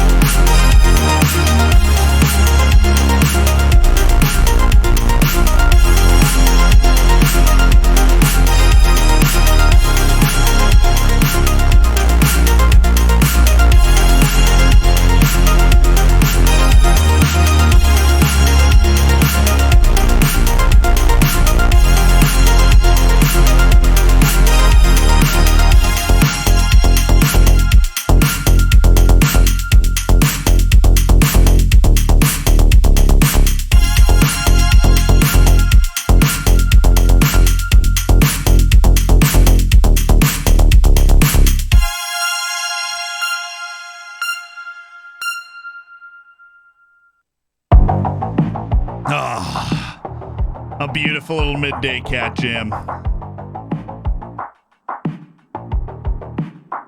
Wow, the feeling in my chakras right now. Vibrant. Could best be described as vibrant.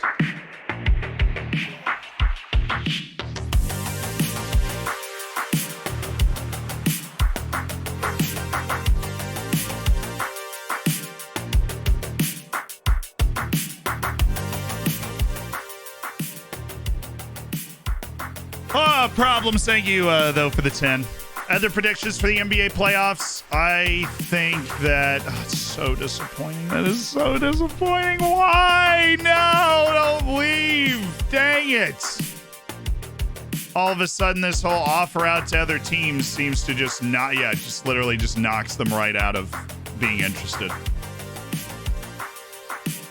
No explanation. Just we declined to make an offer. No, like... we would pay this much. We were interested in the person, so this is how much we'd be willing to pay. None of that.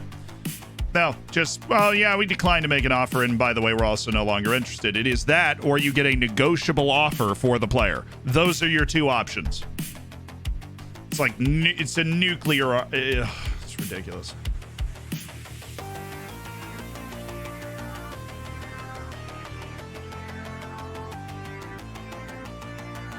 I'm going to take this Lauritsen deal. It's 7.75 million, but actually it's 7.9 million over 2 years. And then 30% of the next profit going to mines. We're going to try one more offer out for 8, but I don't think we're going to get it. No, we need to negotiate with Mark. We need to go to Mark Bottle! Stop. Stop! Thank you. Oh, okay, yes. Selling teams out. You can't pay $41,000. Whatever. You can't pay $41,000 a year. It's a bridge too far. We signed Tim Blake for free. We loan him out. We sell him for over $1 million with a % profit next sale. I'm okay with that. Cuba's going to get his work permit. The Bolivian, who continues, hopefully, to improve at a rapid rate. I've been absent recently. Tourism has started again here in Thailand and I am ultra busy. Miss your streams, Liv. Always catching up when I can. Fierce. The big 5-0. The $50 donation from Fierce Pierce, one of the all-time Hammers legends. I'm going to remove that, and I am going to throw down $3.5 billion right there. Yes! We're on to contract with Mark Buttle. Let's go. Yes. No clauses. It's almost the exact same as the compensation, but with no clauses. And we need to get this done pretty quickly here because he is intrigued, right? He's intrigued. But he's intrigued in a bunch of other teams as well. Yearly salary raise. We're just going to remove that. I am going to increase how much we're paying you, though. Oh, he's okay. He's already like, yes, I like that deal. I'll pay him $500,000 a year, and he is a center back already that's going to push Manuel Oberschmied. Yo, Giacomo Miri just moved again. This crazy ball control regen. Went to Poland, lit Poland up last year with 13 goals. And moved to FC Twente. Okay. Well, I didn't know Giacomo Miri was on the market. Sebastian Muller.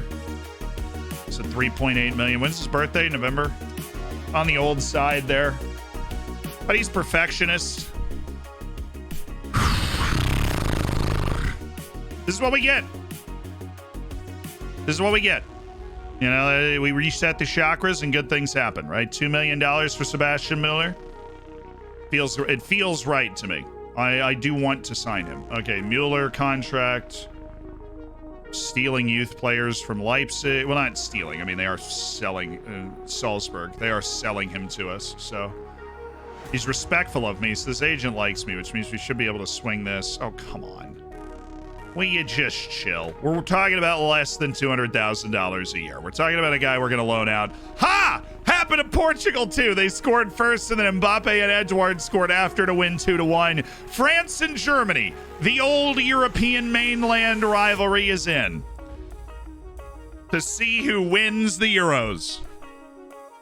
Also, we're hitting Zealand news.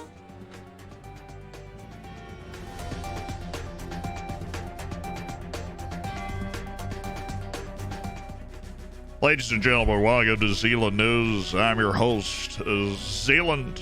The match of the day has kicked off in the Premiership. It's between Newcastle and Arsenal. I've never heard of either of these teams, but Arsenal, from what I've heard, just had a very large Coca-Cola bottling plant placed right next to the stadium. Now, we don't know if this is actually going to contribute to what goes on in the match itself. But what we can do is take a look at the lineups between these two teams here. And that would be, well, the Magic Man, Eddie and Nketiah, Smith Rowe and Saka are out there, Odegaard, Elneny, and Xhaka. So at least one red card guaranteed there. Gabriel, Tavares, Ben White, and Tommy with Aaron Ramsdale in goal. And then on the other side for Newcastle, for the Saudi Arabia FC is Alan St. Maxim, Callum Wilson, Almiron of Paraguay, who bottled a chance at the World Cup, Joe Linton, the best midfielder in the history of the sport, Bruno Guimaraes, Matty or some other assembled long staff, Kraft, Schar, Byrne, Matty Target, and Dubravka is in goal. Now, I don't quite know who's going to win this match, but what I do know is that Arsenal is going to lose this match. This is prime Arsenal losing territory. They are a point behind Tottenham for Champions League, and they just really look like they want to lose this game. They're 2 points behind Tottenham, I believe. With a draw, they'd be 1 point behind them, and they do not have the goal difference advantage, so that sort of thing just doesn't really matter that much. What is going to happen here on Zealand News is we will keep you updated on what's going on in the match between Arsenal and Saudi Arabia, and we will we'll keep you updated on any goals and tell you why Tottenham's going to end up finishing in the top four, even they are a team that is never going to win a trophy. But they can ruin Arsenal's day, and they might just. So we'll see how this all goes from two teams that both stink. Back to you.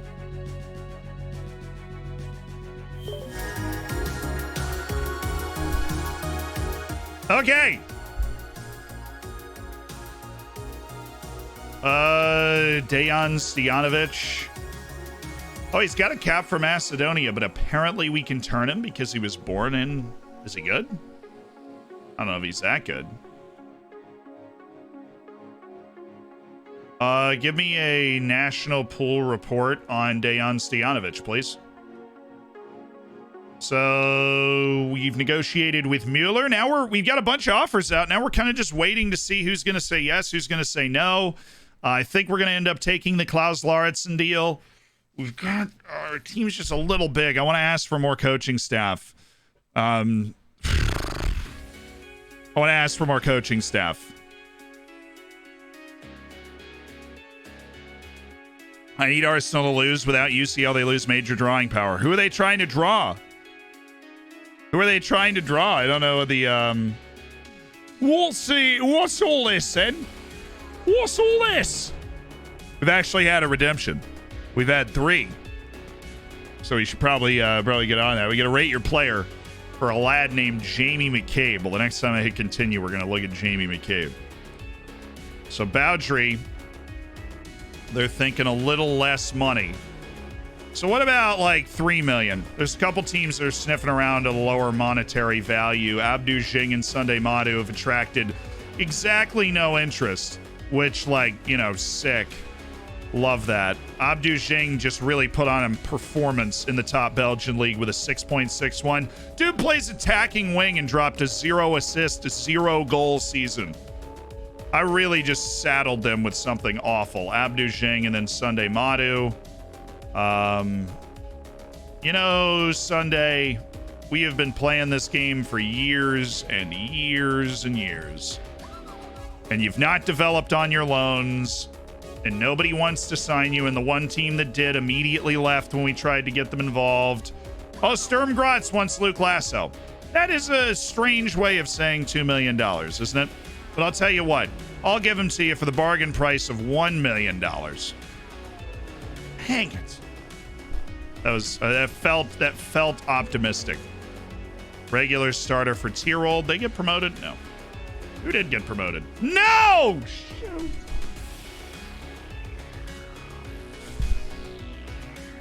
Kuba signed his new contract. There wants to move to Sturm Graz. Luke, they didn't meet your value. That's pretty simple. Yeah, the value that somebody's got to hit's 2.3 million. It's not. I'll take anything over $1 million for him. But I'll happily put the ask out for 1.5. Porto's gone in for Buttle. So what I'm going to do is go in for Buttle, and we're going to change our contract offer up a little bit. We are going to pay him what? Okay, we are going to drop a little bit more in our payroll budget, and we are going to pay Mark Buttle like $1 million. I know that looks crazy, right? But this dude is going to be really, really, really good, right? Like, he just turned 17. This dude is going to be really, really good. Really good. And I really want him to be on my team. So we are going to up the wage like crazy. Because I think that's the only way we're going to get him. Is if we just give him a ton of money that Porto does not want to give to Mark Buttle at this point. He's a freak. He's a freaky good player. Yeah, sure, Raffanello. You just pick whatever offer you want. I'll respond to registration. Apparently we have to. Or just register literally everybody because I don't even know why they have registration in Austria. Just roll somebody out on the field and be like, yo, what's poppin'? And just literally register every single player.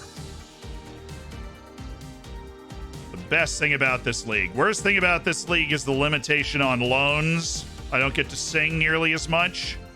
It's sad. Definitely sad. But we're gonna up the ante on Mark Buttle. Because we do not want to lose him. Oh my goodness. We just sold Ted Lasso's son for $1.5 million. I have never accepted a deal faster. Luke Lasso's headed to Rapid Vienna for $1.5 million. Nice. Go team. Madramudu is snubbed Atletico Ottawa. I'm sorry. Where do you think you're going to go? Where exactly do you think you're going to go? Be happy with what the fudge cakes here? Okay. Be happy with like a 150 asking price. Okay, well then we'll set that, and if you don't get mad, we'll offer you out.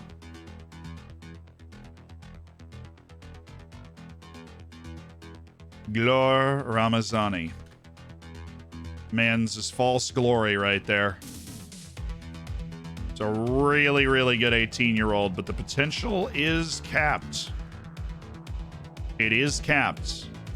He's not one of those potential world-class dudes. Not even close.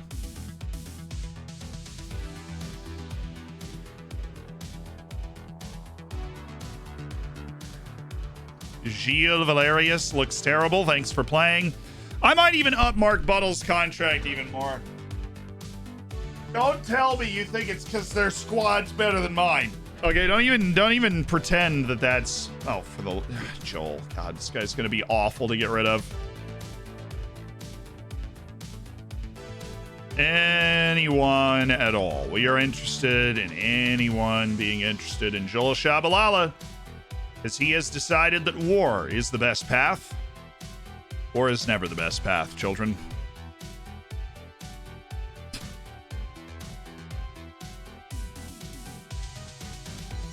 Unless you're playing like EU4, right? And you have a nice core on a province. Then war is the best path, but...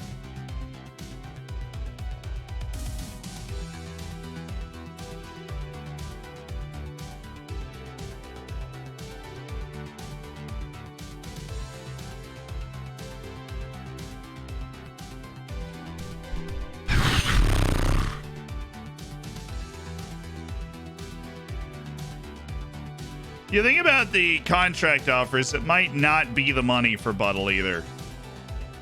Dennis. I don't even know what I just clicked on that entire time, Dennis.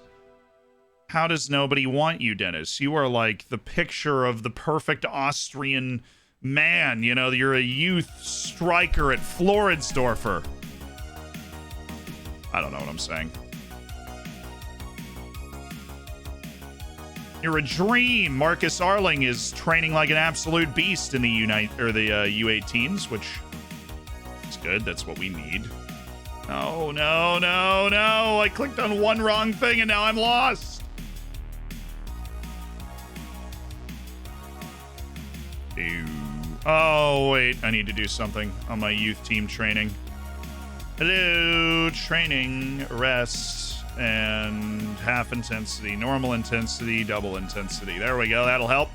Training. Rest. Half intensity. Normal intensity. Normal intensity. Double intensity. Yes. Develop, you madmen. All right. Porto backups. Madrid starters. Cup match. Rotated team.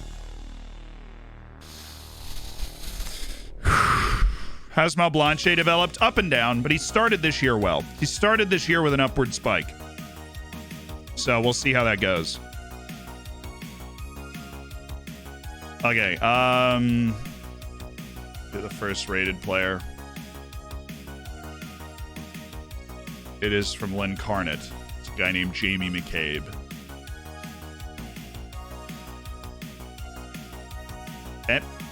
Jamie McCabe of England. He is 21, 5 caps, 2 goals for England, and is a poacher, generally speaking. Resolute. Got a lot of traits, gets the opposition area, which is a weird trait for striker, but alas. Tries killer balls off and knocks past opponent, which is, I think, actually the right thing to do. His change of direction is so ridiculous. He should be able to get by everyone. That's what's crazy, is he's not big, but his change of direction is insane. His ability to put the ball in the net's insane. He's got first-time shots on, which first touch is actually one of the worst parts of his game. But he helps build play as well. I'm going to go 9.5 out of 10. I think the only thing missing from the complete dominant player is he's not dual-footed, and he is obviously a liability in the air with 3 jumping reach. But I'm going 9.5 out of 10. I think this dude's a stud. In terms of somebody that gets into the box and scores, he's got really nice facilitating ability. And this is just elite right here. That 20 agility, 19 balance is just really, really, really elite.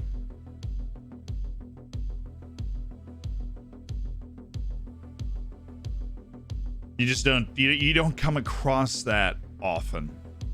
And as such, when you're going against defenders, there's just people on the other team are just not going to be able to match that. You know what I mean? Give me 2.8 for Boudry, see Shabalala, Jing, Sunday, and Dennis Werner. Not, no interest. So I guess we just got to wait. Angel Gonzalez. Okay. Xavier Schlager's moving to Olympic Lyon. I don't hate that move. He hasn't been playing a lot right now.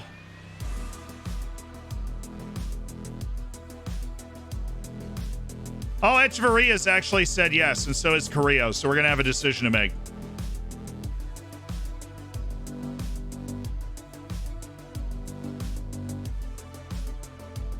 We are working on our week reports on them, so we'll actually have very updated reports on both of them, which is good.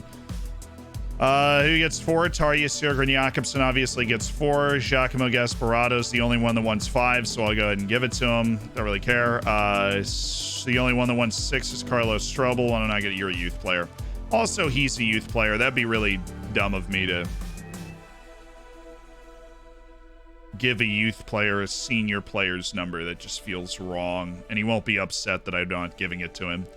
Klinsmann wants 10. Muzavar Bosch wants 11. Love it. Love the optimism there. But I think we are on random number, we're in random number lane, except for Zoltan Nadadvari. I am going to give him San Rogel's number. Rogel doesn't really care about having 2. Just making sure nobody's got a weird number. The iconic 25 of Bojan Brodinjak. Okay, then just auto number the rest of them. Everybody gets a number. You get a number, and you get a number. Nadadvari gets 2. Yes, I like that. I like Nadadvari getting 2. All right, the other Rachel player was Marco Bozic. Bought him from Celje for 38,000 pounds for a club in the Allsvenskan in Sweden. He will. He's with a 40% profit on next sale and a minimum release clause 1.5. Okay. Interesting. Let's rotate the team and hit continue again, though. Well, now the team is actually rotated, which is all part of my master plan. To have Rusu and Pablo start getting fits. Shestak, Nira, Kim, Oblanche, Nadadvari, Torbjornsson, Novaish, Ragel. And give me Jan Benno for this game, the 17-year-old.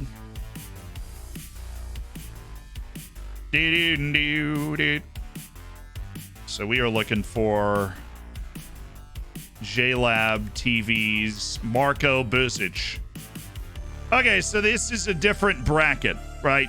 And we're rating off of a different bracket here. We've got a volatile, confrontational central midfielder who's a playmaker. 15 vision, 13 passing. He was purchased for only 38,000 pounds, which is obviously a good deal. Celje, I think we bought people from Celje in this save. He's already got tries, killer balls often, which is good. Who are you? Right, you're in, you said you're in the Swedish league.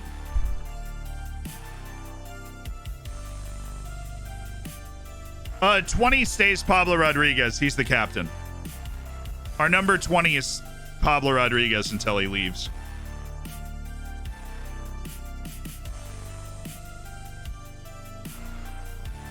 Well, you're right. It's worth mentioning. Number 20 is always the most important number. But it's Pablo. I'm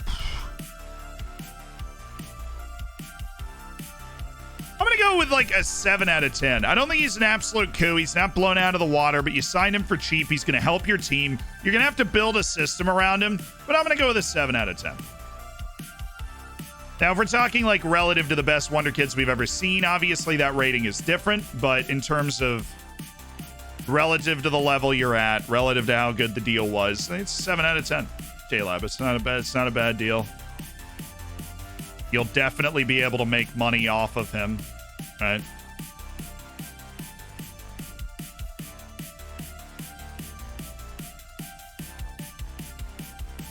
And we really haven't made any progress at all on Vladimir Todorovic after all this time.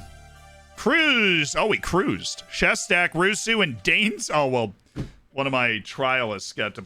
Shoot, I didn't set up the subs, so they filled out the rest of the subs with, like, random players. Could have been trialists, so... I get rid of all the other youth teams. Raffanello, Blake, Lasso. I'm going to take this Lauritsen deal. Whatever reason, it seems like we really can't do better than that.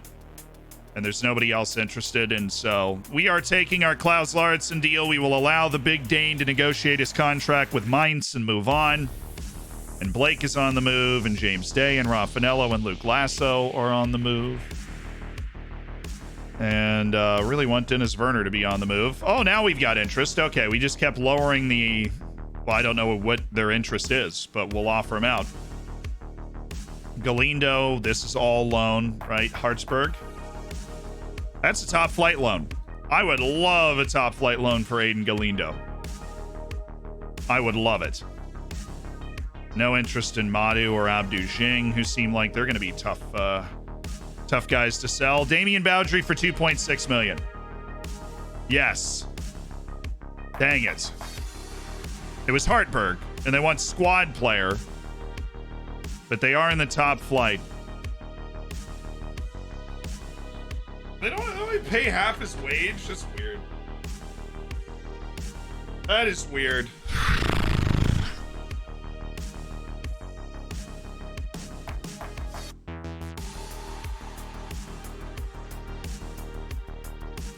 I don't think he wants to play in the second division. I think that's the reason that only, like, there's no team interested in him other than Hartberg. So I'm going to take that.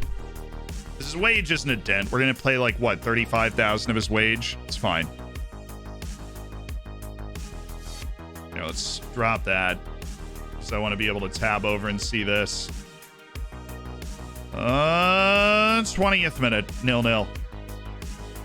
We're getting whack.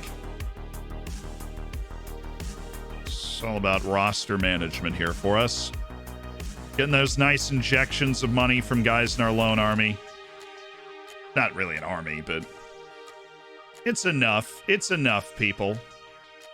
Okay, Simcoe, if you get mad at me for this one, because you've done this twice in a row where I offer you out and then you get mad at me for the amount that we're offering you out. It's contract year for Martin Simcoe, and I think it's time to move on from the reliable left back because we now have Nadadvari in there. And Simcoe's going to want, like, regular starter important player, and I don't really want to swing that. We want to get Nadadvari and Shoden the the playing time that is available. Sander Berg to Real Madrid for 40 million. Jose, can you see? Boudry, Shabalala, and Simcoe. Interest is high. Yeah, we'll transfer list Simcoe. May not react well to being transfer list. He's got no problem with me offering him out to clubs, though. Which is interesting. Normally, it's the other way around. Should we get down to business?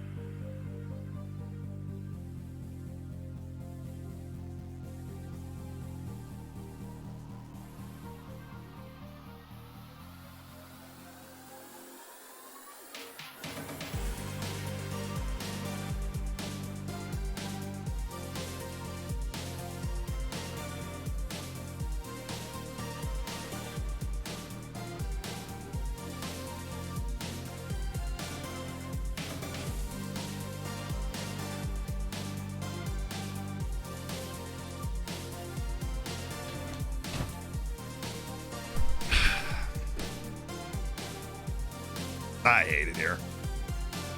We started at an asking price of $14.5 million last year. We are now down to a price of $4.2 million.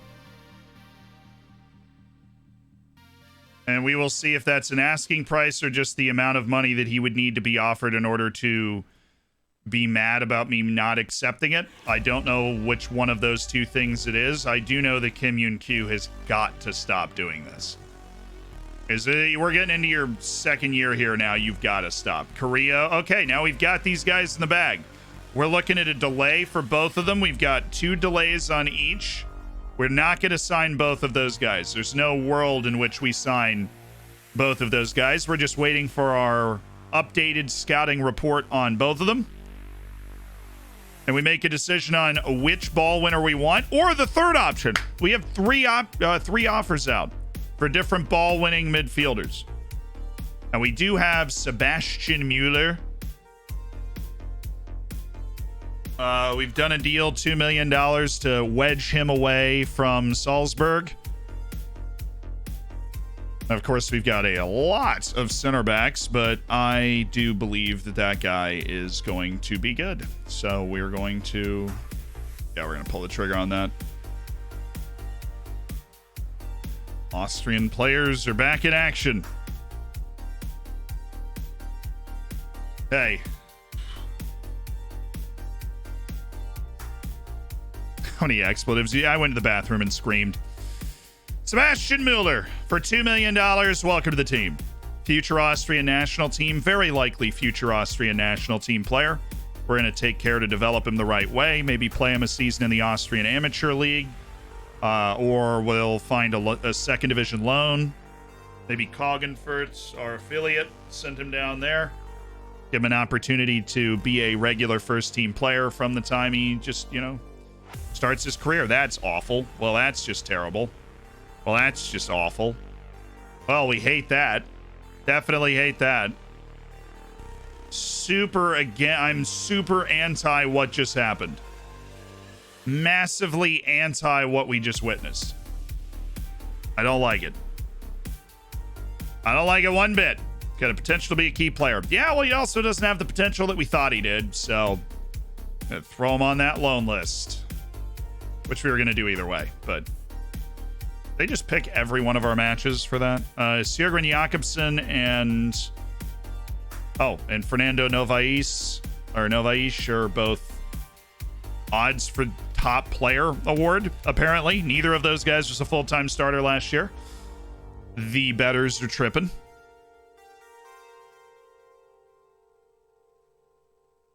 Jan Mendoza. Okay, Luka Sucic. Normally you'd put Luka Sucic in the hot prospect thing, but he is now 25 years old, so we can't do that anymore. We can, but we don't want to mess up our short lists, chat. What will we do if we mess up our short list? Germany and France for the Euros. No, I do not want to send him to... Well, they are professional. They actually have really weirdly decent training facilities. Let me explore something. So if we send him to our affiliate, right? If we send him to Kopfenberger. Oh, okay. I had to reject this. We send him to Kopfenberger. Be an important player in the squad. Yeah, okay. Position to be played in, center back. Loan until the end of the season. We'll hold off on that, right? Because, oh my goodness, Lask is interested in a loan. I mean, that's a better club. That's a better situation. That's the best team in the second division. Oh, and it's France who won the European Championship. Oh my goodness me. Kylian Mbappe. France has won the European Championship. Is French. They have won consecutive Euros. They beat Italy in the final, and now they've beaten Germany in the final, and France are unstoppable European champions. Lask won a regular starter. Yep, that's it. Sebastian Mueller, you're going to go play for the best team in the second division, and you're going to like it.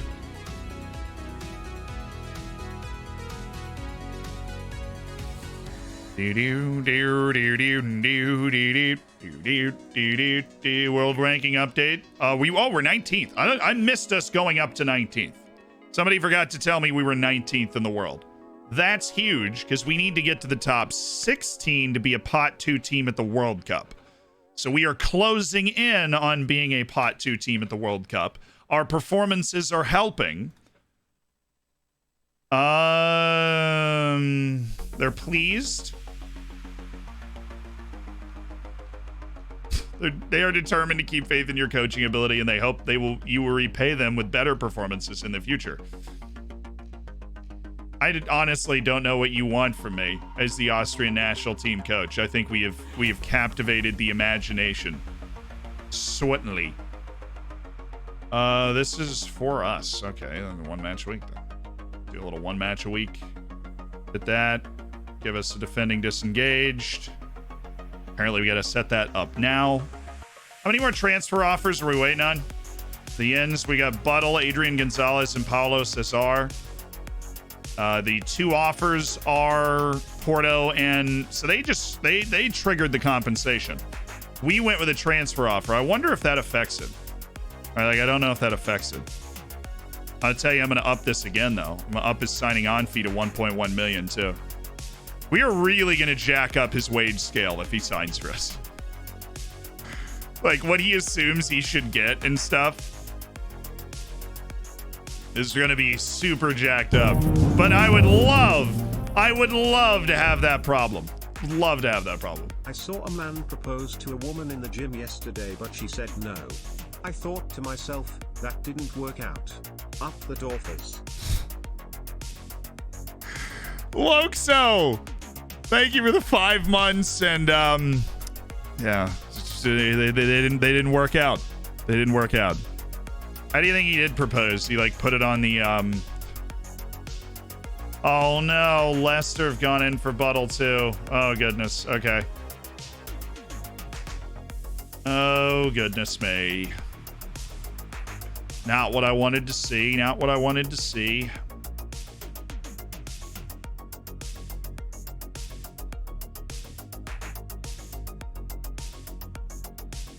Vanderhorst shouldn't be an important player anymore. I'm okay with taking him down to like, oh, he doesn't want to move that at all. But we did bring him here as a star player, so.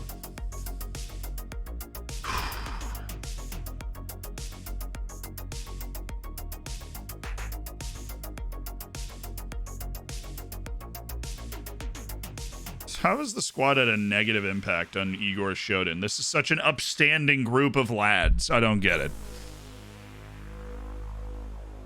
That was a B. We've lived in the B range today on the dad jokes, but that was a B. Now, yeah, we know Vanderhorst he's reached what he could be. And he really has. He's a darn good player. Will you be changing the... Oh, right, sorry. Fortunately, it was a quick press conference on Mueller because we're already sending him down to Lask, the relegated first division team. And Raffanello's headed to Austria Lustenau.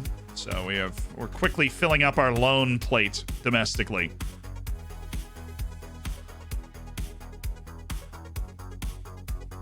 I could send those players on loan to BK Hacken. That does work as an affiliate if we end up with no other spots here. Because we have 10 domestic loans. Okay, that doesn't matter. Vanderhorst, Raffanello, Galindo, and Peterson all got called up for the US U23s. Richardson for Australia. Sunday Madu still in the Nigerian U23s. That's the Olympics, which is all well and good, except for the fact that Owen Vanderhorst is going to be gone because he's at the Olympics. It's a big opportunity for him, so I'm not going to, like, get, not too mad, but it's the biggest tournament he could possibly play in outside of actually being on the senior U.S. national team. We're close to being able to call him up for Austria, though, which is fun. He's inside a year of gaining his Austrian nationality. And he still hasn't made that crucial senior appearance for the U.S. Despite the fact that he is clearly on their radar, and there is no way he is far away from being on the team. There's no way he's far off. He's like Manuel Oberschmied, right? He's right there. But he's not actually in the team. He's just one too many people away to avoid ever getting called up. Drawing my parallels. 5 days away from our opening competitive match against Marchfield Donauwen. After a weird preseason that we had to play the Euros in the middle of. Yeah, I saw the Simcoe offer. I did.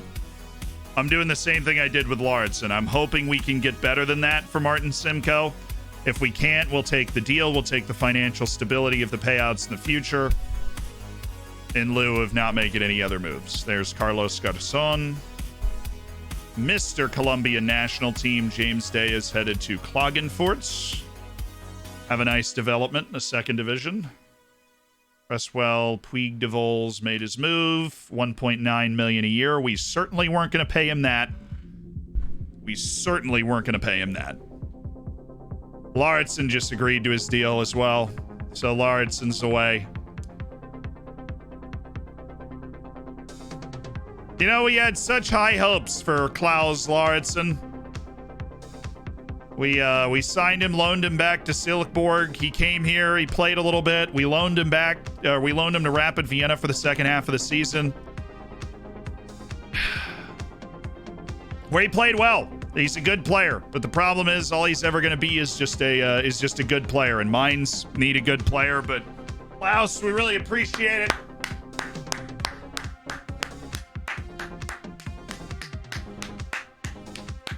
Ended up being a good piece of business. Now half this money is going to be paid out over the next 2 years, but we've got the profit sell on in case he gets a big inflation in his value in the Bundesliga. I'm assuming mine's still in the Bundesliga. They are. So Klaus Lauritsen, you know, great work here. We've got too many other center backs that we like for the long-term, you know, settle of the long-term situation of the club. And so it's time to move Klaus Lauritsen. And the deal is done, and Mainz have signed our boy. One of many.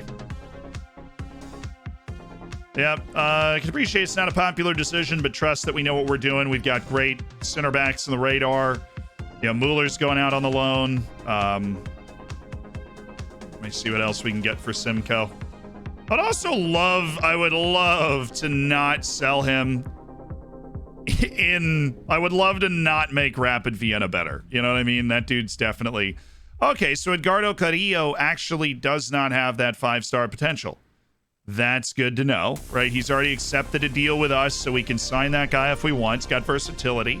He can play at that right back position. He is an incredibly hardworking player, which is his number one asset. Adrian Rodriguez is... He's actually improved a little bit. His balance has gone up 1. And is more of a natural ball-winning midfielder. He's also got good hidden attributes. 22 good months hidden of joy, attributes keep there. Up the great work, Zed. Oh baby, do you know what he's worth? John Lundstrom is the best on earth. The silky scouser is just what we need. He'll win Rangers the Europa League. Even Marquez looks like an absolute banger of a signing if we can swing $15 million. He's perfectionist. When's he turn 20? He's young. Okay. He's just not fast. I think that's what bothers me. I know he works hard. He's got good balance. He's got good touch, but he's just not fast. What is Given Marquez actually good at? And do you want to spend $15 million on it? So Isais Echevarria is good. He's either footed, and this is a tough decision, right? Because we've got Isais Echevarria, we've got Adrian Rodriguez, and we've got Edgar Carrillo. And I think maybe in a perfect world, we sign like Adrian Rodriguez and we sign Isais Echevarria. And then we've got 2 Argentinian ball winners, but what we can confirm is that Echevarria's potential is obviously the highest. And, yeah, he turns 19 pretty soon, but his potential is not only obviously the highest, it's obviously reachable for him.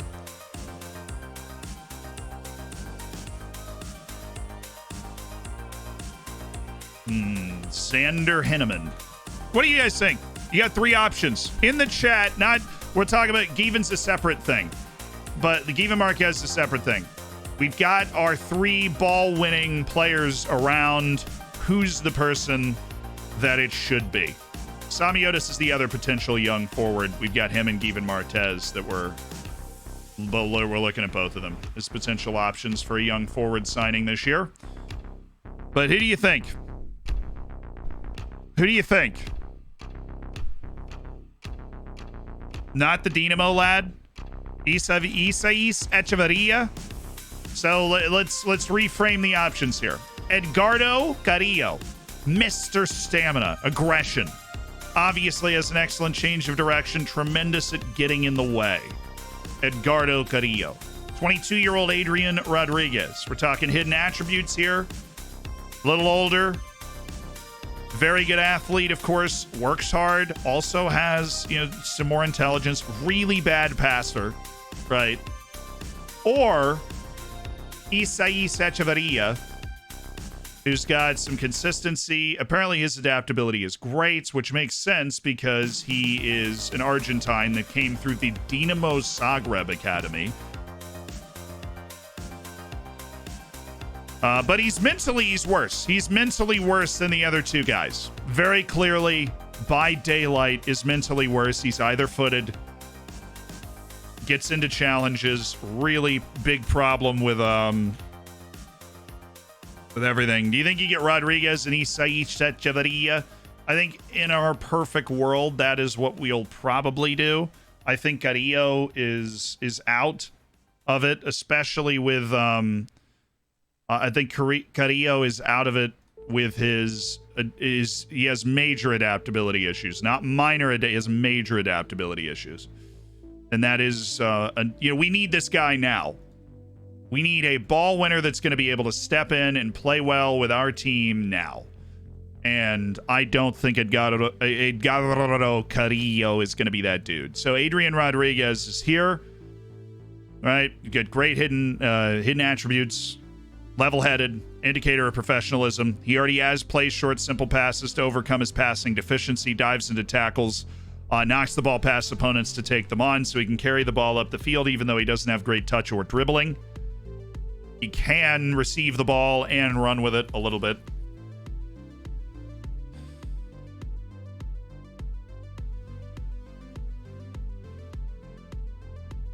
And then Isais Echeverria. He's got a little better touch, a little better feel for the offensive part of the game, gets into the opposition area, can mix things up. See injury. Sprained knee ligaments, out for a couple weeks.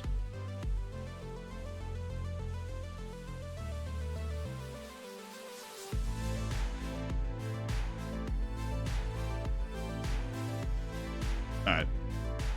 And we just need somebody that is good at winning the ball. We need somebody that is good at winning the ball.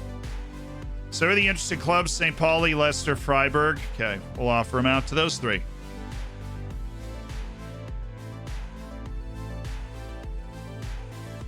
If we don't get this deal, then we already have another deal on the table.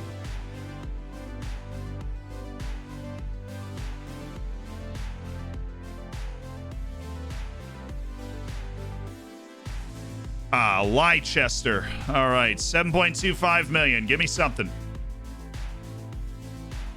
So first, we got to make sure Adrian takes the deal, right? Because Adrian has not accepted the deal. Echevarria and Carrillo have accepted their deals. We are waiting for Adrian's deal to come through. Echevarria's 8.5 million. Adrian's 3.5 up front with a payout towards 7 million over the next 2 years. Which means the immediate hit to the transfer budget would be 12 million for Rodriguez and Echevarria. Buttle would be 3.5. Paulo Cesar would be 4.4. He's deciding between us and Salzburg right now, which is hilarious and awesome. Clubs declined to make an offer for Simcoe. Dang it, we're going to end up selling Simcoe in a very similar deal to Klaus Lauritsen, which I don't like, because I feel like we could have gotten more for him.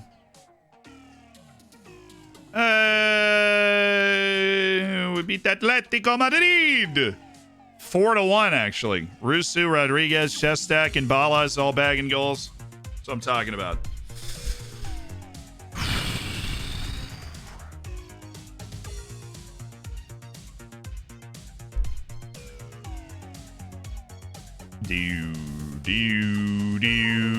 And then I think we go after a striker as well. I think we go after like another Samiotis or Given Marquez and just throw money at them.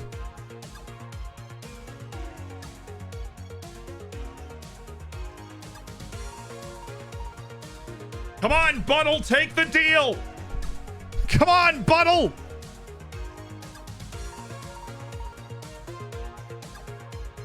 A loan offer for Abdu Jing. That's interesting. Oh, wow. Okay. Paulo Cesar once. Ha! Ha! Ha! Ha! What's up? What's up?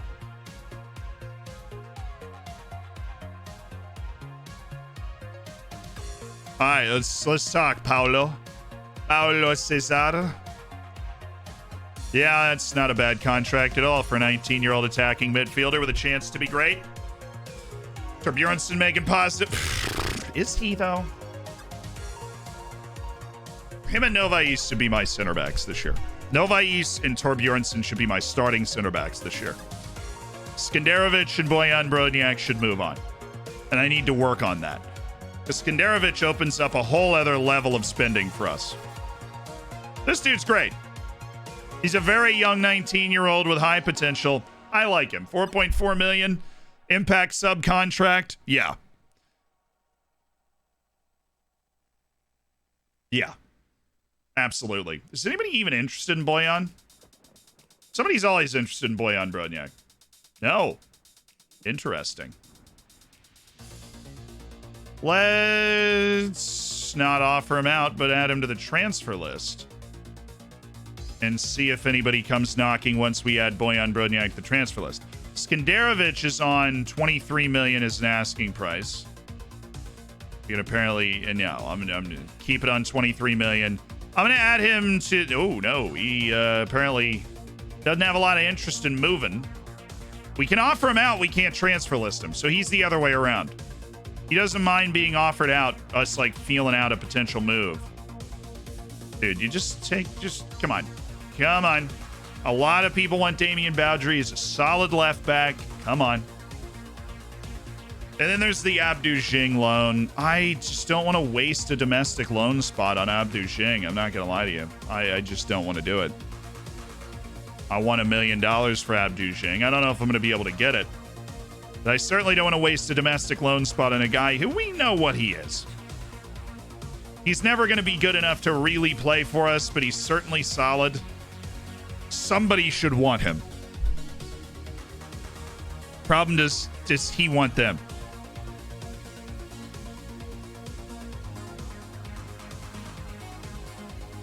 Well, that's annoying. That is exceptionally annoying that Blake has snubbed the Austrian team in the regional league that was about to pay $1 million for him. Rapid Vienna's interested. Maybe they'll come in with an offer for Timmy. Because Tim Blake, your time at this club is done. I didn't see a lot of improvement on your loan like we saw from Max Rayfield. I don't think you're ever going to be fast enough. And we've gotten an offer for Tim Blake. Would be his preferred destination. Okay, cool. You're going to the Austrian 3rd Division for $1.2 million. We got him. We got Paulo Cesar. He's going to his work permit. He has picked us over Salzburg, even though Salzburg won the league last year. That is how alluring our amazing run in the Champions League was to passers-by, you know, to passers-by. So we got lookups. Danilo Duki is a player that we need to look up. He's not interested. That's fine. We knew he wasn't going to be interested. Nemanja, cool. I've never heard that name of the guy we're going to go look up. Not once in my life have I heard that name. Renteria. You know, he's young and it's right on the edge. His attribute distribution's not bad.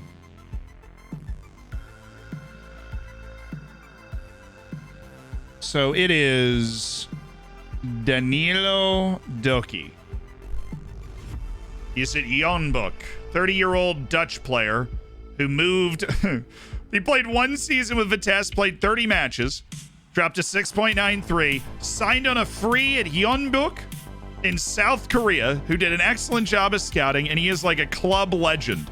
Played 16 matches the rest of that season. He's played at least 37 matches every year for Jonbuk.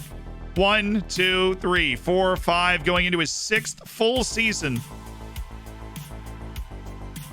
And that's a pretty incredible career right there. Living the dream. He's won the Korean League with Jeonbuk 3 different times. He has won the Cup 2 different times. And he's just had a really nice career. He was Player of the Year 3rd place last year in the Korean League. Danilo Duki. He's getting paid an excellent salary. He's just a good player. And he's just been a good player at Jeonbuk for a long time. That's just a fun career. I love that career trajectory. And then there's Brandon Bai. I played with him as a kid. All right, is this Brandon Bai, 32 years old, and he's playing for Tulsa in the USL. Okay, so this is so he said I played with him as a kid. Just wanted to see how he ended up. So start of the save, he's at Minnesota. They pick him up for free. Plays 8 matches. They trade him to Colorado, where he becomes a regular. 29 matches and 23 matches. I suggest you should look up the Olympic rosters. some great gems in their offer. Yeah, no, we should. You're right. We'll go tack that on there.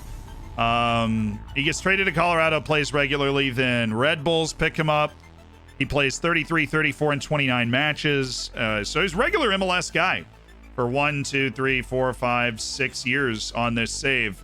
And then he moves to Tulsa, and he plays really well for Tulsa in his first season in the USL. 34 appearances, 4 goals, 3 assists, right?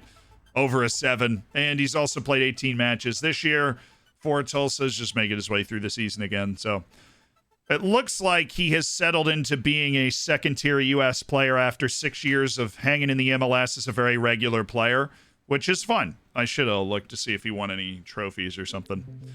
So the team we are about to play in the Cup first round, Tim Blake is going to join for $1.2 million. The real question to ask is how a team in the 3rd division of Austria came upon $1.2 million. But I don't ask those questions. I just take the money. So we will take the money. St. Pauli declare interest in Simcoe. Okay. Offer for him. I have another transfer offer on the table for Martin Simcoe. Offer for him. Yes. Yes. 2.4. 2.4 is it. And apparently Boudry's going to be upset with that, but whatever. Paulo Cesar, welcome to the team. Our first Brazilian is here. What's wrong with our potential ratings of these guys, dude? How much better is our team guy? I don't think it's a bad signing, obviously, because he's already worth double, but it's crazy how quickly our team's level has elevated. I like it. I don't love it now. But it is crazy how quickly the level of our team is elevated that our scouting reports that are not that old are that wrong. Well, let's get him in anyways. The Champions League run's probably, I mean, yeah.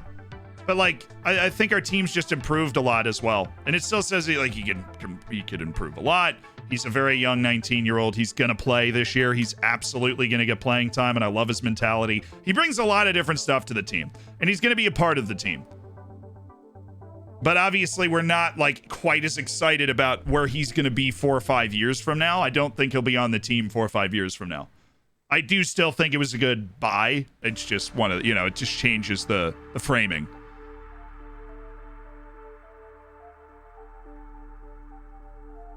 Yeah, we got BK Hecken is our affiliate club. They are going to feed us talented youth players. That's the way it's supposed to set up, right? But we've achieved our first target. Adrian Rodriguez has still not responded officially to our contract offer, other than saying he liked it initially. Disconcerting for me. What I missed, just got here. We beat the Netherlands in the Euros. We beat them in the round of 16, and then in the quarterfinals took a 1-0 lead against France. Gave up an 81st and 88th minute goal. The mistakes from our boys. Okay, Rodriguez just took the contract. So we went out in the quarterfinals to the eventual champions. France went on to defend their Euros title, beat Germany in the final, Portugal in the semifinal, and we were out in the quarters. Just I guess a tough draw, but we were there. We were competitive. Not competitive enough. Dane Scarlett, okay. Paulo Cesar is set to be unveiled. First Brazilian? Happy 6 months. Yes, it is the first Brazilian, Dash Rocks. Thank you for the 6. Congrats to the silver. We have no doubts. We know Paulo Cesar is already at his ability level right now, a contributing first team player. And we're building a great project. With every decision we make, we're trying to satisfy the short and long-term vision of the club. What do you think is the driving force behind him wanting to come here and play? I've admired him from afar. He's been on our short list for a long time. And I didn't realize he was available for so cheap until Salzburg literally showed us he was available for so cheap. Luke Lasso. I saw we got Rodriguez, but we already knew that because the work permit was submitted. But our boy, Ted Lasso's son that we signed from the Alliance. After playing in the Rapids Youth Academy, he made 3 appearances for us, or for the amateur team. I don't know if he played for us. He was on the bench. He definitely was on the bench for us. But okay. You never played a game, but Ted Lasso spirit. First Brazilian. Happy 6 months. Oh, yeah, thanks for thanks for replaying that mod. Sorry, our first Wonder Kid potential Brazilian, right? Mateus Tonelli is our first Brazilian. But you always think of Brazilians as, you know, the potential, the creativity, the ability. Tonelli's really good, but he's also a goalie. Speaking as a goalie. Luke Lasso, thank you. People said we were just signing him because of his name. Well, who's laughing now? We sold him for $1.5 million. Okay, Adrian's here. Hey, Adrian. Hey, Adrian.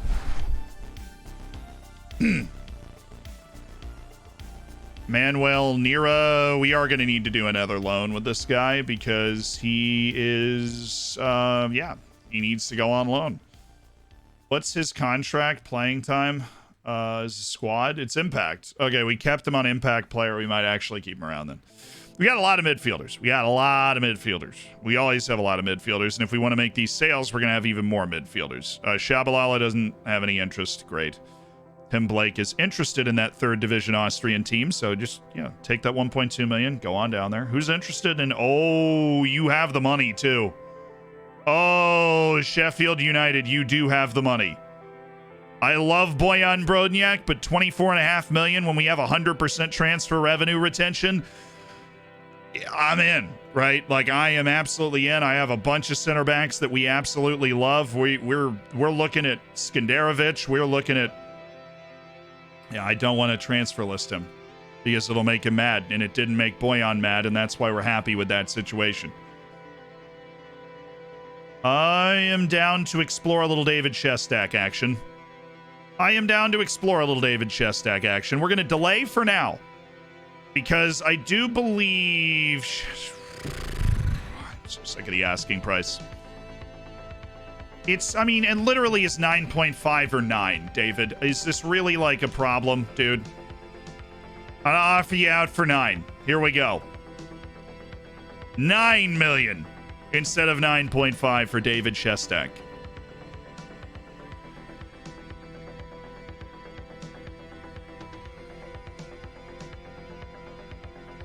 We actually did offer him more money, but not a lot more. Dang. Leicester have signed Mark Buttle. Feels their squad's much stronger than ours, which means we just never really had a chance, which is a shame. We're still not, we're finding these amazing young players, but we're not able to get them. The sale of a talented young player, Lasso, Luke Lasso for 1.5 million, fine. That is fine. What isn't fine is 2 of my 3 strikers getting hurt for multiple weeks. What happened in this training session? We have been fine since we started training a month ago. He got injured kicking a ball. He hurt himself lifting weights, and he got injured jumping. And now I'm down to 1 striker. This is why you need 4 strikers, dude. This is why you need 4 strikers. This is why we need 4 strikers. This is why I want Odysseus Samiotis. Because I really like Odysseus Samiotis. I like the passing. I like the playmaking. I like the consistency. I don't like how much money they're asking for. I'll pay 10 million. It's cheaper than Givon Marquez, who's our other striker. But I will pay 12. That's it. They want the 20 million on his release clause. And I don't think we can unsettle him. Let me ask the agent. He's rather uncertain. Yeah, it doesn't help. That doesn't help. Him being rather uncertain about joining us also means that he's not, Dang it! Buttle's going to be an incredible player. We can't dwell on it now. Is Tonelli? Tonelli hasn't had any interest, despite his huge season. Because if we could swap Tonelli out for... Where is Tonelli? Excuse me, Mateus Tonelli. His value is 5 to 6.8. So what asking price can we get? How about 8 million? Then we'll check. If he doesn't get upset, we'll try something. Madramudu. Still just Athletic Ottawa, but we know he's not angry about the asking price, so we can do that. Stumps on the move. They're all on the move. Dennis Werner definitely should be on the amateur team. Even though he's transfer listed, he should be on the amateur team. He's not a senior team level player. And seriously, where is Mateus Danelli on this list? Is he hurt or something? Is he not here? Sort by name. He's got to be here. Oh, there he is. In the M's. Yeah, I guess I literally am just blind. He's under Balas. Oh, he's right there. Okay, he's right there. Yeah. Like I knew he was the entire time. I knew he was there. It was fine. Totally okay. Totally got it. We're good. Okay, I'll just decompress a little look through our scouting reports. Christophe Hubert. Weirdly cheap. Yosef Kukish. Really bad right now, but apparently that potential is nuts. No. And Silvio Luis at Mainz. Not interested. Treningen Jorgensen. Love the name. Just want to put that out there. How's the cohesion? Good. Atmosphere's good. Okay. I would love the offer for Bojan Brodniak right now. A lot of things I would love. I'd love to sign one of those. I could just 3 injuries in one day to take our total for the preseason to 4 for the entire preseason. And Klemsman's injury was a little tweaked hamstring that had him out for a week. Oh, Pablo and Rusu, what are you doing? Right when we sold the other forward. Now I can't sell Shestak. I'll sell him for 7.75. That would be my price on Shestak. Okay. I'm so like... Can there just be a button where I can automatically handle this negotiation to where, like, we get the asking price where they're actually okay with it being? All right. Because if I can sell Danelli, I'm going to try it. If we can sell Danelli for 6.75 million, then we could flip that into the amazing young Brazilian keeper. And I know that's wheeling and dealing, and we probably don't want to sell him, which is why we're taking great lengths to not anger him. But if we can sell Danelli, then I'm going after that Brazilian. Heaven help us all. Going after that Brazilian. Because he is one of the best young keepers in the world. And not to mention, is he, like, already good? Stojanovic. We just need to pretend we're scouting him for the first team. So we might need a new goalkeeper. Just going to continue to argue that you're not training well, Joel, because you're not training well.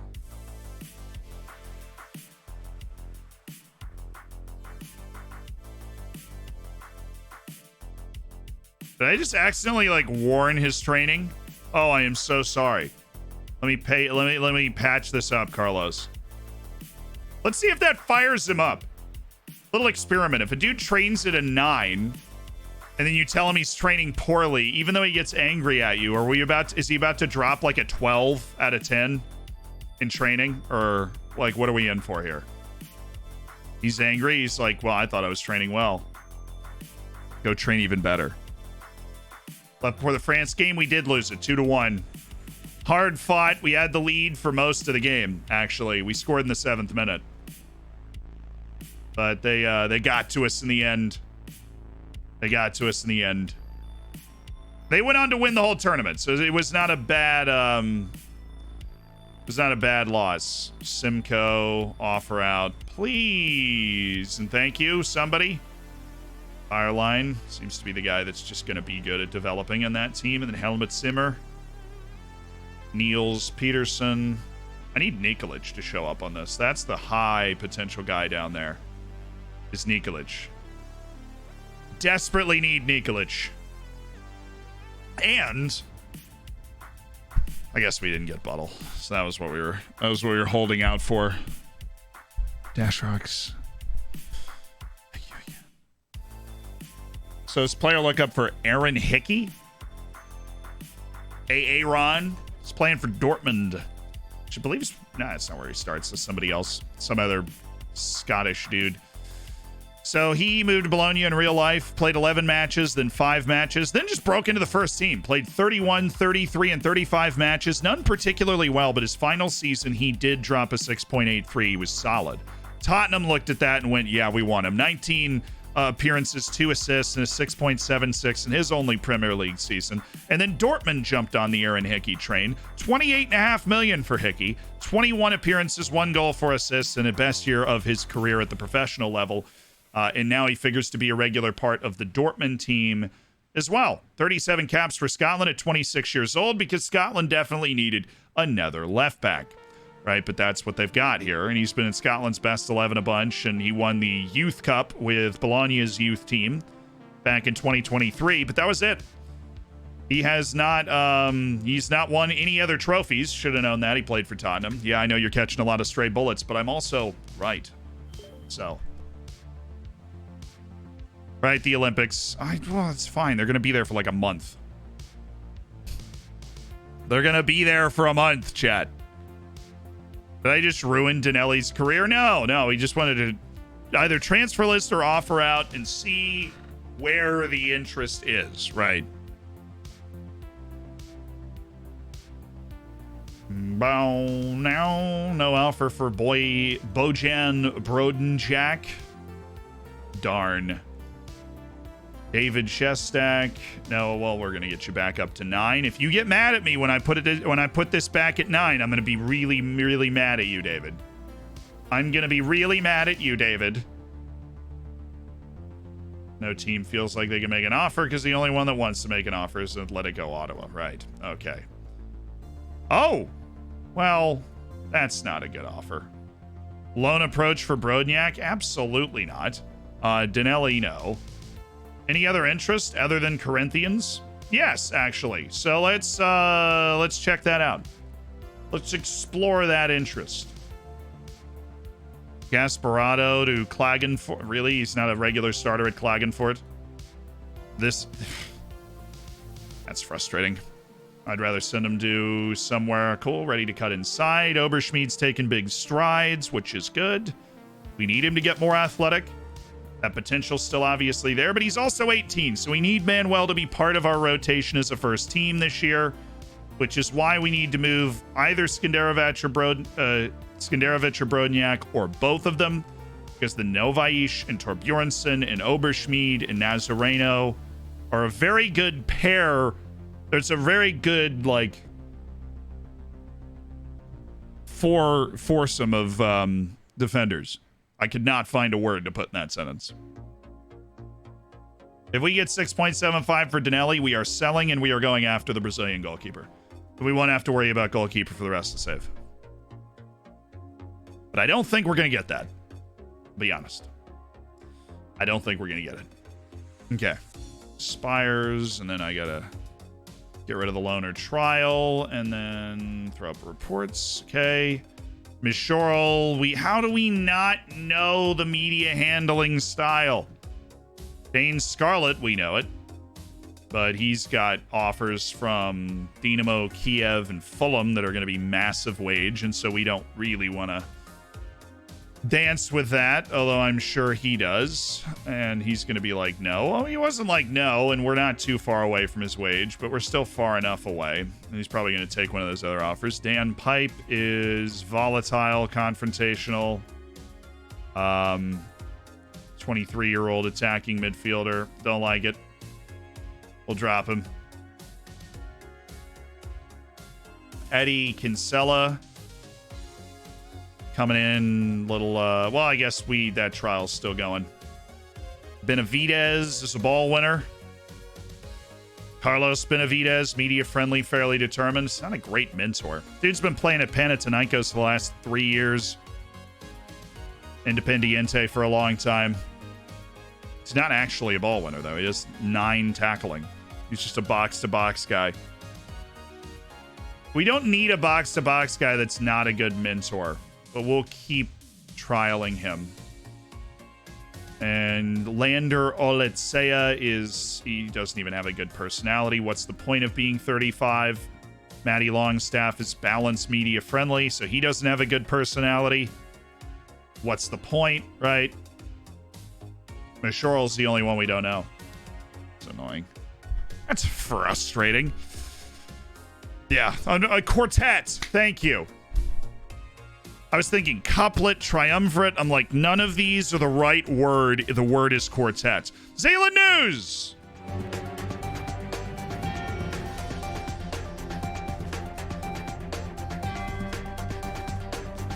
Well, taking a look at this episode of We Bottled the Champions League again, it's Newcastle and Arsenal 0-0 in the 55th minute of play. Arsenal need a win to go ahead of Tottenham going into this weekend for a Champions League spot. A draw means that if Tottenham wins their final match, Antonio Conte has guided the Spurs back into the Champions League, and Harry Kane might not be so mad anymore, not like he can go to City now anyways. Arsenal, on the other hand, their resurgent young core that has clearly established them as a top 5 club in England this year, might come up a little short and have to play in the Europa League again. That's what they're playing for with 35 minutes left to go. Thank you for tuning in to Zealand News. I'm your host, Zealand, and the Zealand News Network, part of the Zealand family of channels. We'll see what happens in that match, but what I can tell you is that this stream right here is about to come to a close. We've just gotten word from the studio that the transfer window has gone largely according to plan, even though we missed out on Shao Lucas and Mark Buttle, 2 of the bigger targets. There are still some great signings out there, and the ball-winning midfielder question is finally going to be answered. There are also some massive potential sales that are still looming.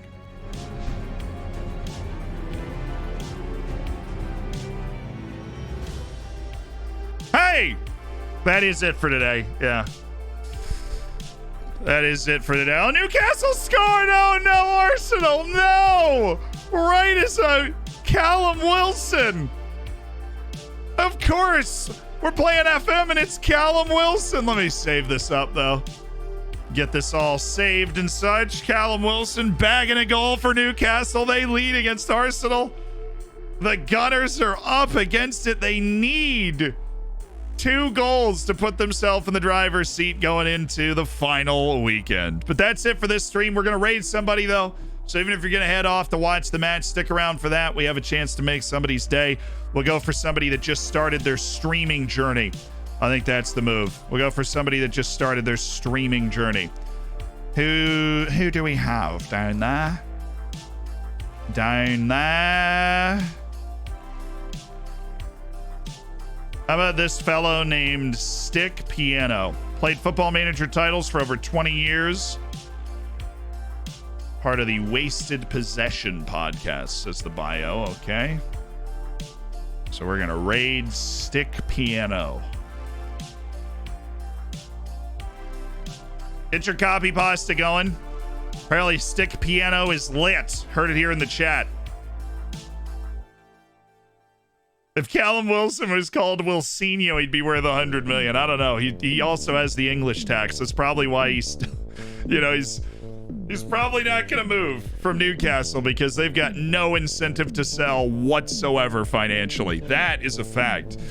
I'll see y'all tomorrow, same time, same place. We'll continue the transfer window, hit the ground running in our first competitive match, which is literally tomorrow in the save.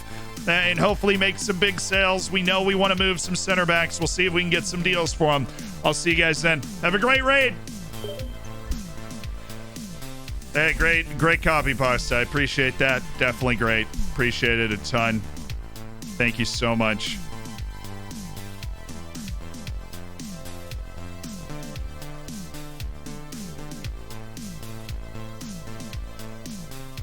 Hippie, thanks for the prime also.